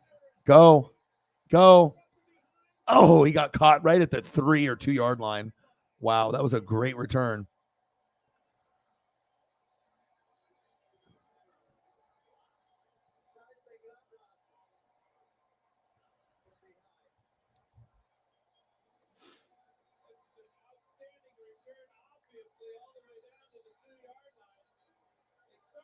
Oh, we got some donos.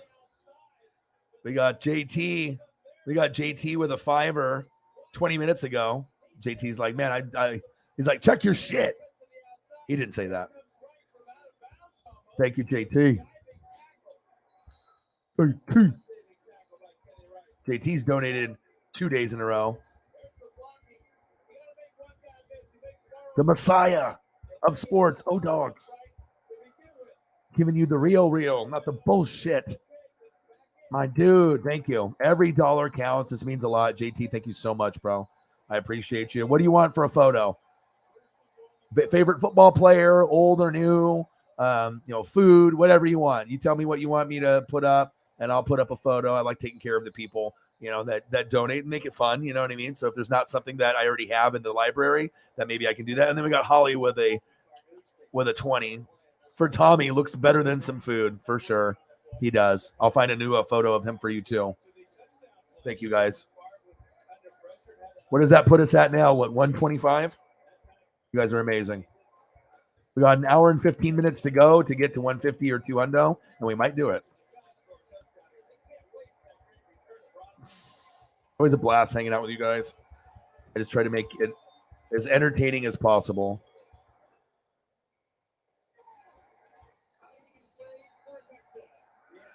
Appreciate you guys.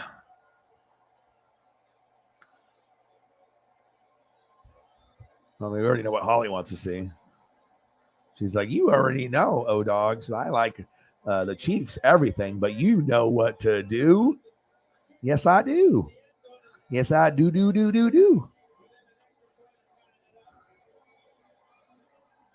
It's like good for your mental health. You know what I mean? Like, it's not like you're going to go out of your way to like look up Tommy Townsend photos just in your spare time. Maybe you do. Maybe you love him so much that you're always, wanting to browse and see what he's doing. But if you don't do it for a particular day, at least when you come here, you're going to be able to have a smile on your face. Let's look up Tommy Winchell. Oh, excuse me. Tommy Townsend.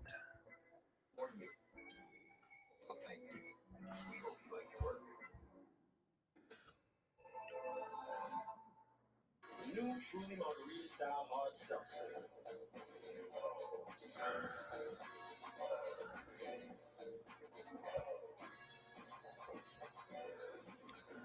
I got another one that I've never shown before either. Bum, bum, bum, bum. You need someone to be there. Sing it, baby. Sing it. Sing it, Jill Scott.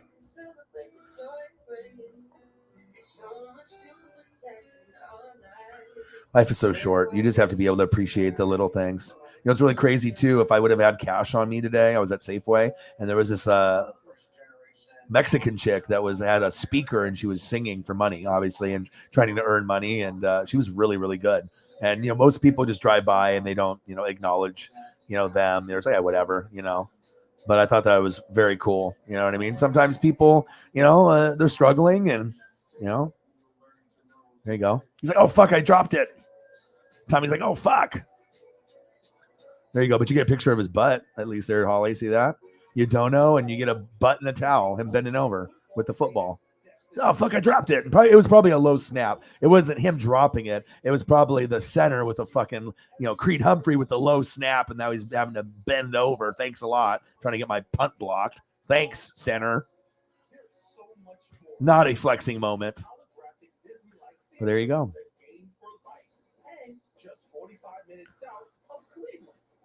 Appreciate you guys.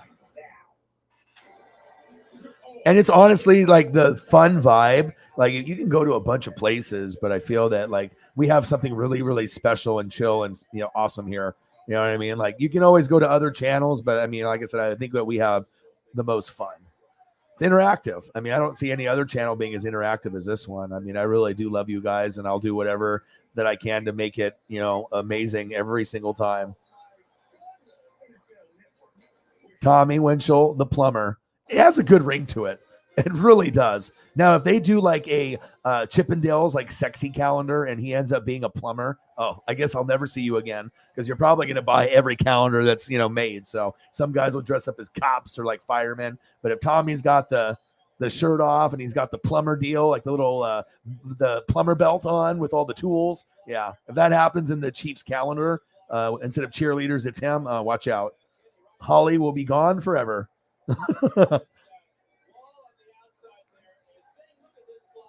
I appreciate that. It means a lot, man. And I know, obviously with that, you have to be very, very careful. And like I said, some people are on a budget, but it means everything, even a little bit for something that gives you that, good mental health and makes you smile and and plus even being in the room, like I said, whether people want to admit it or not, there's a big chunk of people that come in that want to talk to you guys, whether you realize it or not. A lot of you guys have great personalities that like sports and other things other than that. So, I mean, the conversations, you can already tell when people are in the room. I mean, I can be the lead voice, I can be the gangsta on the mic, but the big part of the channel is you guys too.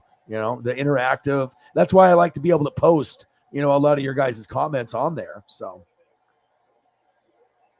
yeah. Super Bowl photo. 125. Let's get to 150.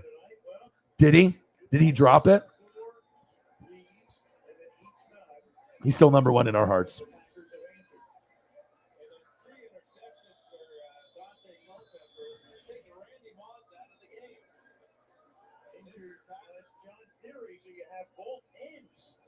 Shelf right now with Holiday trying to work his way back into the game. And here's the other end, the former Bear, John Theory.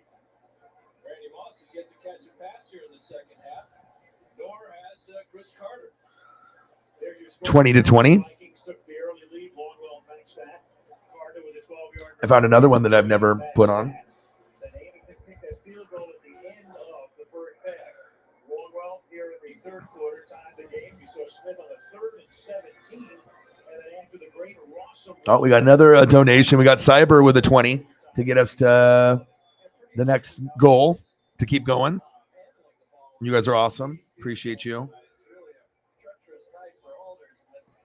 Yeah, but Cyber got his Bo Jackson shirt, was bitching a little bit like I would be with it being thin. What is it going to crack and is it going to fade? Legitimate questions to have when you spend $36 on a fucking t-shirt. I get it, but it is Bo Jackson. It is original. You're not going to find another one like it. So I get it. It sucks. Might be a little thin and it might crack, but I mean, t-shirts, all of them crack at some point. You know what I mean?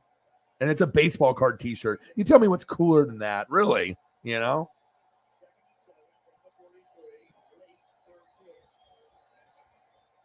I'm jealous. I wish I had mine already. There's a couple Ken Griffey Jr. ones that I'm going to buy first, though. And then I got to get that McLovin shirt, too. I'm a big, it's my favorite movie, so of course I'm going to get it.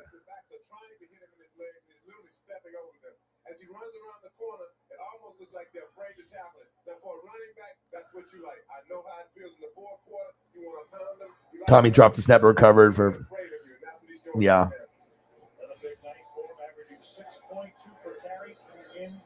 And the 56-yard putt Tommy recovers negated by a penalty. Ben Neiman. Oh. Hand washing. You know what? I would. You know what I mean? And honestly, some stuff, depending on where you wear it. When I have something special like that, I won't wear it out necessarily sometimes in public. You know what I mean? Like maybe I'll just wear it in the house and just like wear it for a little bit. And I mean, eventually you're going to have to wash it. You know what I mean? You don't want just to be sweating in it and not wear it, not wash it after wearing it 10 times. But certain clothes, that I won't wear outside or, it's like shoes, maybe just try them on or put them on in the house.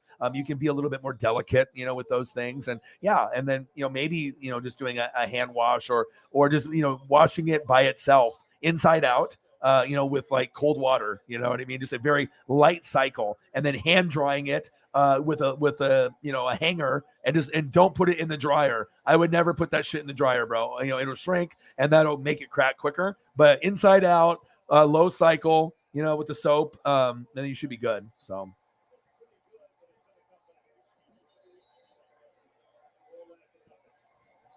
Yes. That's definitely, there's a big reason why I picked the Warriors to win against the Celtics and in Game 6 and for Curry to get that MVP because he is the best shooter of all time and he doesn't get credit.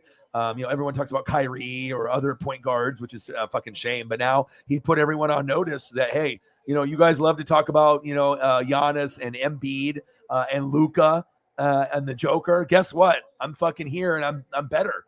You know what I mean? You could say Giannis obviously is one of the guys that you'd want to build around just because he's young and he's great and he brought a championship to a small market team. But behind him or with him or, ahead of him is Steph.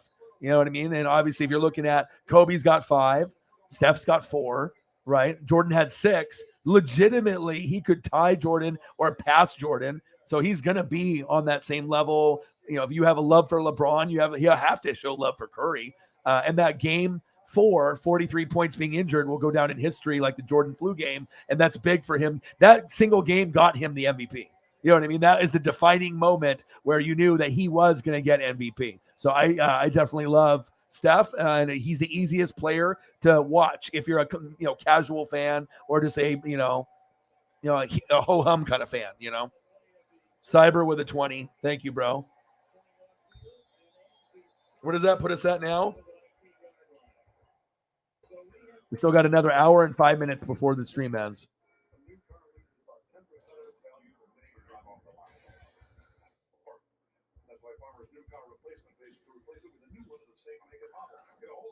You know what, Cyber? I'm probably going to buy a lot of them.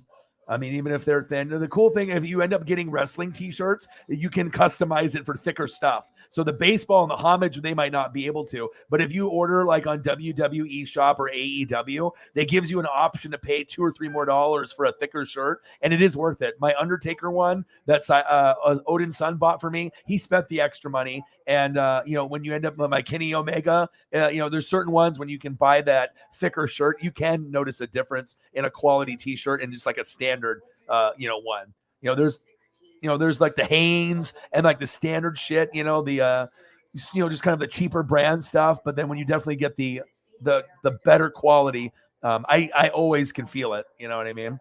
Your boy's fat, so I mean I can feel the shirt. So 145. Awesome. Thank you so much. Cyber with the bow. It's like might be the coolest shirt I've ever seen. I don't even give a shit if it's thin, as long as it's got bow on the front. You know what shirt they should do next? They should do like the scorecard where he's got the shoulder pads on, breaking the bat. Remember like the one card where he's got the baseball stuff, but he's breaking the bat, but he's got the shoulder pads on to signify that, hey, I play two-way sports. That was a very cool card back in the day. But I mean, gosh, are you kidding me? I mean, I've seen a lot of sports shirts, but I'm probably going to buy this, the Ken Griffey Juniors. I'll probably buy Don Mattingly. I'll probably buy like all, if it's a rookie card and it's in the 80s, I'm probably buying that shit. Like, it's just cool. I mean, I like wrestling shirts the best, but baseball card t-shirts, they better do football and basketball. Like, if they got a Jordan rookie t-shirt, oh my God, that would be like a #1 seller. But they would have to get the permission, from Fleer, Jordan, pay him. But a Jordan rookie t-shirt would be like the cream of the crop. Shaq rookie t-shirt. Oh yeah, I'm wearing that. You know what I mean? Like, if it's an old school basketball card, football card, Joe Montana rookie card t-shirt, or Jerry Rice, yes, please. Dion, Aikman, those scorecards. Oh my gosh, I just have so many memories of cards in the 80s. I'm just like a psycho, dude. 80s and 90s cards. I mean, it was the coolest thing to me. But yeah, I got to get that. Okay, I have to get that bow, but it's also I have to get McLovin because I'm a big fan. And obviously, if you get McLovin, you already know what it is. And I do need to get a Step Brothers shirt, too. Those are probably my two favorite. McLovin.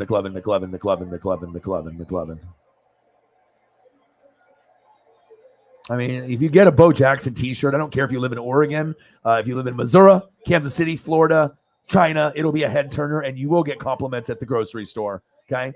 And you will get compliments on this one, too. Old enough. Old enough to what? Party? I'm cutting the sleeves off as soon as I get it. Same thing with the bow. Just adios to the sleeves. Bye-bye. I have to be comfortable.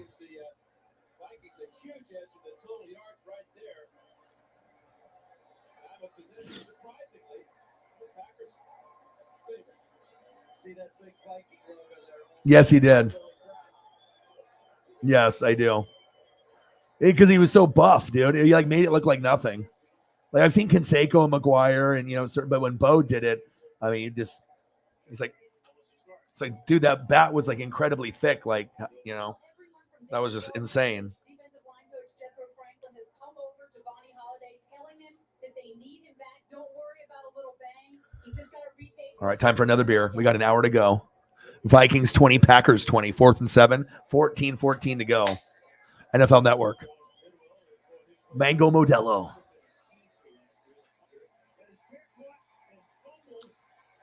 Oh my gosh. Fumbled too. Green Bay recovers.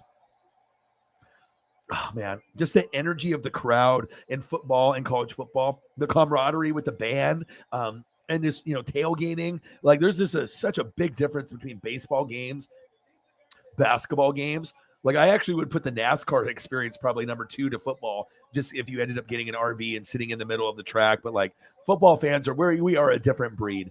You know what I mean? Screaming at the TV, investing hundreds of thousands of dollars of jerseys, T-shirts, toothbrushes, mugs, pens, hats, shoes. I mean, any kind of figures, any kind of knickknack you can think of, coolers, blankets, just everything, just for the love of our teams. Far passing complete. Okay, thank you so much for your appreciation. Thank you so much for your generosity, and I'll see you tomorrow. Appreciate you. Tommy appreciates you.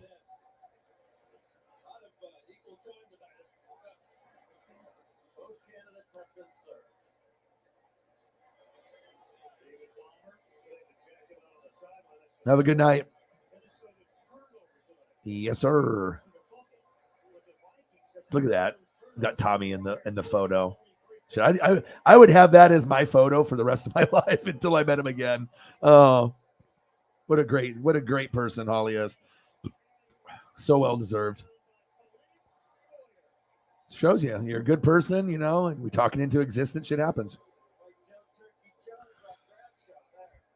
All right, we got an hour to go. So whatever you guys want to talk about, see picture-wise, whatever you guys want me to pull up, story-wise, food-wise, Stranger Things-wise, whatever you guys, the last hour is for you guys, always. So you let me know. If we get some donos, and obviously pictures will come up. Even when we don't get donos, pictures will come up. So I'm just going to watch this game. We got 1 quarter left in the 4th. I get to watch Brett Favre, Chris Carter, Randy Moss. I'm going to eat another gummy. I'm going to eat a shitload of nachos, probably fart a bunch in like 3 hours. But we're here. We're hanging out. Got another gummy to do. Take this number 2. Let's drink this beer. Oh, that's vibe. Well, let's see if we can get to 150 or 200.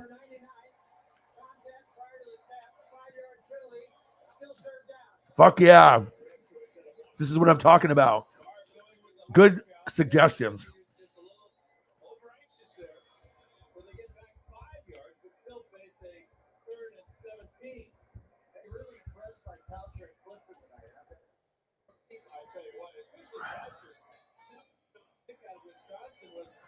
All right, hold on real quick. I just found a Bo Jackson baseball card. So I'll post that first because that just got me really excited. But then after, I'll do it.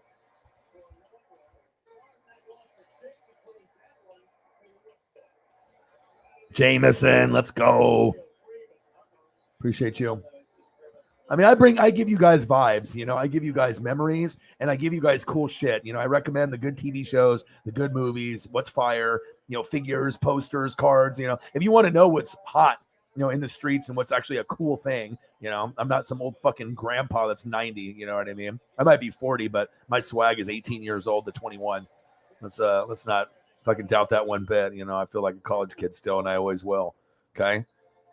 But look at this. Look at this. Oh my gosh. I'm just like going back into time right now. This is just insane. Are you ready? Oh my goodness. My goodness. I'll even cut the banner off. Oh my God. Oh, there is the broken bat there. You can't tell me that that's not cool. You know what I mean? If you go back to that time, if you grew up in the 70s, 80s, or 90s, and you remember Bo, and just the way that baseball cards look back then, just the logo, then the font, just the style of the card, the portrait. I don't know. If you guys are into cards as much as me, probably not, but that's so iconic. Maybe I can find a GIF that's small enough where I can actually put it up on the... There's ones that he's done over his head, too.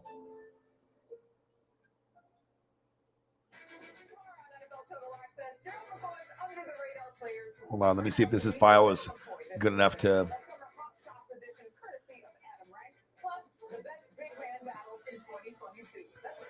All right, so there's that. I mean, I got to make room. Let's see if I can get this GIF to come up.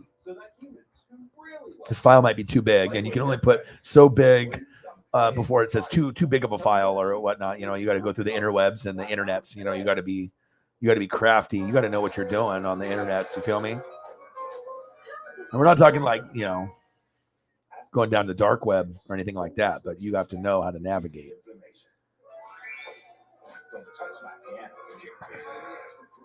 It's easy to think that all money managers Come on, baby. Make this file not too big. It'll be choppy. It won't be sharp. It won't be like HD. It's going to be grainy because it's going to be shrunk up and stuff. But, ooh, I got it to fit. Oh, are you ready? Are you ready? Bang. Bang. But this is the one that's over his head. The main one is over his knee. But still. Okay. Hold on.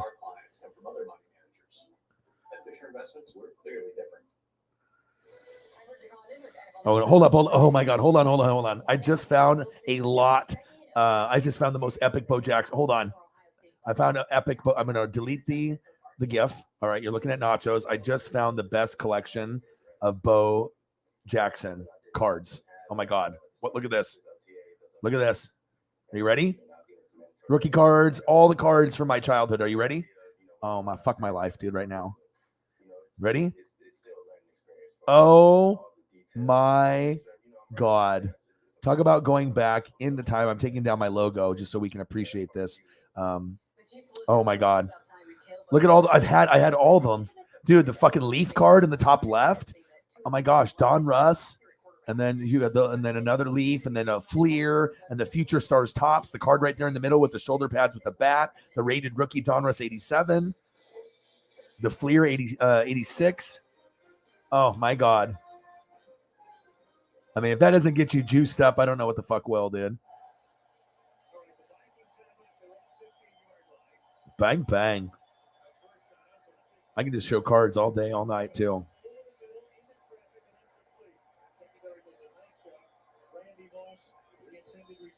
Everything's coming in high now, Dan. Well, you know what it is teams are starting to see a little bit more film and tape on Dante Culpepper. The Buccaneers last week put a lot of pressure on him. They felt that they got to him. They rattled him a little bit. This is a new experience coming into Lambeau Field on a nasty Monday night. And he's not performed all that well tonight. Looks a lot more unsure of himself than earlier in the year. You think he's going to be seeing a lot more blitzing in your kind of game? Oh, yeah. All young quarterbacks are still on. The advanced rating you saw in the fourth quarter is tremendous. He has been a great fourth quarter quarterback.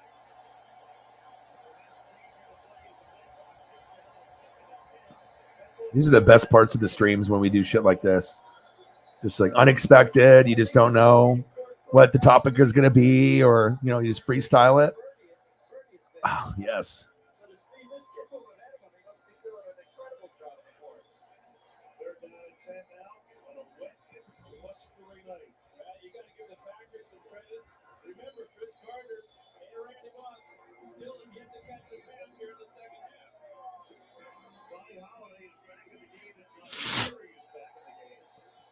Oh shit! Look at that. We're in Bo zone. We were in the Bo zone. We just time traveled. We are in the Bo zone. Nothing cooler than seeing cards behind you. Like, ah! The Royals uniform is just dope. The old ones too. Let me break that shit over my knee. See that? You're not gonna get an interactive stream like this. I'm a fucking GOAT emulator. You feel me? You're going to get all these other lazy asses that do streams for an hour. Same background, the whole show, every show. Boring. Boring. You want to be entertained visually. Like how I would want to be entertained. Someone going the extra mile to really make it super exciting where you just don't really know what you're going to see on every show. That's what makes things great. Greatness. Greatness. Let's go. 150. Let's get to 2. We got an hour. We got 51 minutes to do it, to get to 50. We definitely can do that. We might even get over that, depending on if we get a GOAT to come through, or if they're in the room already, which a lot of them are. Hey, hey, hey. Not a lot of news. Vince is a dirtbag. Sasha might join AEW. Saints got a new helmet for a game. Fire. Eagles have a new logo. Trash. Go back to the old one in the 80s. Smart. Robert Williams is actually pretty good, but he's not as better or good or good or good or better or good or better than the Chef Curry. Straight money.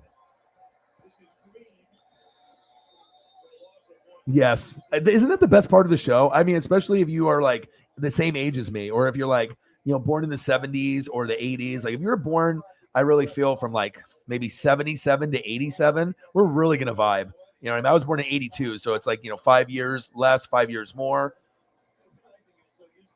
But if you're in that 77 to 87 window, if you were born then, or very close to that number, 75, 76, 77, 87, 88, 89, if you were born pre-1990, I mean, you're going to recognize a lot of these things and, understand how cool some of this stuff is. So the newer people, like maybe like Elliot, doesn't fully understand, but we're trying to teach him along the way.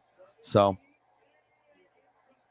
looking at shit like this gives me joy because I'm just so nerdy into cards that like it just brings back all these memories for me.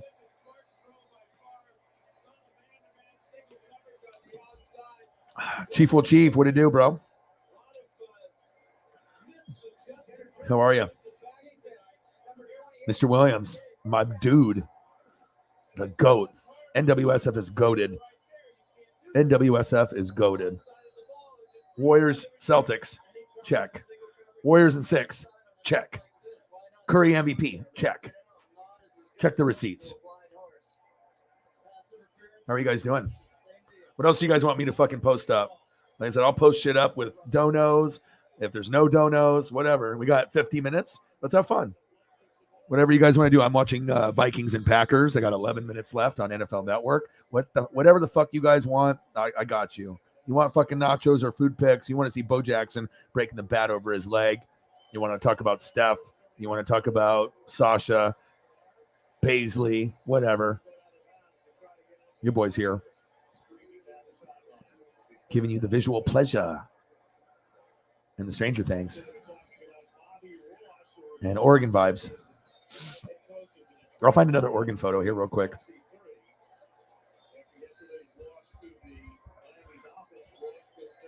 Oh my gosh, there's some beautiful ones. Jesus.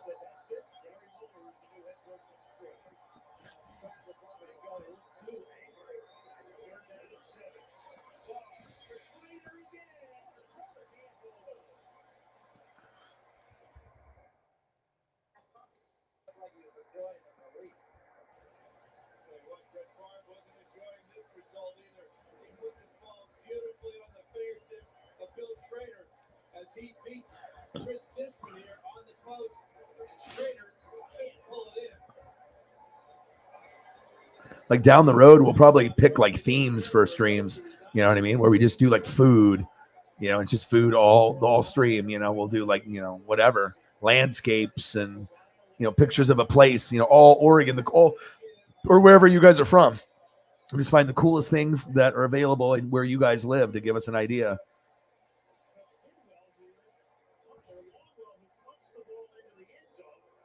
Telling you, once you visit here, you will not go back.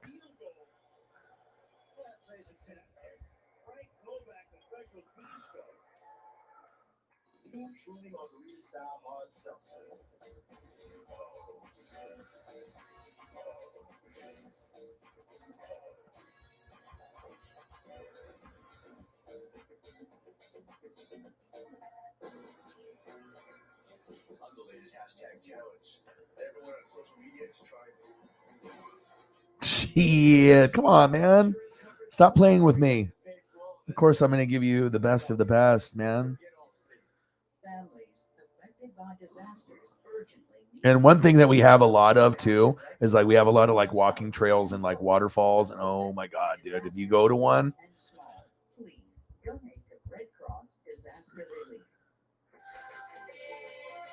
see how the visual pleasure is just getting better and better. Oregon is a beautiful place, let alone, to be able to have dispensaries, breweries, wineries. So if you want to get lit, like it's very accessible here. Even though people get lit, I mean, most people are very laid back here, probably because it is so just, chill. But you do get crazy people just like everywhere else. I mean, that's facts. But look at this.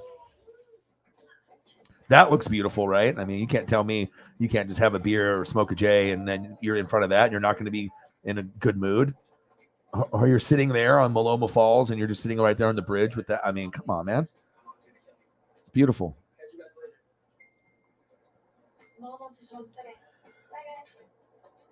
The most overhyped team going into the NFL season. That is a good question. I mean, if you end up looking at all the teams, let's bring up a thing with all the team logos and we can kind of look at them visually and then we can come up with the correct answer.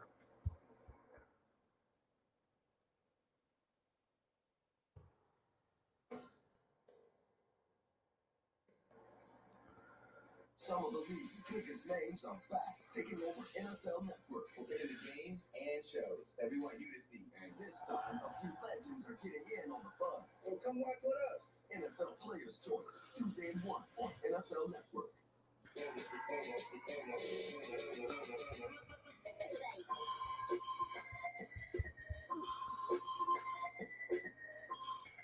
All right. See how you guys are asking good questions, and it's like, we can have a conversation and people can feed off of it also. Plus, it's good to ask, questions, right? You want to be able to pick my brain a little bit because my brain is definitely not like everyone else's on fucking social media. I'll tell you that.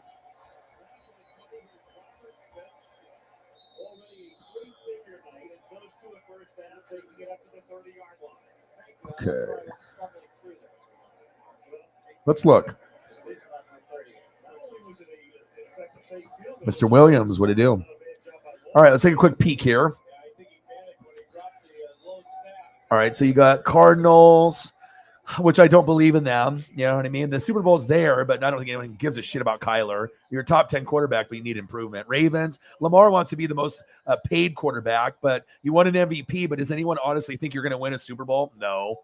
Giants, fucking disaster, but at least you drafted Alabama's top dude, and you end up getting Kayvon Thibodeau. So, but no one gives a shit about Saquon. Maybe you got to get someone better than Danny Dimes after this year. Get in the draft, get one of the top QBs. Chiefs, you ended up losing Tyreek and Honey Badger. No one, necessarily thinks that they're going to go to the Super Bowl, but it is going to be a challenging time to rebuild the team a little bit. But they have so much talent; they could still be the best team in the AFC, even though people think the Bills are going to be the best, and a lot of teams are competing for number 2.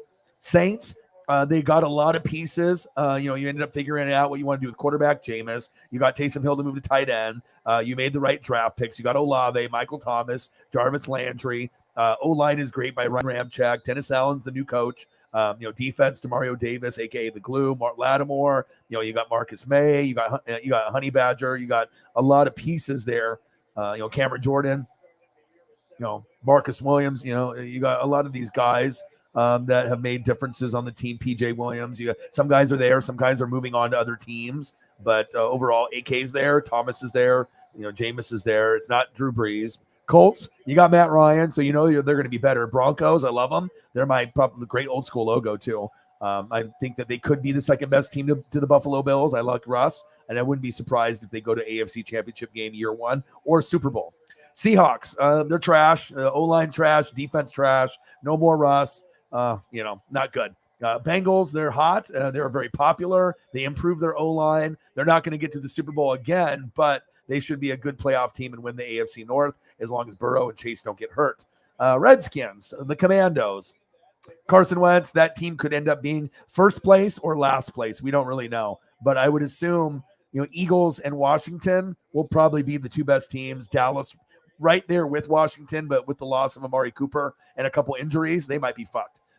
Raiders, you got Josh McDaniels, you got Devontae. They're going to be good, but you have no offensive line and defense, so that's going to hold you back, but you might still make the playoffs. Panthers, you wanted Deshaun Watson. Aren't you glad you didn't get him? Sam Darnold isn't it, but you have to look to the future and decide if you want to pay CMC or not. Jets, very promising. They're going to get better and better. At some point, they will hit 8, 9, 10 wins, but we just don't know if it's going to be this year or in the next 2 to 3 years because of Zach Wilson's ability to grow, and hopefully they build the talent around him, but I do like Zach Wilson. Bills, the team that's considered the best team in the NFL with the easiest schedule, favored in every game. Them and the Rams are the two best on paper. So we assume since that they couldn't get past the Chiefs, now they can because there's no Honey Badger and Tyreek. This could be the Bills' year to make the Super Bowl. Very, very like number one, them, then Broncos 2 for me. Okay. Niners. The Niners can crawl into the playoffs any year, and they could be like the lowest rated team, number 6, 7, 8, and they can make it all the way to the NFC Championship game or Super Bowl because they have great coaching. Kyle Shanahan. Steelers, it's Trubisky or Kenny Pickett.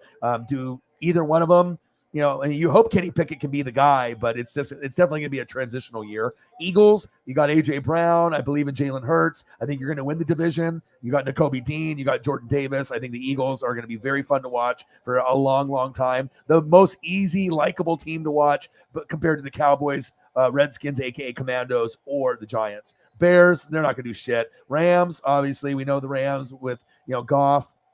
No longer there. Stafford, they're going to be very good. Cooper Kupp is there. Robert Woods is out. Insert Allen Robinson. Bye-bye Von Miller to the Bills. And then you ended up getting Bobby Wagner. You'll be just fine. And they have Denver on this photo twice. Old school Denver and then the new school Denver. So whoever made this fucking photo is an idiot. Lions, they should be okay, but they need someone better than Goff. Chargers, I think that they're not getting enough hype. I think the Chargers could be the Bengals of last year. On paper, their team is as good as anybody's compared to the Bills or the Rams. I think that if you look at roster, they might have the third best behind the Bills and the Rams. Like they're right there, but they have an injury curse and the coaching is usually questionable. Anthony Lynn is garbage. Staley's better, but I'm not sure if he's good enough to take him there. He might be the bridge guy before you get there. Browns is a clusterfuck of problems. Baker, Deshaun Watson, massages, going way too far. Cowboys, you don't have Randy Gregory anymore or Amari Cooper. It's going to hurt. You got Kevin O'Connell on the Vikings. I like them. They're not getting enough love or pub. They could surprise Green Bay and win the division in a year or 2 years or 3 years. As long as they keep their core, build up the O-line and build up the defense, they will be very close to Green Bay's record since they don't have Devontae Adams anymore, and they might take a little bit of a step back. Bucks, we got to get Gronk. No JPP, no Sue. We are recognized as probably the best team in the NFC that's not named the Rams. Brady's going for one more championship. Jags should be better than they were last year, but how much better are they going to be? At least they don't have Urban Meyer. Patriots, they're going to blow. They didn't even improve anything compared to Miami, the Jets, or the Bills. There's a true possibility that they could finish in third or fourth in the division, probably third. Just we got to see what Jets will be bad. Miami has a chance to beat them for second place with Bills number 1. But when you have Belichick, they're always going to be in the running for 10 wins. Texans, a dumpster fire. Titans, I like, but you're going to be going through the Tannehill transition. No A.J. Brown. Drama. Treylon Burks and Malik are the future, but they might take a step back to the Colts this year. Packers might take a step back. No Devontae Adams, new young rookies. Aaron Rodgers makes people better, but he can't do it in the postseason. Falcons, you got Desmond Ridder, and this is all off the top. I don't have any notes in front of me. I hope you guys know. This is just me looking at the logo and me talking. Okay. Falcons, Desmond Ridder, Marcus Mariota, Kyle Pitts. They at least have AJ Terrell, but they're nowhere near being a good team. Patriots again, old school logo and new, so I don't know what the fuck happened there. And Buccaneers again, and then we got the Dolphins. Obviously, they'll be good, but we don't know if Tua is really the team. So the most overrated or overhyped team, I mean, it doesn't even show all the teams here, but I mean, you can't really say Rams or Bills because they're the Super Bowl favorites, and you can't really say Bucks because, I mean, we know Tom Brady, if he's there, we have a chance. So, I mean, if Cowboys fans think that they're going to win the division, which they could, but if they think that they are going to be the number 1 team, maybe, maybe they need to take a look in the mirror and understand that Amari Cooper is a big thing. Like, you still have CeeDee Lamb and you still have, Michael Gallup, and you still got Zeke and Tony Pollard, but the O-line, we'll see with the defense. And obviously I like Micah Parsons a lot, but yeah, I'm not really sure if there's really one over maybe. I mean, Cowboys fans will always be Cowboys fans, right? But I mean, looking at this, it doesn't even have all the teams, but I think the Packers, even though they, took a hit and the Chiefs took a hit, they're still got Mahomes and Rodgers. So even if they go backwards a little, they're still going to win 10 games or more. At the very least 10, you know what I mean? If there's injuries and other things. So that's me dropping knowledge with no notes. And I'm just freestyling with you on every team, just based off logo. And the only way I can do that is just based off the reading and the film study. You know what I mean? There's not very many people that can just look at a logo and just start firing off information. So preaching, dude. You see that? That's what gets you That's what gets you on TV. That's what gets you to be able to be different. You know, how many people that are on podcasts or TV that could just look at a logo and I got no notes in front of me and literally it's just off the top.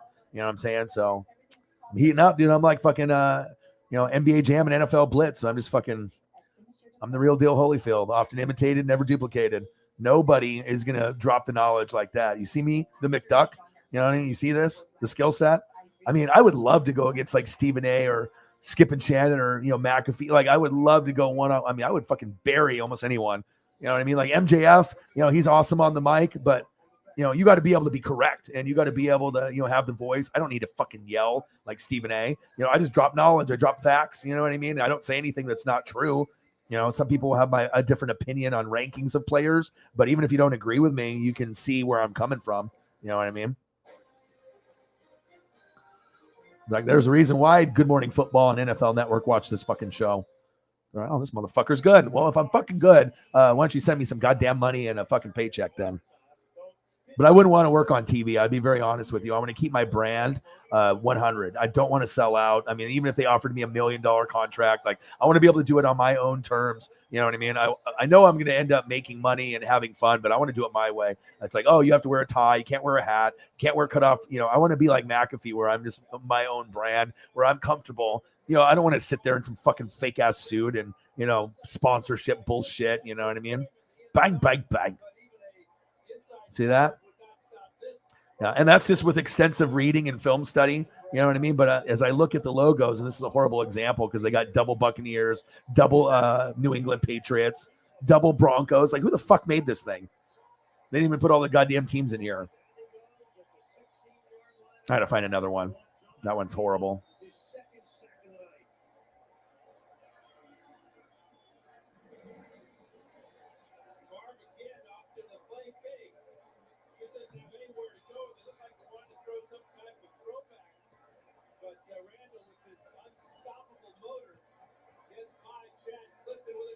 Hold on, I found another one that actually I think has all the teams. Let's see.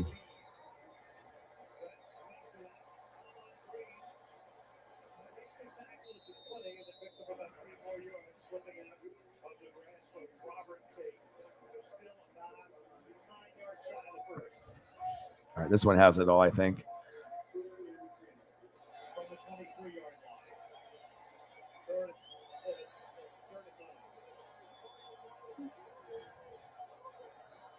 Oh my God, this is funny. Hold on. Oh, it won't let me bring it up. You motherfucker. Hold on.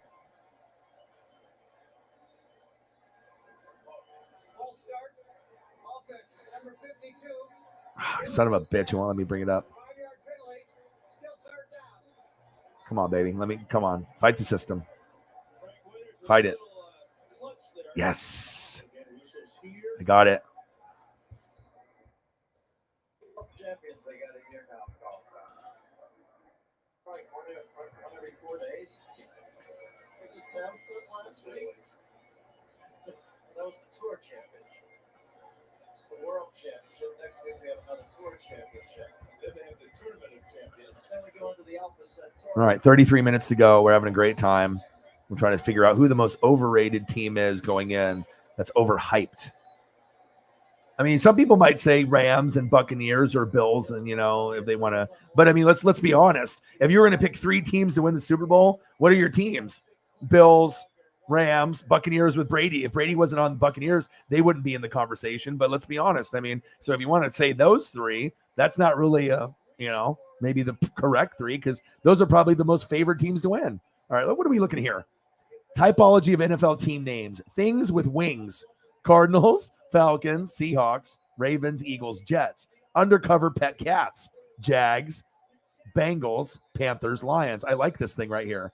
I'm keeping this. Okay, supersized goats and cows. Rams, Bills, Texans. Career opportunities. Steelers, the Packers, the Cowboys, the Chiefs.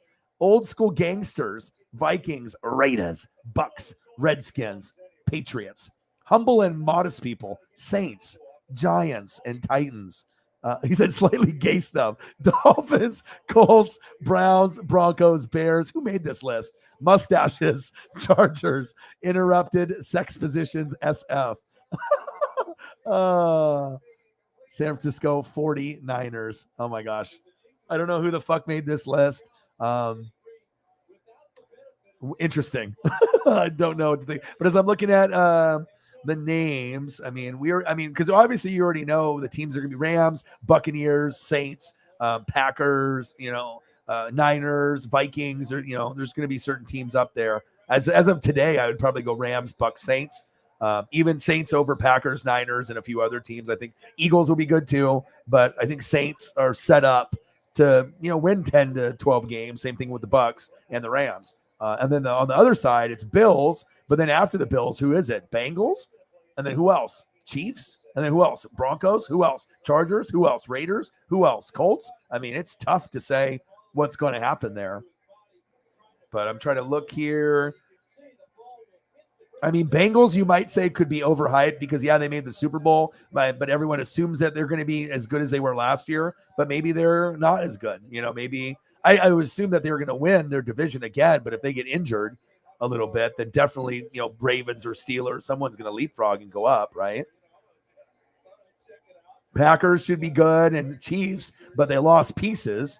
So I don't know. You could say if you think that those teams are overrated, but they could still win 10 to 12 games. So, I mean, that shows how good Rodgers and Mahomes is. Cowboys fans might think that they're going to the Super Bowl, but when you lose Amari Cooper, I don't see that, Saints should be good, and I'm a Buck fan saying that. I mean, they could be very good. Dolphins, they probably think that they're going to win a bunch of games, but I don't think I really believe in Tua. I like the Colts as an underdog with Matt Ryan. I mean, the Browns are fucked, really. I like the Broncos. I don't think they're overhyped because I really like Russ a lot. Chargers should be a team that you look at, too. That could be the Bengals of last year. Herbert is going to get to an AFC championship game. He is going to get to a Super Bowl before his career is over. Now, I don't know if he's going to be able to win it, because obviously Burrow didn't, and I would assume if the Bills go to the Super Bowl this year against the Rams or the Bucs, they're not winning. It's going to be the Rams or the Bucs. If one of those two teams, Brady or Stafford, goes against Allen, the Bills aren't winning. Just bottom line. And if the Broncos make it, I don't think they're winning either. I think the NFC team is going to win. I'm on fire, baby. No notes, all off the top. Ryan McDuck, dude. There's no one else like me. The number one. You know what I mean? We might not have number one subs. We might not have number one views. You know what I mean? But donos they act like they're number one for the amount of people that we have in the room. But, everyone will wake up one day and they'll be like, this motherfucker's good. You know what I mean? This is not just like I'm good on YouTube. Like I can be on TV tomorrow, podcast tomorrow, no butterflies. You know what I mean? You want fucking ratings? I will not go to ESPN. Ryan McDuck, it's different. Skip and Shannon and O-Dog. It would be more entertaining. Yes, sir. Right? Do you see that? I just say what the truth is. I don't have to make up fake things, but do you see how I break down every team? And, you might not fully agree with me, but a lot of times, I know what I'm talking about. You know what I'm saying? Sometimes people have, I'll give you the Dak, Kyler, Lamar. You know what I mean? And you might not agree with me. You might be like, okay, Kyler's more popular. He's younger, got the arm. Lamar, he's won the MVP. But if you look at their weaknesses of not staying in the pocket, not going through your progressions, being shitty in November and December, Kyler, Lamar not going to his weapons and taking off too soon, that hurts your team, right? But with Dak, just because he's on the Cowboys, I get it, right? But if it's 3rd down and 9, and the game is on the line, and Dak is a top 10 quarterback with those guys, and maybe those guys are ranked, 7, 8, and Dak is 9 or 10, right? But really when it comes down to it, take the Cowboys out of the question. It's like take it totally out of the question. It's like the Pro Bowl, right? But funner, and actually they tackle, right? 3rd and 9, and you got all the guys there, and if you had Dak or Kyler or Lamar, who would you trust the most with a good pocket throw for a first down? It's Dak. He's gotten better every year. He's got a chip on his shoulder. 3rd, 4th round pick was supposed to not be anything, let alone a starter or a star in this league like AK-41 Alvin Kamara. But when you get guys that are 3rd or 4th rounders, from Tennessee or Mississippi State. Like, they work extra hard, and Dak is the face of the franchise, and he's not liked because he's on the Cowboys. But guess what? If Kyler or Lamar were on the Cowboys, do you think anyone would give a fuck about them? They would be roasting those fuckers even more because they were like, oh, this Kyler guy's kind of good, but he nuts up in the fucking playoffs every time, and he would get booed. They'd be burning his shit. And they'd be like, Lamar is better than Kyler, but Kyler's a better thrower of the football, but Lamar, he's the dual threat. You know what I mean? But sometimes being a dual threat gimmick guy doesn't work out. I mean, ask RG3, ask Colin Kaepernick, ask Marcus Mariota. I mean, these NFL players are faster than college players. You just can't fucking run read options for 90-yard sideline runs for touchdowns. It doesn't work like that. So, and I just look at facts. Who's better on third down? Who's gotten better every year? Who do I trust? And I don't trust Kyler on 3rd and 9. Fuck no, to win the game. Or Lamar, for that fact. If he gets and tucks it and runs, yeah, maybe he has a better chance of getting 9, running the ball. But if I'm talking about just being in the pocket and making a good decision under pressure, it's Dak 10 out of 10 over those two guys. And everyone thinks that Lamar and Kyler are better because Lamar is cool and he's like, in the news with his style and everyone likes him, right? And then you get Kyler, he can do baseball or FaZe Clan. He's a professional gamer. He could have been an Oakland Athletic. I mean, there's just more swag, natural swag from, Kyler and Lamar. But last time I checked, swag doesn't get you fucking Super Bowls or wins. I want to see production on the field. And that's why Dak is better than those two. But you're not going to hear that hot take anywhere else. But if you see where I'm coming from, you still might not agree with me, right? You know what I mean? But taking the hate aside for Patriots and Cowboy players, just for a second, Lamar and Kyler are kind of overrated to me. You know what I mean? I definitely would take Dak. I even probably would take Carr over those two, honestly. You know what I mean? Like, I know Carr is a little bit more inconsistent than Kyler or Lamar. And if you have Kyler or Lamar, you're going to win 10 games. But now Carr has a chance to win 10 games pretty much with what he's got around him. And he gets shit on and he's underrated. Same thing with Kirk Cousins and Tannehill. They get shit on. But just because you're the 11th, 12th, 13th ranked quarterback doesn't mean that you're horrible. I mean, imagine if you were the 20th ranked or 25th. I mean, there's a big difference between Tannehill, Kirk Cousins, and Carr and fucking Jared Goff. I mean, let's be honest. Do you guys want Jared Goff on your team? Fuck no. That's why he got his fucking ass the boot. And with that being said, that shows you how good Sean McVay is, because I told you guys Shanahan and McVay are the best for being young, and they're both going to get Super Bowls. Give Shanahan some time to figure out the fourth quarter scoring. But if you could get Jimmy G or Goff to a Super Bowl, even if you don't win, what does that mean? How many coaches could do that? Think about that. Garoppolo sucks. Goff sucks. And then he got there. That shows the greatness. And then you get Stafford, boom. And then, you got a top 10 QB, and you have enough of weapons there to win it.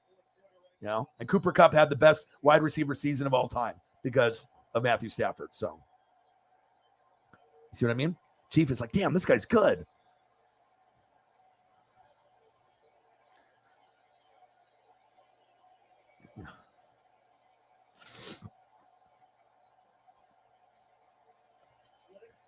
Yeah, well, I don't think they're overrated, though, because no one thinks that they're going to do anything, right?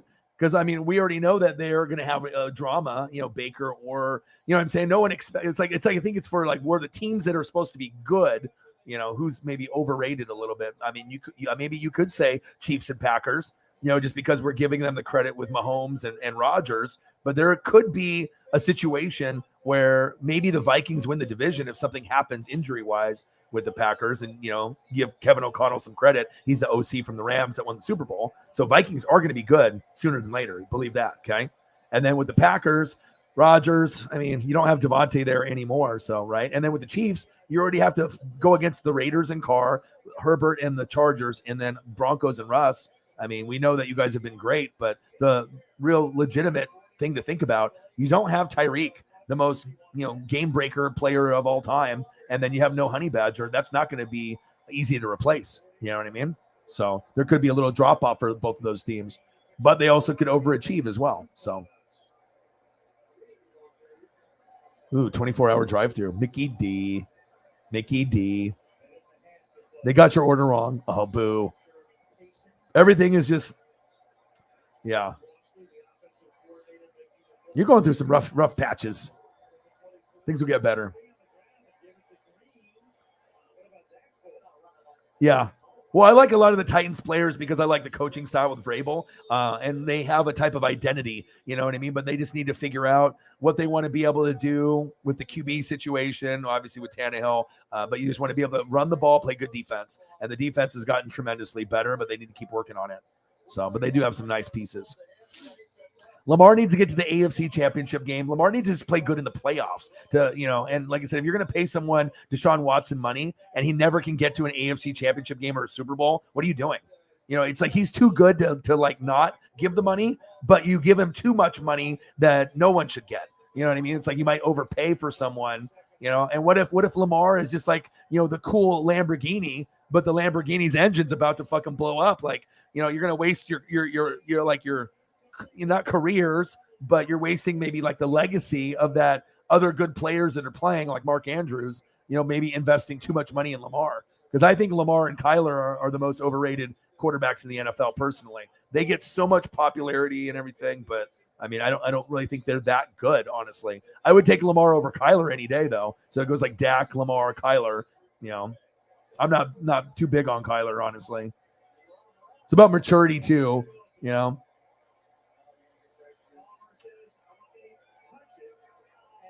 We got 20 minutes to go. But Kyler, overrated. Lamar's overrated. I do like Jalen Hurts. I do like Zach Wilson. Trevor Lawrence, I mean, we just got to be able to see some supporting cast. Burrow is fantastic. He's a Hall of Famer. You know, obviously the Panthers, they're in a clusterfuck. Lions, clusterfuck. All right, you got Stafford and Josh Allen, who are fantastic. Texans, Davis Mills is underrated. He's actually a decent quarterback for the Texans, but that organization is fucking retarded. They don't know what the fuck's going on. Steelers, I mean, Kenny Pickett and Trubisky, that's, you know, Trubisky's not the long-term answer, and hopefully Pickett is, but he might not be, you know, and then you got, Benkert and Love and Rodgers. I mean, Dak is in a fuck position. Like, I wish Dak would come to Tampa. Dak is, like, would be perfect there, or Tannehill, but, I mean, he's on America's team, and, yeah, Vikings, Cousins, Raiders, Carr. And I've always been a fan of, like, Cousins and Carr and Tannehill. A lot of people just talk so much shit about those three. But I was like, dude, their quarterbacks are, you know, better than most of the others. You got Jameis. Saints, you know, have a reason to be excited. Same thing with the Eagles. They improve their teams the most. Dolphins are, you know, there's a little bit of hype there. And then any hype you hear about the Chargers and Broncos, it's legitimate.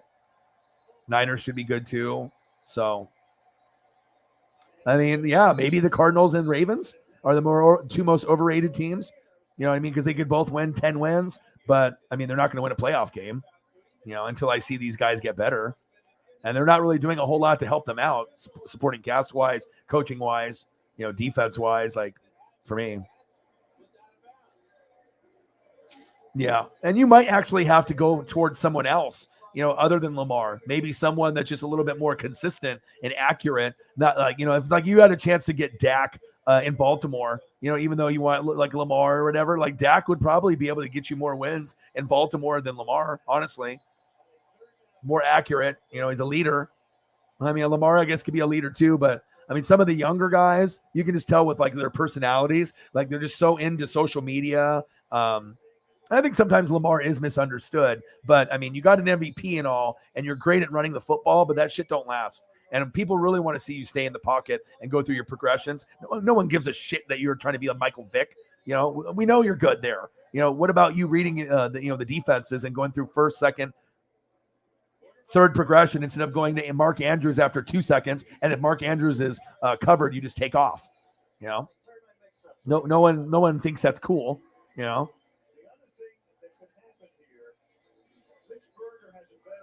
Right. Well, it's because, I mean, the O-line and the defense, and it's the Raiders. I mean, they're the Dallas Cowboys of the AFC. They're always fucking up, right?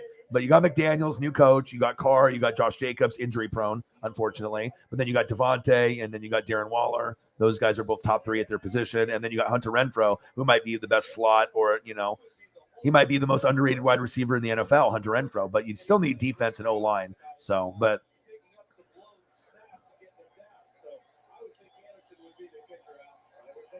yeah, but also, too, the Ravens haven't really helped him out. I mean, they had Hollywood Brown. Now he's no longer there. But you need more than Mark Andrews, and you don't have Yanda. You know what I mean? So you don't have a Pro Bowl offensive lineman that's like Yanda.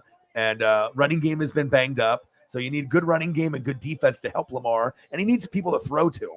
You know, it's like, who do they really have to throw to, honestly? So.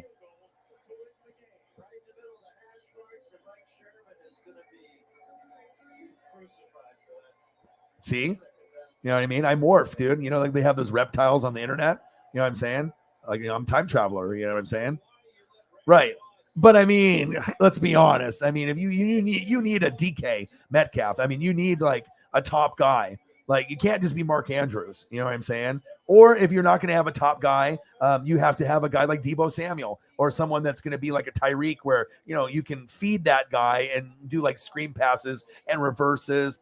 Or PO. If you're going to be like that, then you have to think like that. But if you don't, you still need guys out there. But Bateman could be good. But let's be honest, with Lamar, if you had him in fantasy, it would be good for the running. But I mean, can you really count on him to get you 200, 300, 400 yards? I mean, it just depends also if they're losing and then they're throwing more there too. But they don't have a true number one. I mean, Mark Andrews is arguably the number 2 tight end in the league, or number 3. It goes like Kelsey, and then you could go Andrews or Waller, and then maybe Kittle's 4th unless he's fully healthy, and then Pitts and Goddard and a few of these other guys. But I don't think anyone fears Bateman. And it's like, Lamar, can you even get the fucking football in there?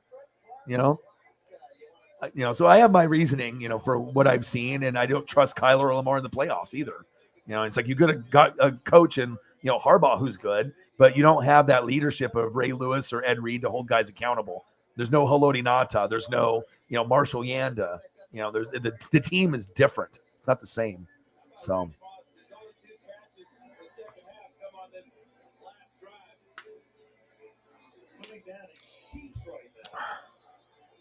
Oh, we got another dono. I appreciate that for mental health. $12, my boy. So Orion is going off. We're going to give him some dollars, some doll hairs.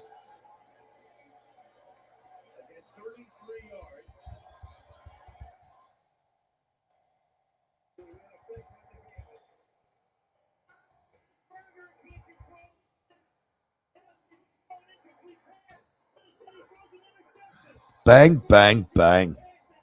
$12 dono on the Cash App. Thank you very much. Appreciate you. Gang, gang. Bang, bang. Thank you, bro.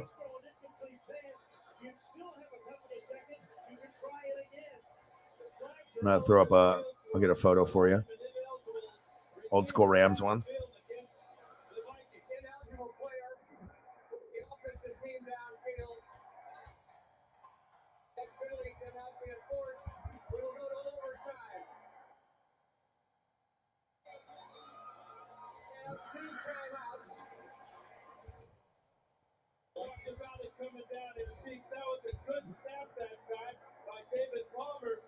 Burger just couldn't handle it.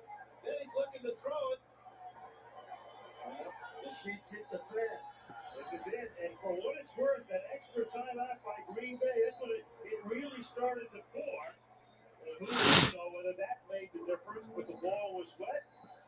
Burger couldn't get it down. And as I say, had he thought about just throwing an incomplete pass, there would have been time on the clock and they could have set up to go for it again. Mr. Williams, Ramley. Let me give you some Ramley for the family. Doctor says I need a backiotomy. This chair is better on my back than what the other one, for sure. I was like, oh, you're just going to throw that shit away? Fuck no. I'm dragging this shit for 25 minutes. Appreciate you for mental health. That's good for my mental health. What a photo. He said 49ers. Is that Patrick Willis? Like literally the best linebacker, one of the best of all time, in the photo with Steven Jackson. My goodness. Didn't even notice it until I just saw it right now. You know what that photo is? Money. Appreciate you, bro. Yeah, always for mental health. It's good. Sometimes you get irritated. I come here, I'll make it better, dude. I'm Dr. O. Remember?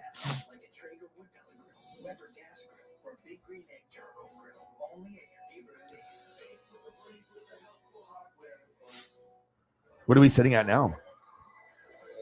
162. Ooh, we were so close to 200. 38 to go. Of course, man. I'm always going to take care of you, dude. I'm going to put up a Kobe Bryant one now, too, because I've been watching Kobe stuff and Jordan stuff and listening to all these, like, morons on Twitter. It's like sometimes I don't even want to get in the conversation because I already know that they're trolling and stuff. Like, I just can't have an intelligent conversation if someone is just like, they don't have the, like, I don't expect anyone to be like, you know, reading and, you know, watching film like me, but there's just certain people that you can clearly tell that they're just kind of bullshitting their way through conversations. Like, I mean, if you didn't see Kobe or Jordan, you have no room to talk because you don't understand. Like, LeBron is good and everyone that's playing that's good, but we're talking about the best that ever have stepped on the court, and it's those two. It's very clear too. So smooth out there too. They had that mentality. They wanted to win more than anybody else, and it showed. And they worked the hardest off the court, and it showed. There's a reason why Jordan and Kobe are number 1 and number 2. And if you have someone else other than number 1, I mean, you got Wilt Chamberlain and you got Bill Russell. Fuck that. Kareem Abdul-Jabbar. Yeah, I know those big guys, but we're talking about overall, you know, let's go, dude. I mean, there's a reason why I have them and the reason why that I show them, okay? Greatness. There's a theme when you see my photos, greatness, or it's just an incredible photo. I am so proud to call you my son.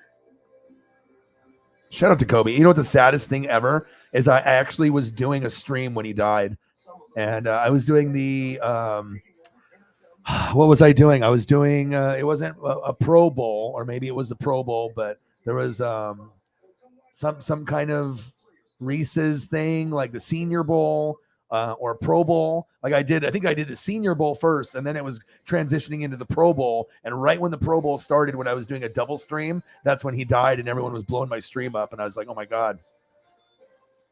Cheerful chirp. Appreciate you. See? I take care of you guys. Oh, I love Patrick Willis, bro. You have no idea. Like, if I was going to rock another jersey of another linebacker, like if I had a Patrick Willis, I mean, that's a head turner. I mean, you don't have to be just a Niner fan. I mean, he was very slept on, like Navarro Bowman, but Willis was much better. He's a legend.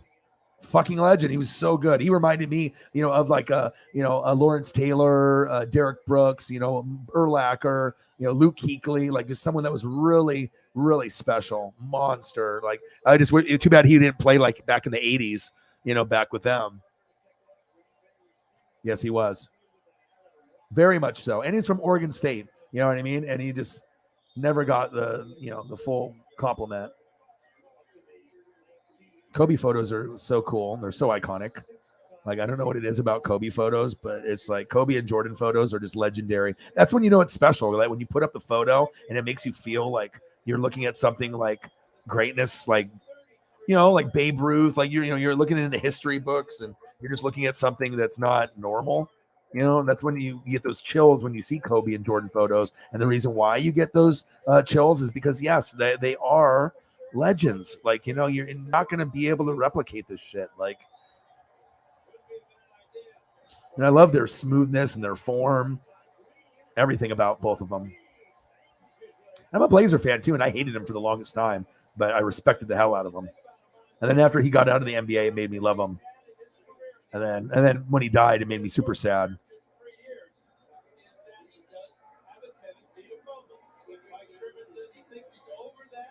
I mean, if we're going to talk about basketball, you know, it's like I could talk Kobe and Jordan all day. Because the current NBA is just not, you know, it's like, we're talking about NWO and DX and Jordan, and then we're talking about the shit now. It's like, it doesn't even compare, you know what I mean? Like, some of these people have no idea. It's like, you're not even in the same fucking building as me. Like, I saw the best that ever lived in growing up, and then what we have now is just like fucking leftovers. Yeah. Shout out to the people that were born back in the day. You got to see it. And if you were born in 2000 or later, you better pray there's a time machine in your lifetime to go back, because then you can really appreciate sports.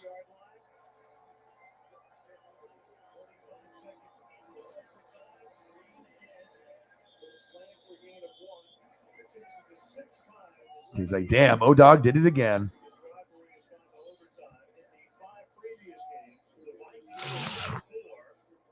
Yeah. That would be cool. I mean, it's been Jerry West forever. If it was Jordan, well, he already has Jordan brand, so they wouldn't necessarily, but Jordan would be the logical one as the logo for the NBA. But he already has his Jordan brand, so he can't do it on the NBA jersey per se. You know, I guess you could, but yeah, I think Kobe would be the perfect person too. Like the Kobe jump shot would be like the new NFL logo. I think that would be perfect. I really do.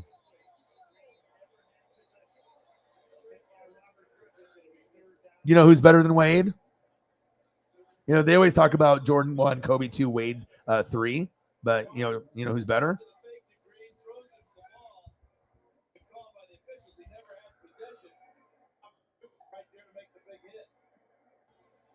I'll show you. So they always talk about shooting guards and GOATs. It's always Jordan 1, Kobe 2, and we're talking about, you know, obviously like all-time shooting guards. Dwayne is definitely in the top 4. Okay. That's a fact.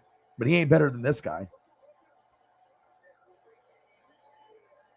In my opinion.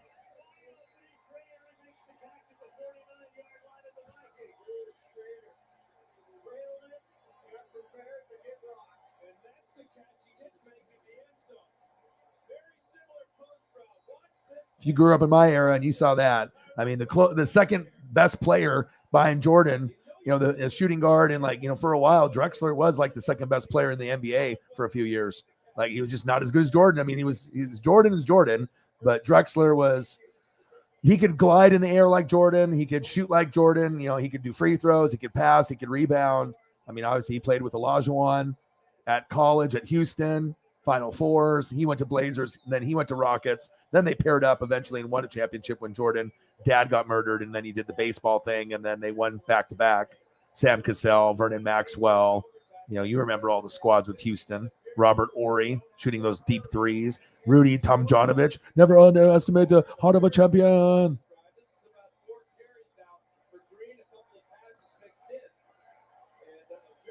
Yes. All right, man. But you also, I'm older than you, and you never watched Drexler. So if you actually watched Drexler in college footage, right, compare college footage and all of Drexler's footage, okay, compared to Dwayne Wade. Dwayne Wade is great. He's your generation guy because obviously you watched him. But I don't think you really realize Drexler was more all around than Wade, though. I mean, rebounding, assisting, you know, all the things that Drexler did, though, you just have to, you know, NBA top 50, Drexler's above Dwayne Wade. Dwayne Wade is great, you know what I'm saying? He's fantastic, but he's no Clyde Drexler, dude. But you can interchange both of those guys, Drexler or Wade. It just depends on when you were born, but I think Drexler honestly is better. And if it wasn't for, you know, the bad boys and Jordan, Drexler would have had 2 titles. We would have got 2. But Wade is fantastic. And it's not necessarily that he's a Blazer. It's just that I've watched both. You know what I mean? If Dwayne Wade was the Blazers and, you know, Clyde Drexler was on the Heat, I would still say the same thing.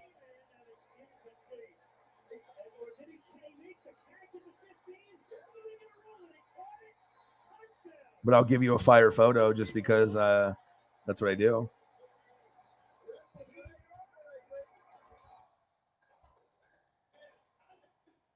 Like I could just post some like stupid ass photo of Dwayne Wade. Nope, won't do it.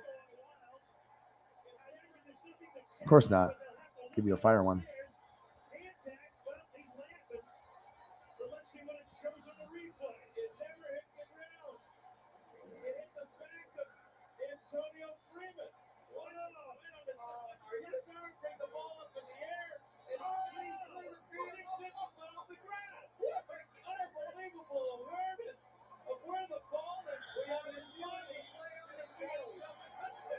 Once again, we are reviewing the play on the field. Ball went through Disman's hands. He got the ground. They're trying to bring the teams. I mean, he was the reason that they won. I mean, you obviously have Shaq and you have like role players, you know what I mean? But I think if you actually watch Drexler, though, everything he did. Uh-oh. We got to eliminate. Bye-bye.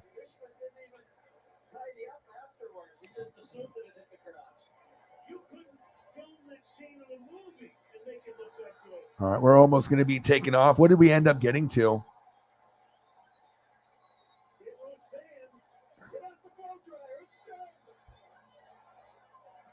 Blocked.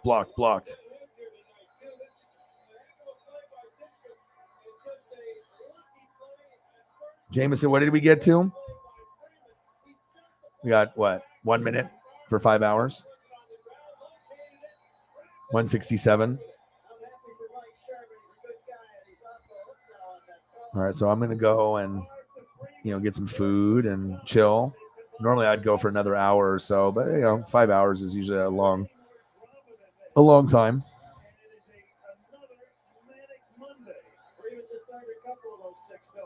$8 more will get us to an even number of 175.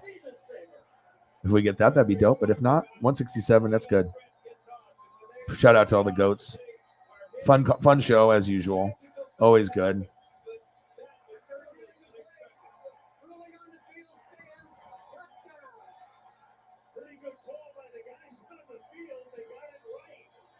Shout out to Steph, doing Steph things. Appreciate you guys. Like I said, it's midnight, so it'd be like 2 a.m. or 3 a.m. So I still got beer to drink. And what do you guys want to fucking do? You guys want to keep going or what? The fuck we doing here? Huh? Are we going to still fucking do another 30 minutes or do you want to call it a night? I'll let you guys decide. So what the fuck we doing, huh? What are we doing?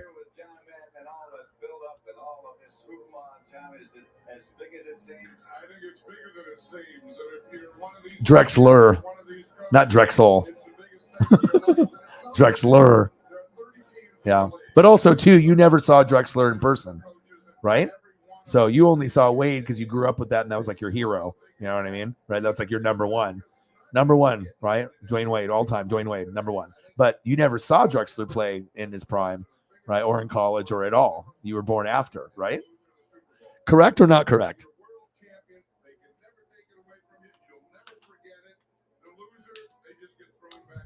All right, we got Madden and Summerall. What am I watching? Oh, it's Packers and Patriots, and Madden and Summerall are calling the Super Bowl Classic. So I'm probably going to stay on for a little bit. These guys are my favorite. I could watch and listen to Summerall and Madden old videos all day and never get bored. Yes, no, but that's cool that you love him that much. Wade is very collectible. I have some Wade things. Yeah, but obviously Miami Heat, and then when LeBron came with Bosch, I mean, how cool is that? You know what I mean?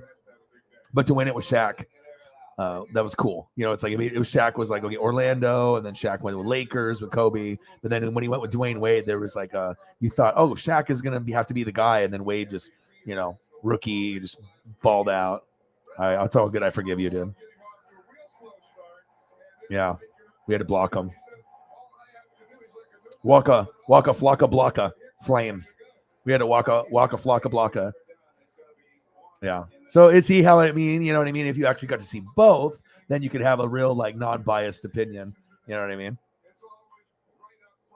Both are fantastic. We can agree to that.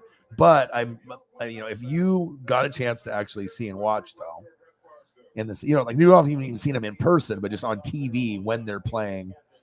Yeah. That's definitely an argument that you could go. But I mean, what's really the big deal between 3 and 4? But I mean, they're not number 1 or number 2. They're not Kobe and they're not Shaq. That's for sure.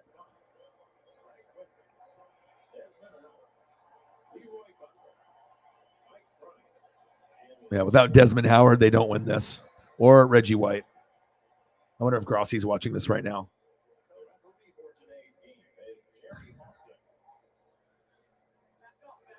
Yeah, well, it's 3 a.m. his time, so probably not awake.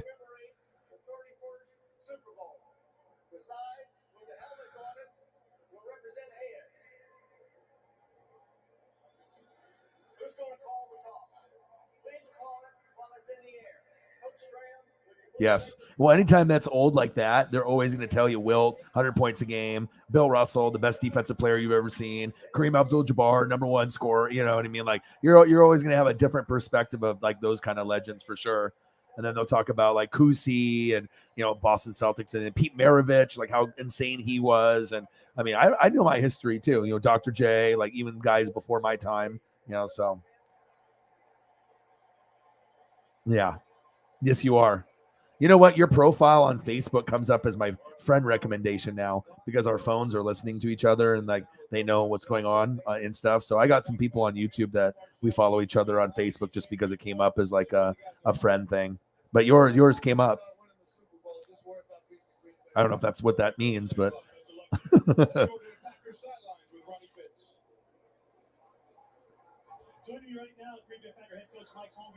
yeah. But if it was around the same time and he, I mean, if, you know, I know he sleeps and works and stuff, but I mean, if I'm a Packer fan and I've watched this 100 times, I would still watch it. I mean, it's Super Bowl. It's Packer. It's like, you know, you only have two in your lifetime. So you got the Brett Favre one and then you got the Aaron Rodgers one. Holmgren.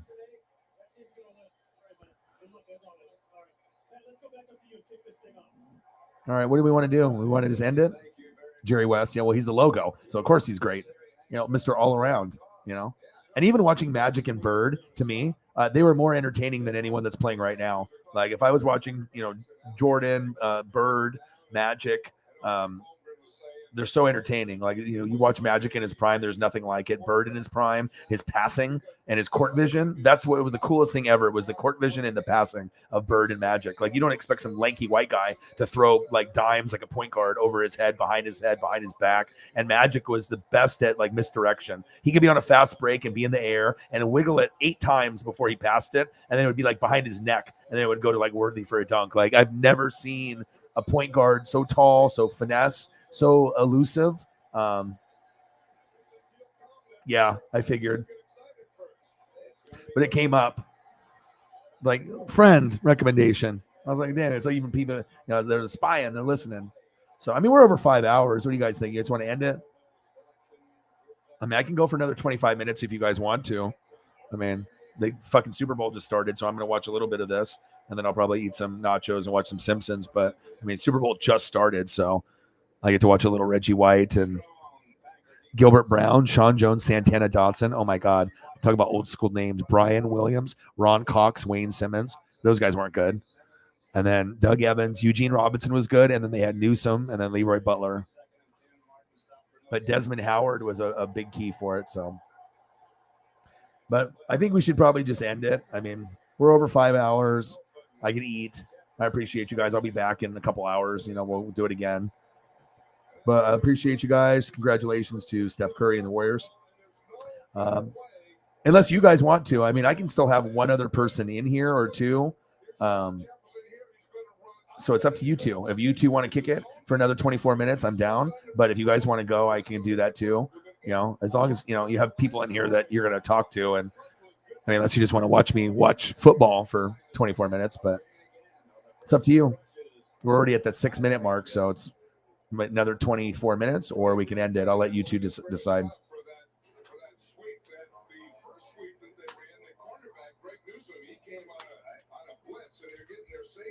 Damn, I could listen to Madden and Summerall call a game all day. They're just Madden's knowledge of the game is like, you know, it's like I try to look up to him and like Howard Stern and like these guys that broke into the game, but just having someone that's so intelligent like Madden and that he doesn't have an annoying voice and he's so smart and, you know, sees the game and Summerall has a great voice too. And he was like a kicker. And then he had an alcohol problem. And then, you know, I know he passed away, Madden passed away, but I think that these guys, even though they're like the grandpas, it's like, you know, you get that old school grandpa or grandma that just has seen it all and done it all. And it's very cool to be able to listen to people that have that experience. You know what I mean? Like Jim Nantz is the closest thing that we got, you know, as far as intelligence and has that voice. But I like Gus Johnson as my favorite. All right. You want to do it? It sounds like you both want to still stick around. And for you two dudes, I will. So $3 more, dude. Thank you so much. Even if that's the last one that we get, dude, that puts us at least whatever, $3 more than what we were, which is what, 165. Heck yeah. Even number is always better. So thank you so much, dude. Let's do it. Fuck it. You know, you have to work hard for your dreams and your passions, right? And plus, I mean, let's be honest with me. I mean, I can go 6, 7, 8 hours, but also too, it's like if I want to eat or, you know, watch some Simpsons for my mental health or whatever. It's like if you're going to be going those extra hours, you have to get, you want to be compensated for it, because especially it's like once you get to a certain point, you're over 5 hours, like you're done. You can definitely end it. You know what I mean? You don't have to keep going. You know what I mean? So, but when you do, and you have the right people in the room, it's fun, regardless of donos or not. It's like as long as you have people that can come up with conversations and keep it moving, because I hate it when it gets slow. It's like 167 is the last that we were at. So we got 3. So 170. 170. Yes. Awesome. $5 more to 175. And Jameson Meza doesn't go to sleep until late like me too. So, I mean, I guess I could stay up. I mean, 6, 7, 8 hours.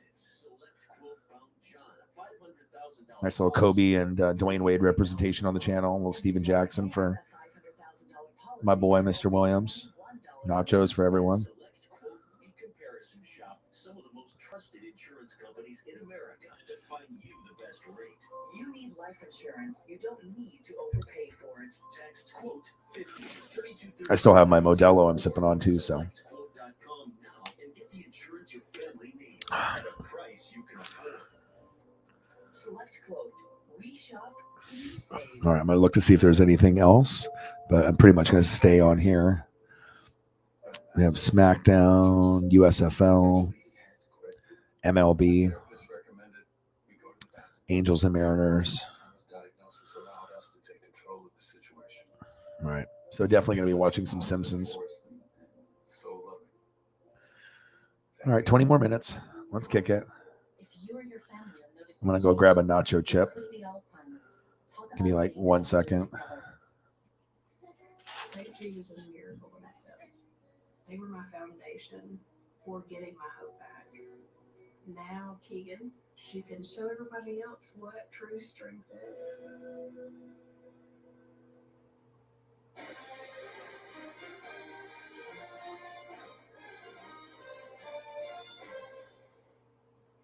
Back at the Superdome in New Orleans, the Packers will take over. After a good punt return, in fact, the third longest punt return in Super Bowl history, 32 yards by Desmond Howard. Favre goes quickly. That's it, good minute. And he got perhaps a yard, no more than that. Let's look at Favre's Green Bay offense. What a year he had. The most valuable player in the NFL, Brett Favre.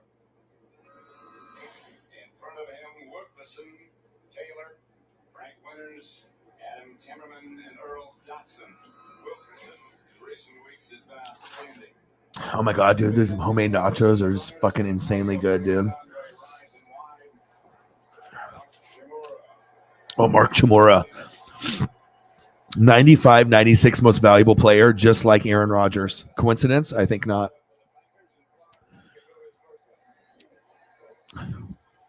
I'm more of a Favre guy than a Rodgers guy. I like the childlike fun that Brett had. Damn right, bro. Time to wake up, dude. The last fucking 20 minutes. Time to fucking wake up, dude. Time to fucking wake up, bro. Time to wake up, bro. It's like bye-bye Dwayne Wade. Bye-bye Kobe Bryant. Insert ribs and food. Insert the ribs. Living your rib life.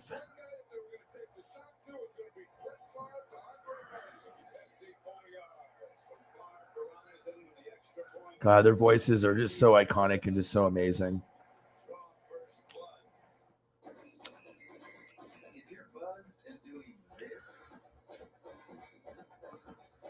Nothing better than food. I mean, oh my gosh. Oh my goodness. Yeah, yeah, yeah.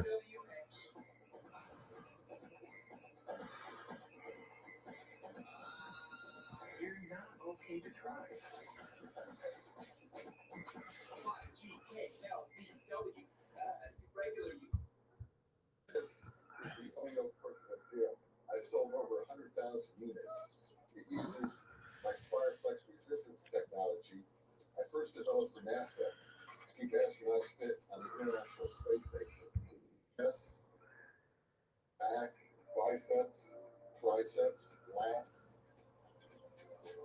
shoulders, There's over 100 different exercise videos. The Yo-Yo Personal Gym.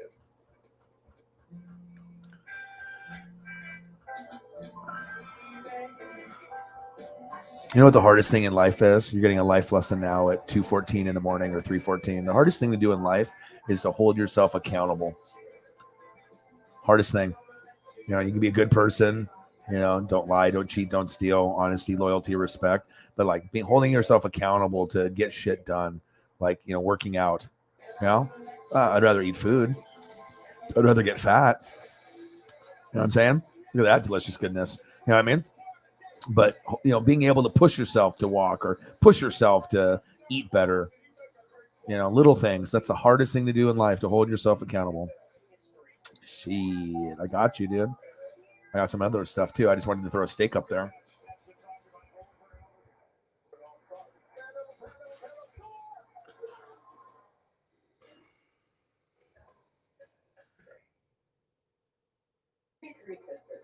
Learning how to spend, save, and budget, all with Chase First Bank. Freedom for kids. Control for parents. One bank with tools for both. Chase, make more of what's I got some ribs coming, dude.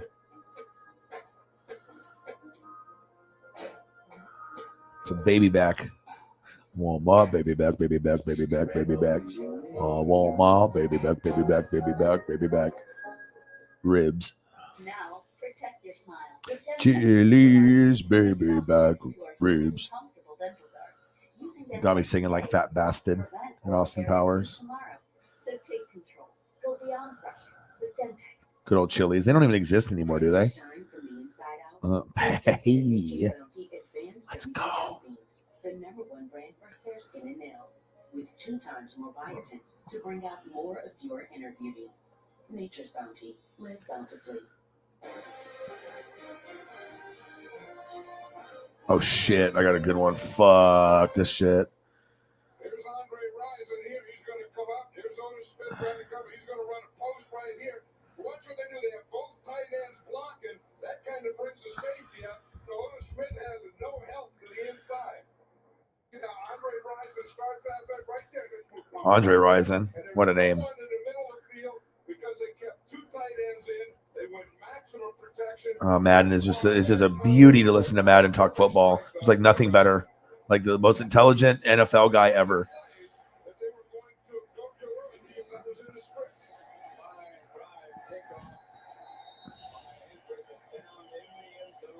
Shit.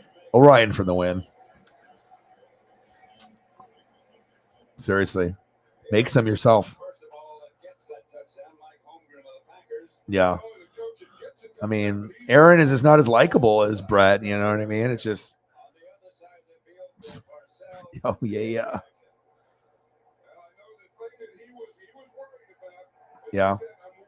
It's hard to be, you know, it's easy to be a piece of shit. It's hard to be a good person. You know what I mean? You have to really put the effort, you know what I mean? And there's a, you know, you do things and you know, are genuine and honest and, you know, being a good person, it goes a long ways, man. Because, you know, that's why I don't put up with these fucking, you know, assholes and stuff like other channels do, just to have a sub, you know what I mean? But I don't want the whole vibe to be toxic. I mean, the whole purpose of me, you know, evolving this channel is, you know, for mental health and to make things better. And just so that way we can have a fun place to kick it. Like if you want to troll or talk shit or be a dickhead, there's fucking 10 million channels you can go and do that at, you know what I mean? But it ain't going to fly here. I don't need your sub that bad. You know what I mean? I don't need your donos that bad. You know, I don't need your, you know, like the video hearts and, you know, sharing, like if it's going to be a toxic thing, like I don't need that. You know, I don't want that for me and I don't want that for you guys. It's not fair, you know. Steak looks good, huh? I haven't posted a steak one, so I wanted to see what you guys, you know, some guys, people, they think the pink sucks. It's like too raw. It's like you're, you know, caveman. But, you know, once you do well done steak when you're a young kid and then you actually go to medium rare and you're not afraid of like the raw or the blood, and then you actually taste the flavor when you do get it medium rare. There is a reason why medium rare is the best, and the high-end restaurants cook it this way, is because that's when you get the juiciest of the flavor. If you do shit well done and put barbecue sauce on it, or like A1, I love sauce too, but I mean, it should have enough flavor where you don't even have to dip it in sauce, even if though you're a condiment guy like me and love sauce. It's like if you're dipping that shit in A1 or barbecue sauce, your shit's probably well done and you're probably 14. You know what I mean? It's like you learn as you get older. You know what I mean? I'm just spitting facts. Yeah. You guys liked it when I went over all the teams with all the logos, and when you brought up the good question, huh? It's all off the top.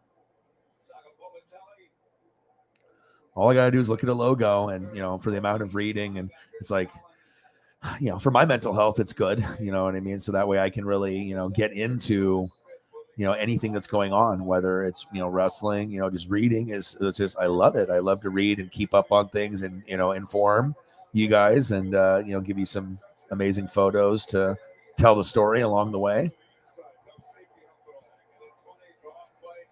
I give you something that you're not going to get anywhere else.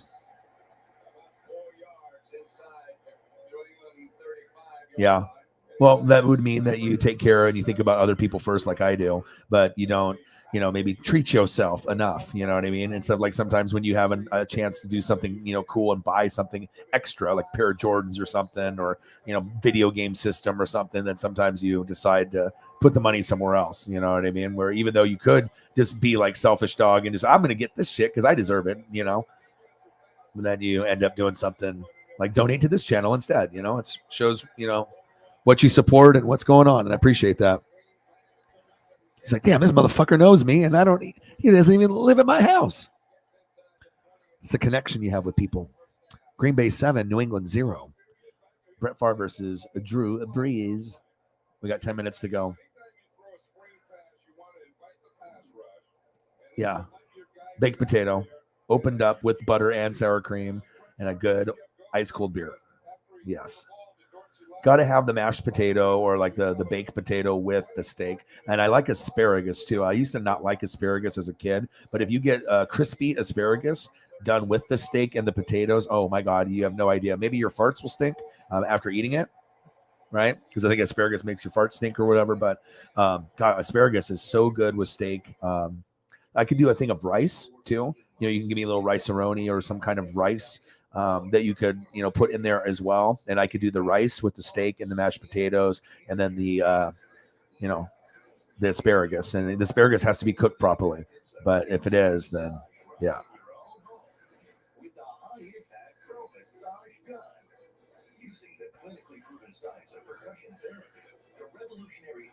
Right. I mean, no one is unless you go often. I know I just, do reading and I don't get to go out too often. But I mean, those little things that you learn, as you get older and then you're just kind of, it's not like you're going to eat your burger like this. If you eat your burger like this, you're going to get sick and you're going to fucking throw up. But for steaks, you can have a little pink, a little bit of blood, and it's not going to kill you. It's like, why the fuck am I going to eat something with like blood gushing out of it? It's like the mindset when you're younger. There's no way that it's going to taste better like this. It's well done. It's going to have all the flavor, but then you realize, oh, you're not actually getting all the flavor.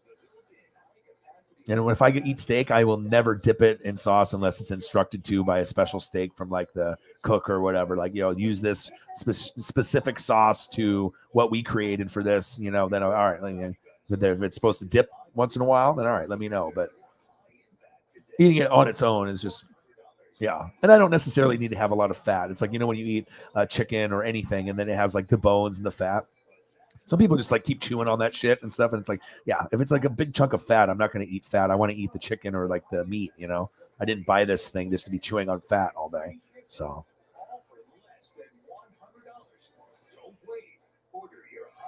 Burger fry expert. I can just show burgers all stream. I mean, it's going to come to that at one point. And there'll just be donations like $5 or $10 just to go to the next food photo. And we just look at food and just get all hungry together.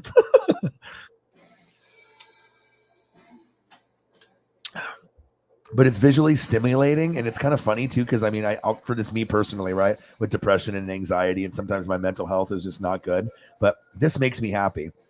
Like, I can look at this right now and I could just have been in a horrible mood, and then this changes your attitude and your outlook. You know, it just, like, a single picture of just beautiful water is, my whole mood is just, so much better. And then besides that, I think this gives me the same vibe too, because it's not as good as the water, but I mean, if you love variety and you love to live your best life, how can that not make you happy? That one makes you more hungry than happy. This one just makes me happy. So, this too. Some Stranger Things. All right. Well, we got Madden and we got Summerall, and I had fun hanging out with you guys. We got 6 minutes to go. I'll just sip on a beer, and I'm about to mow down on some nachos and watch fucking Simpsons and King of the Hill, and I'll laugh, and it'll be fun.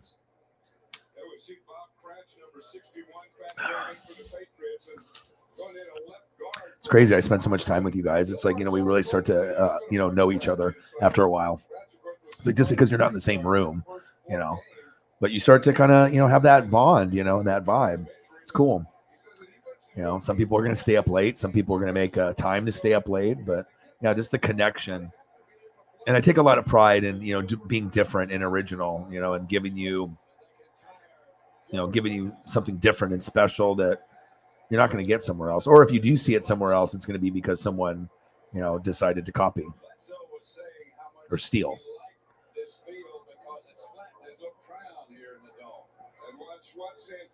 I love the Bo Jackson cards.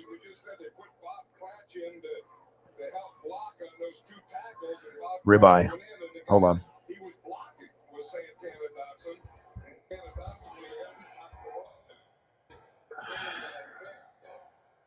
Oh, shit. Hold up, dude. Snooze.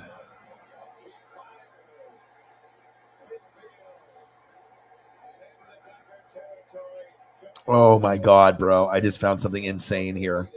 Pepper crusted ribeye with bacon. Oh, fuck.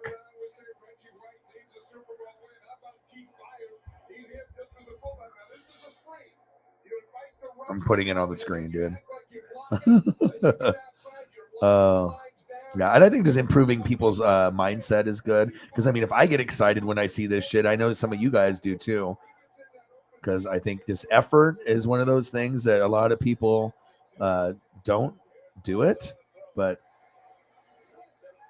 I couldn't see myself, being lazy ever. Like, I mean, if you're doing your dream, you should be putting out 150% every single minute and never taking anything for granted and pushing hard and just, and just being genuine and being just 100% authentic.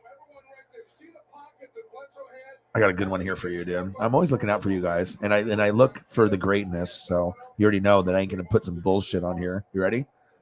We have steak. Are you ready for the ribeye? Ready to get your mouth to water? Oh shit! I can imagine what that tastes like. Plus, it's unfair, dude. I got the seafood because I live in Oregon, but you're like in the Midwest for the barbecue and shit. Like a lot of you guys are in the Midwest.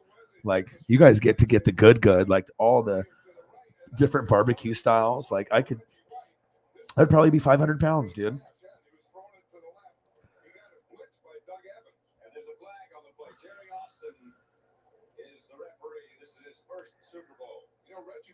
Yeah. I would like to do ones of just like scenery, you know what I mean? Where we get to a point where I can just, have a day to just get everyone in a good mood, but it's usually nice to be able to have a variety of things, but yeah, it would be nice to be able to just, find different tropical locations and just vibe. Or just places that we would like to vacation, or like when we have a topic, like vacation destination, and then people come in and drop like a dono, or they come in and they just have suggestions, and then I just try to find the best HD photos, of those typical things. Hey, that'd be awesome. It's an interactive show, so you tell me what you want, I do it. I mean, I can come up with my own stuff too, but to give the fans that interaction.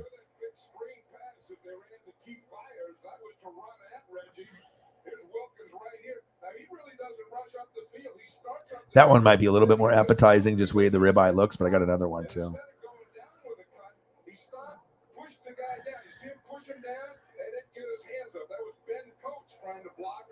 Ben Coates. I love hearing the old school names too. 3rd and 10. Like some people's voices are just so smooth to my ears.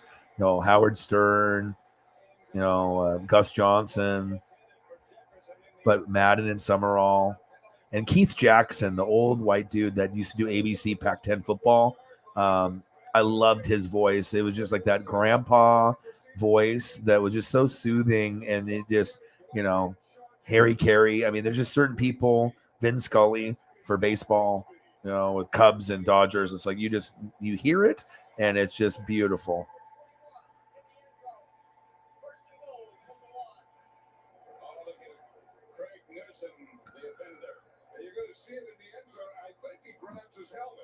You see right there, he's going up. You see, he puts his right hand on his helmet and his face mask. Okay, no problem. Awesome. I'm glad that'll be good for your mental health. And then you come in, and I'll be here probably from, you know, I'll be streaming probably, you know, the regular 5 hours or whatever. So if you come in late or, you know, or can't come, just, you know, you don't have to feel obligated to come if you're busy. You know, do you know, have fun, dude. It's always good to, you know, you just got to be able to, you know, space your time out. I just do appreciate the loyalty of the people that come in and hang out. And usually you have people like Jameson that's pretty much here almost every day. Same thing with Chief, and usually get Holly and Cyber almost every day too. There's certain people. It's like, you know, Mr. Williams, like, you know, it's nice to have Elliot, just the regulars in the building. Well, we made it 5 hours and 30 minutes. So I guess at this point I could keep going with pictures of food, but I need to eat. You know what I mean? Your boy needs to eat a little bit. I got this in the other room, so probably should do that. But yeah, you guys are the best fans on planet Earth. I love you. Appreciate you. Quick breakdown of what happened. Orion predicted Warriors and Celtics before the playoffs started. Check. Orion said Steph Curry is going to get the MVP. Check. Orion said it was going to be Warriors against Boston in 6. Warriors will win in 6. Check. A lot of people ended up winning this tonight. You're welcome. And then the next one I got is Colorado and Tampa Bay. And I got that one in 6, Colorado. So we will see. Vince McMahon is a creeper. Sasha Banks is released from WWE. Come to AEW.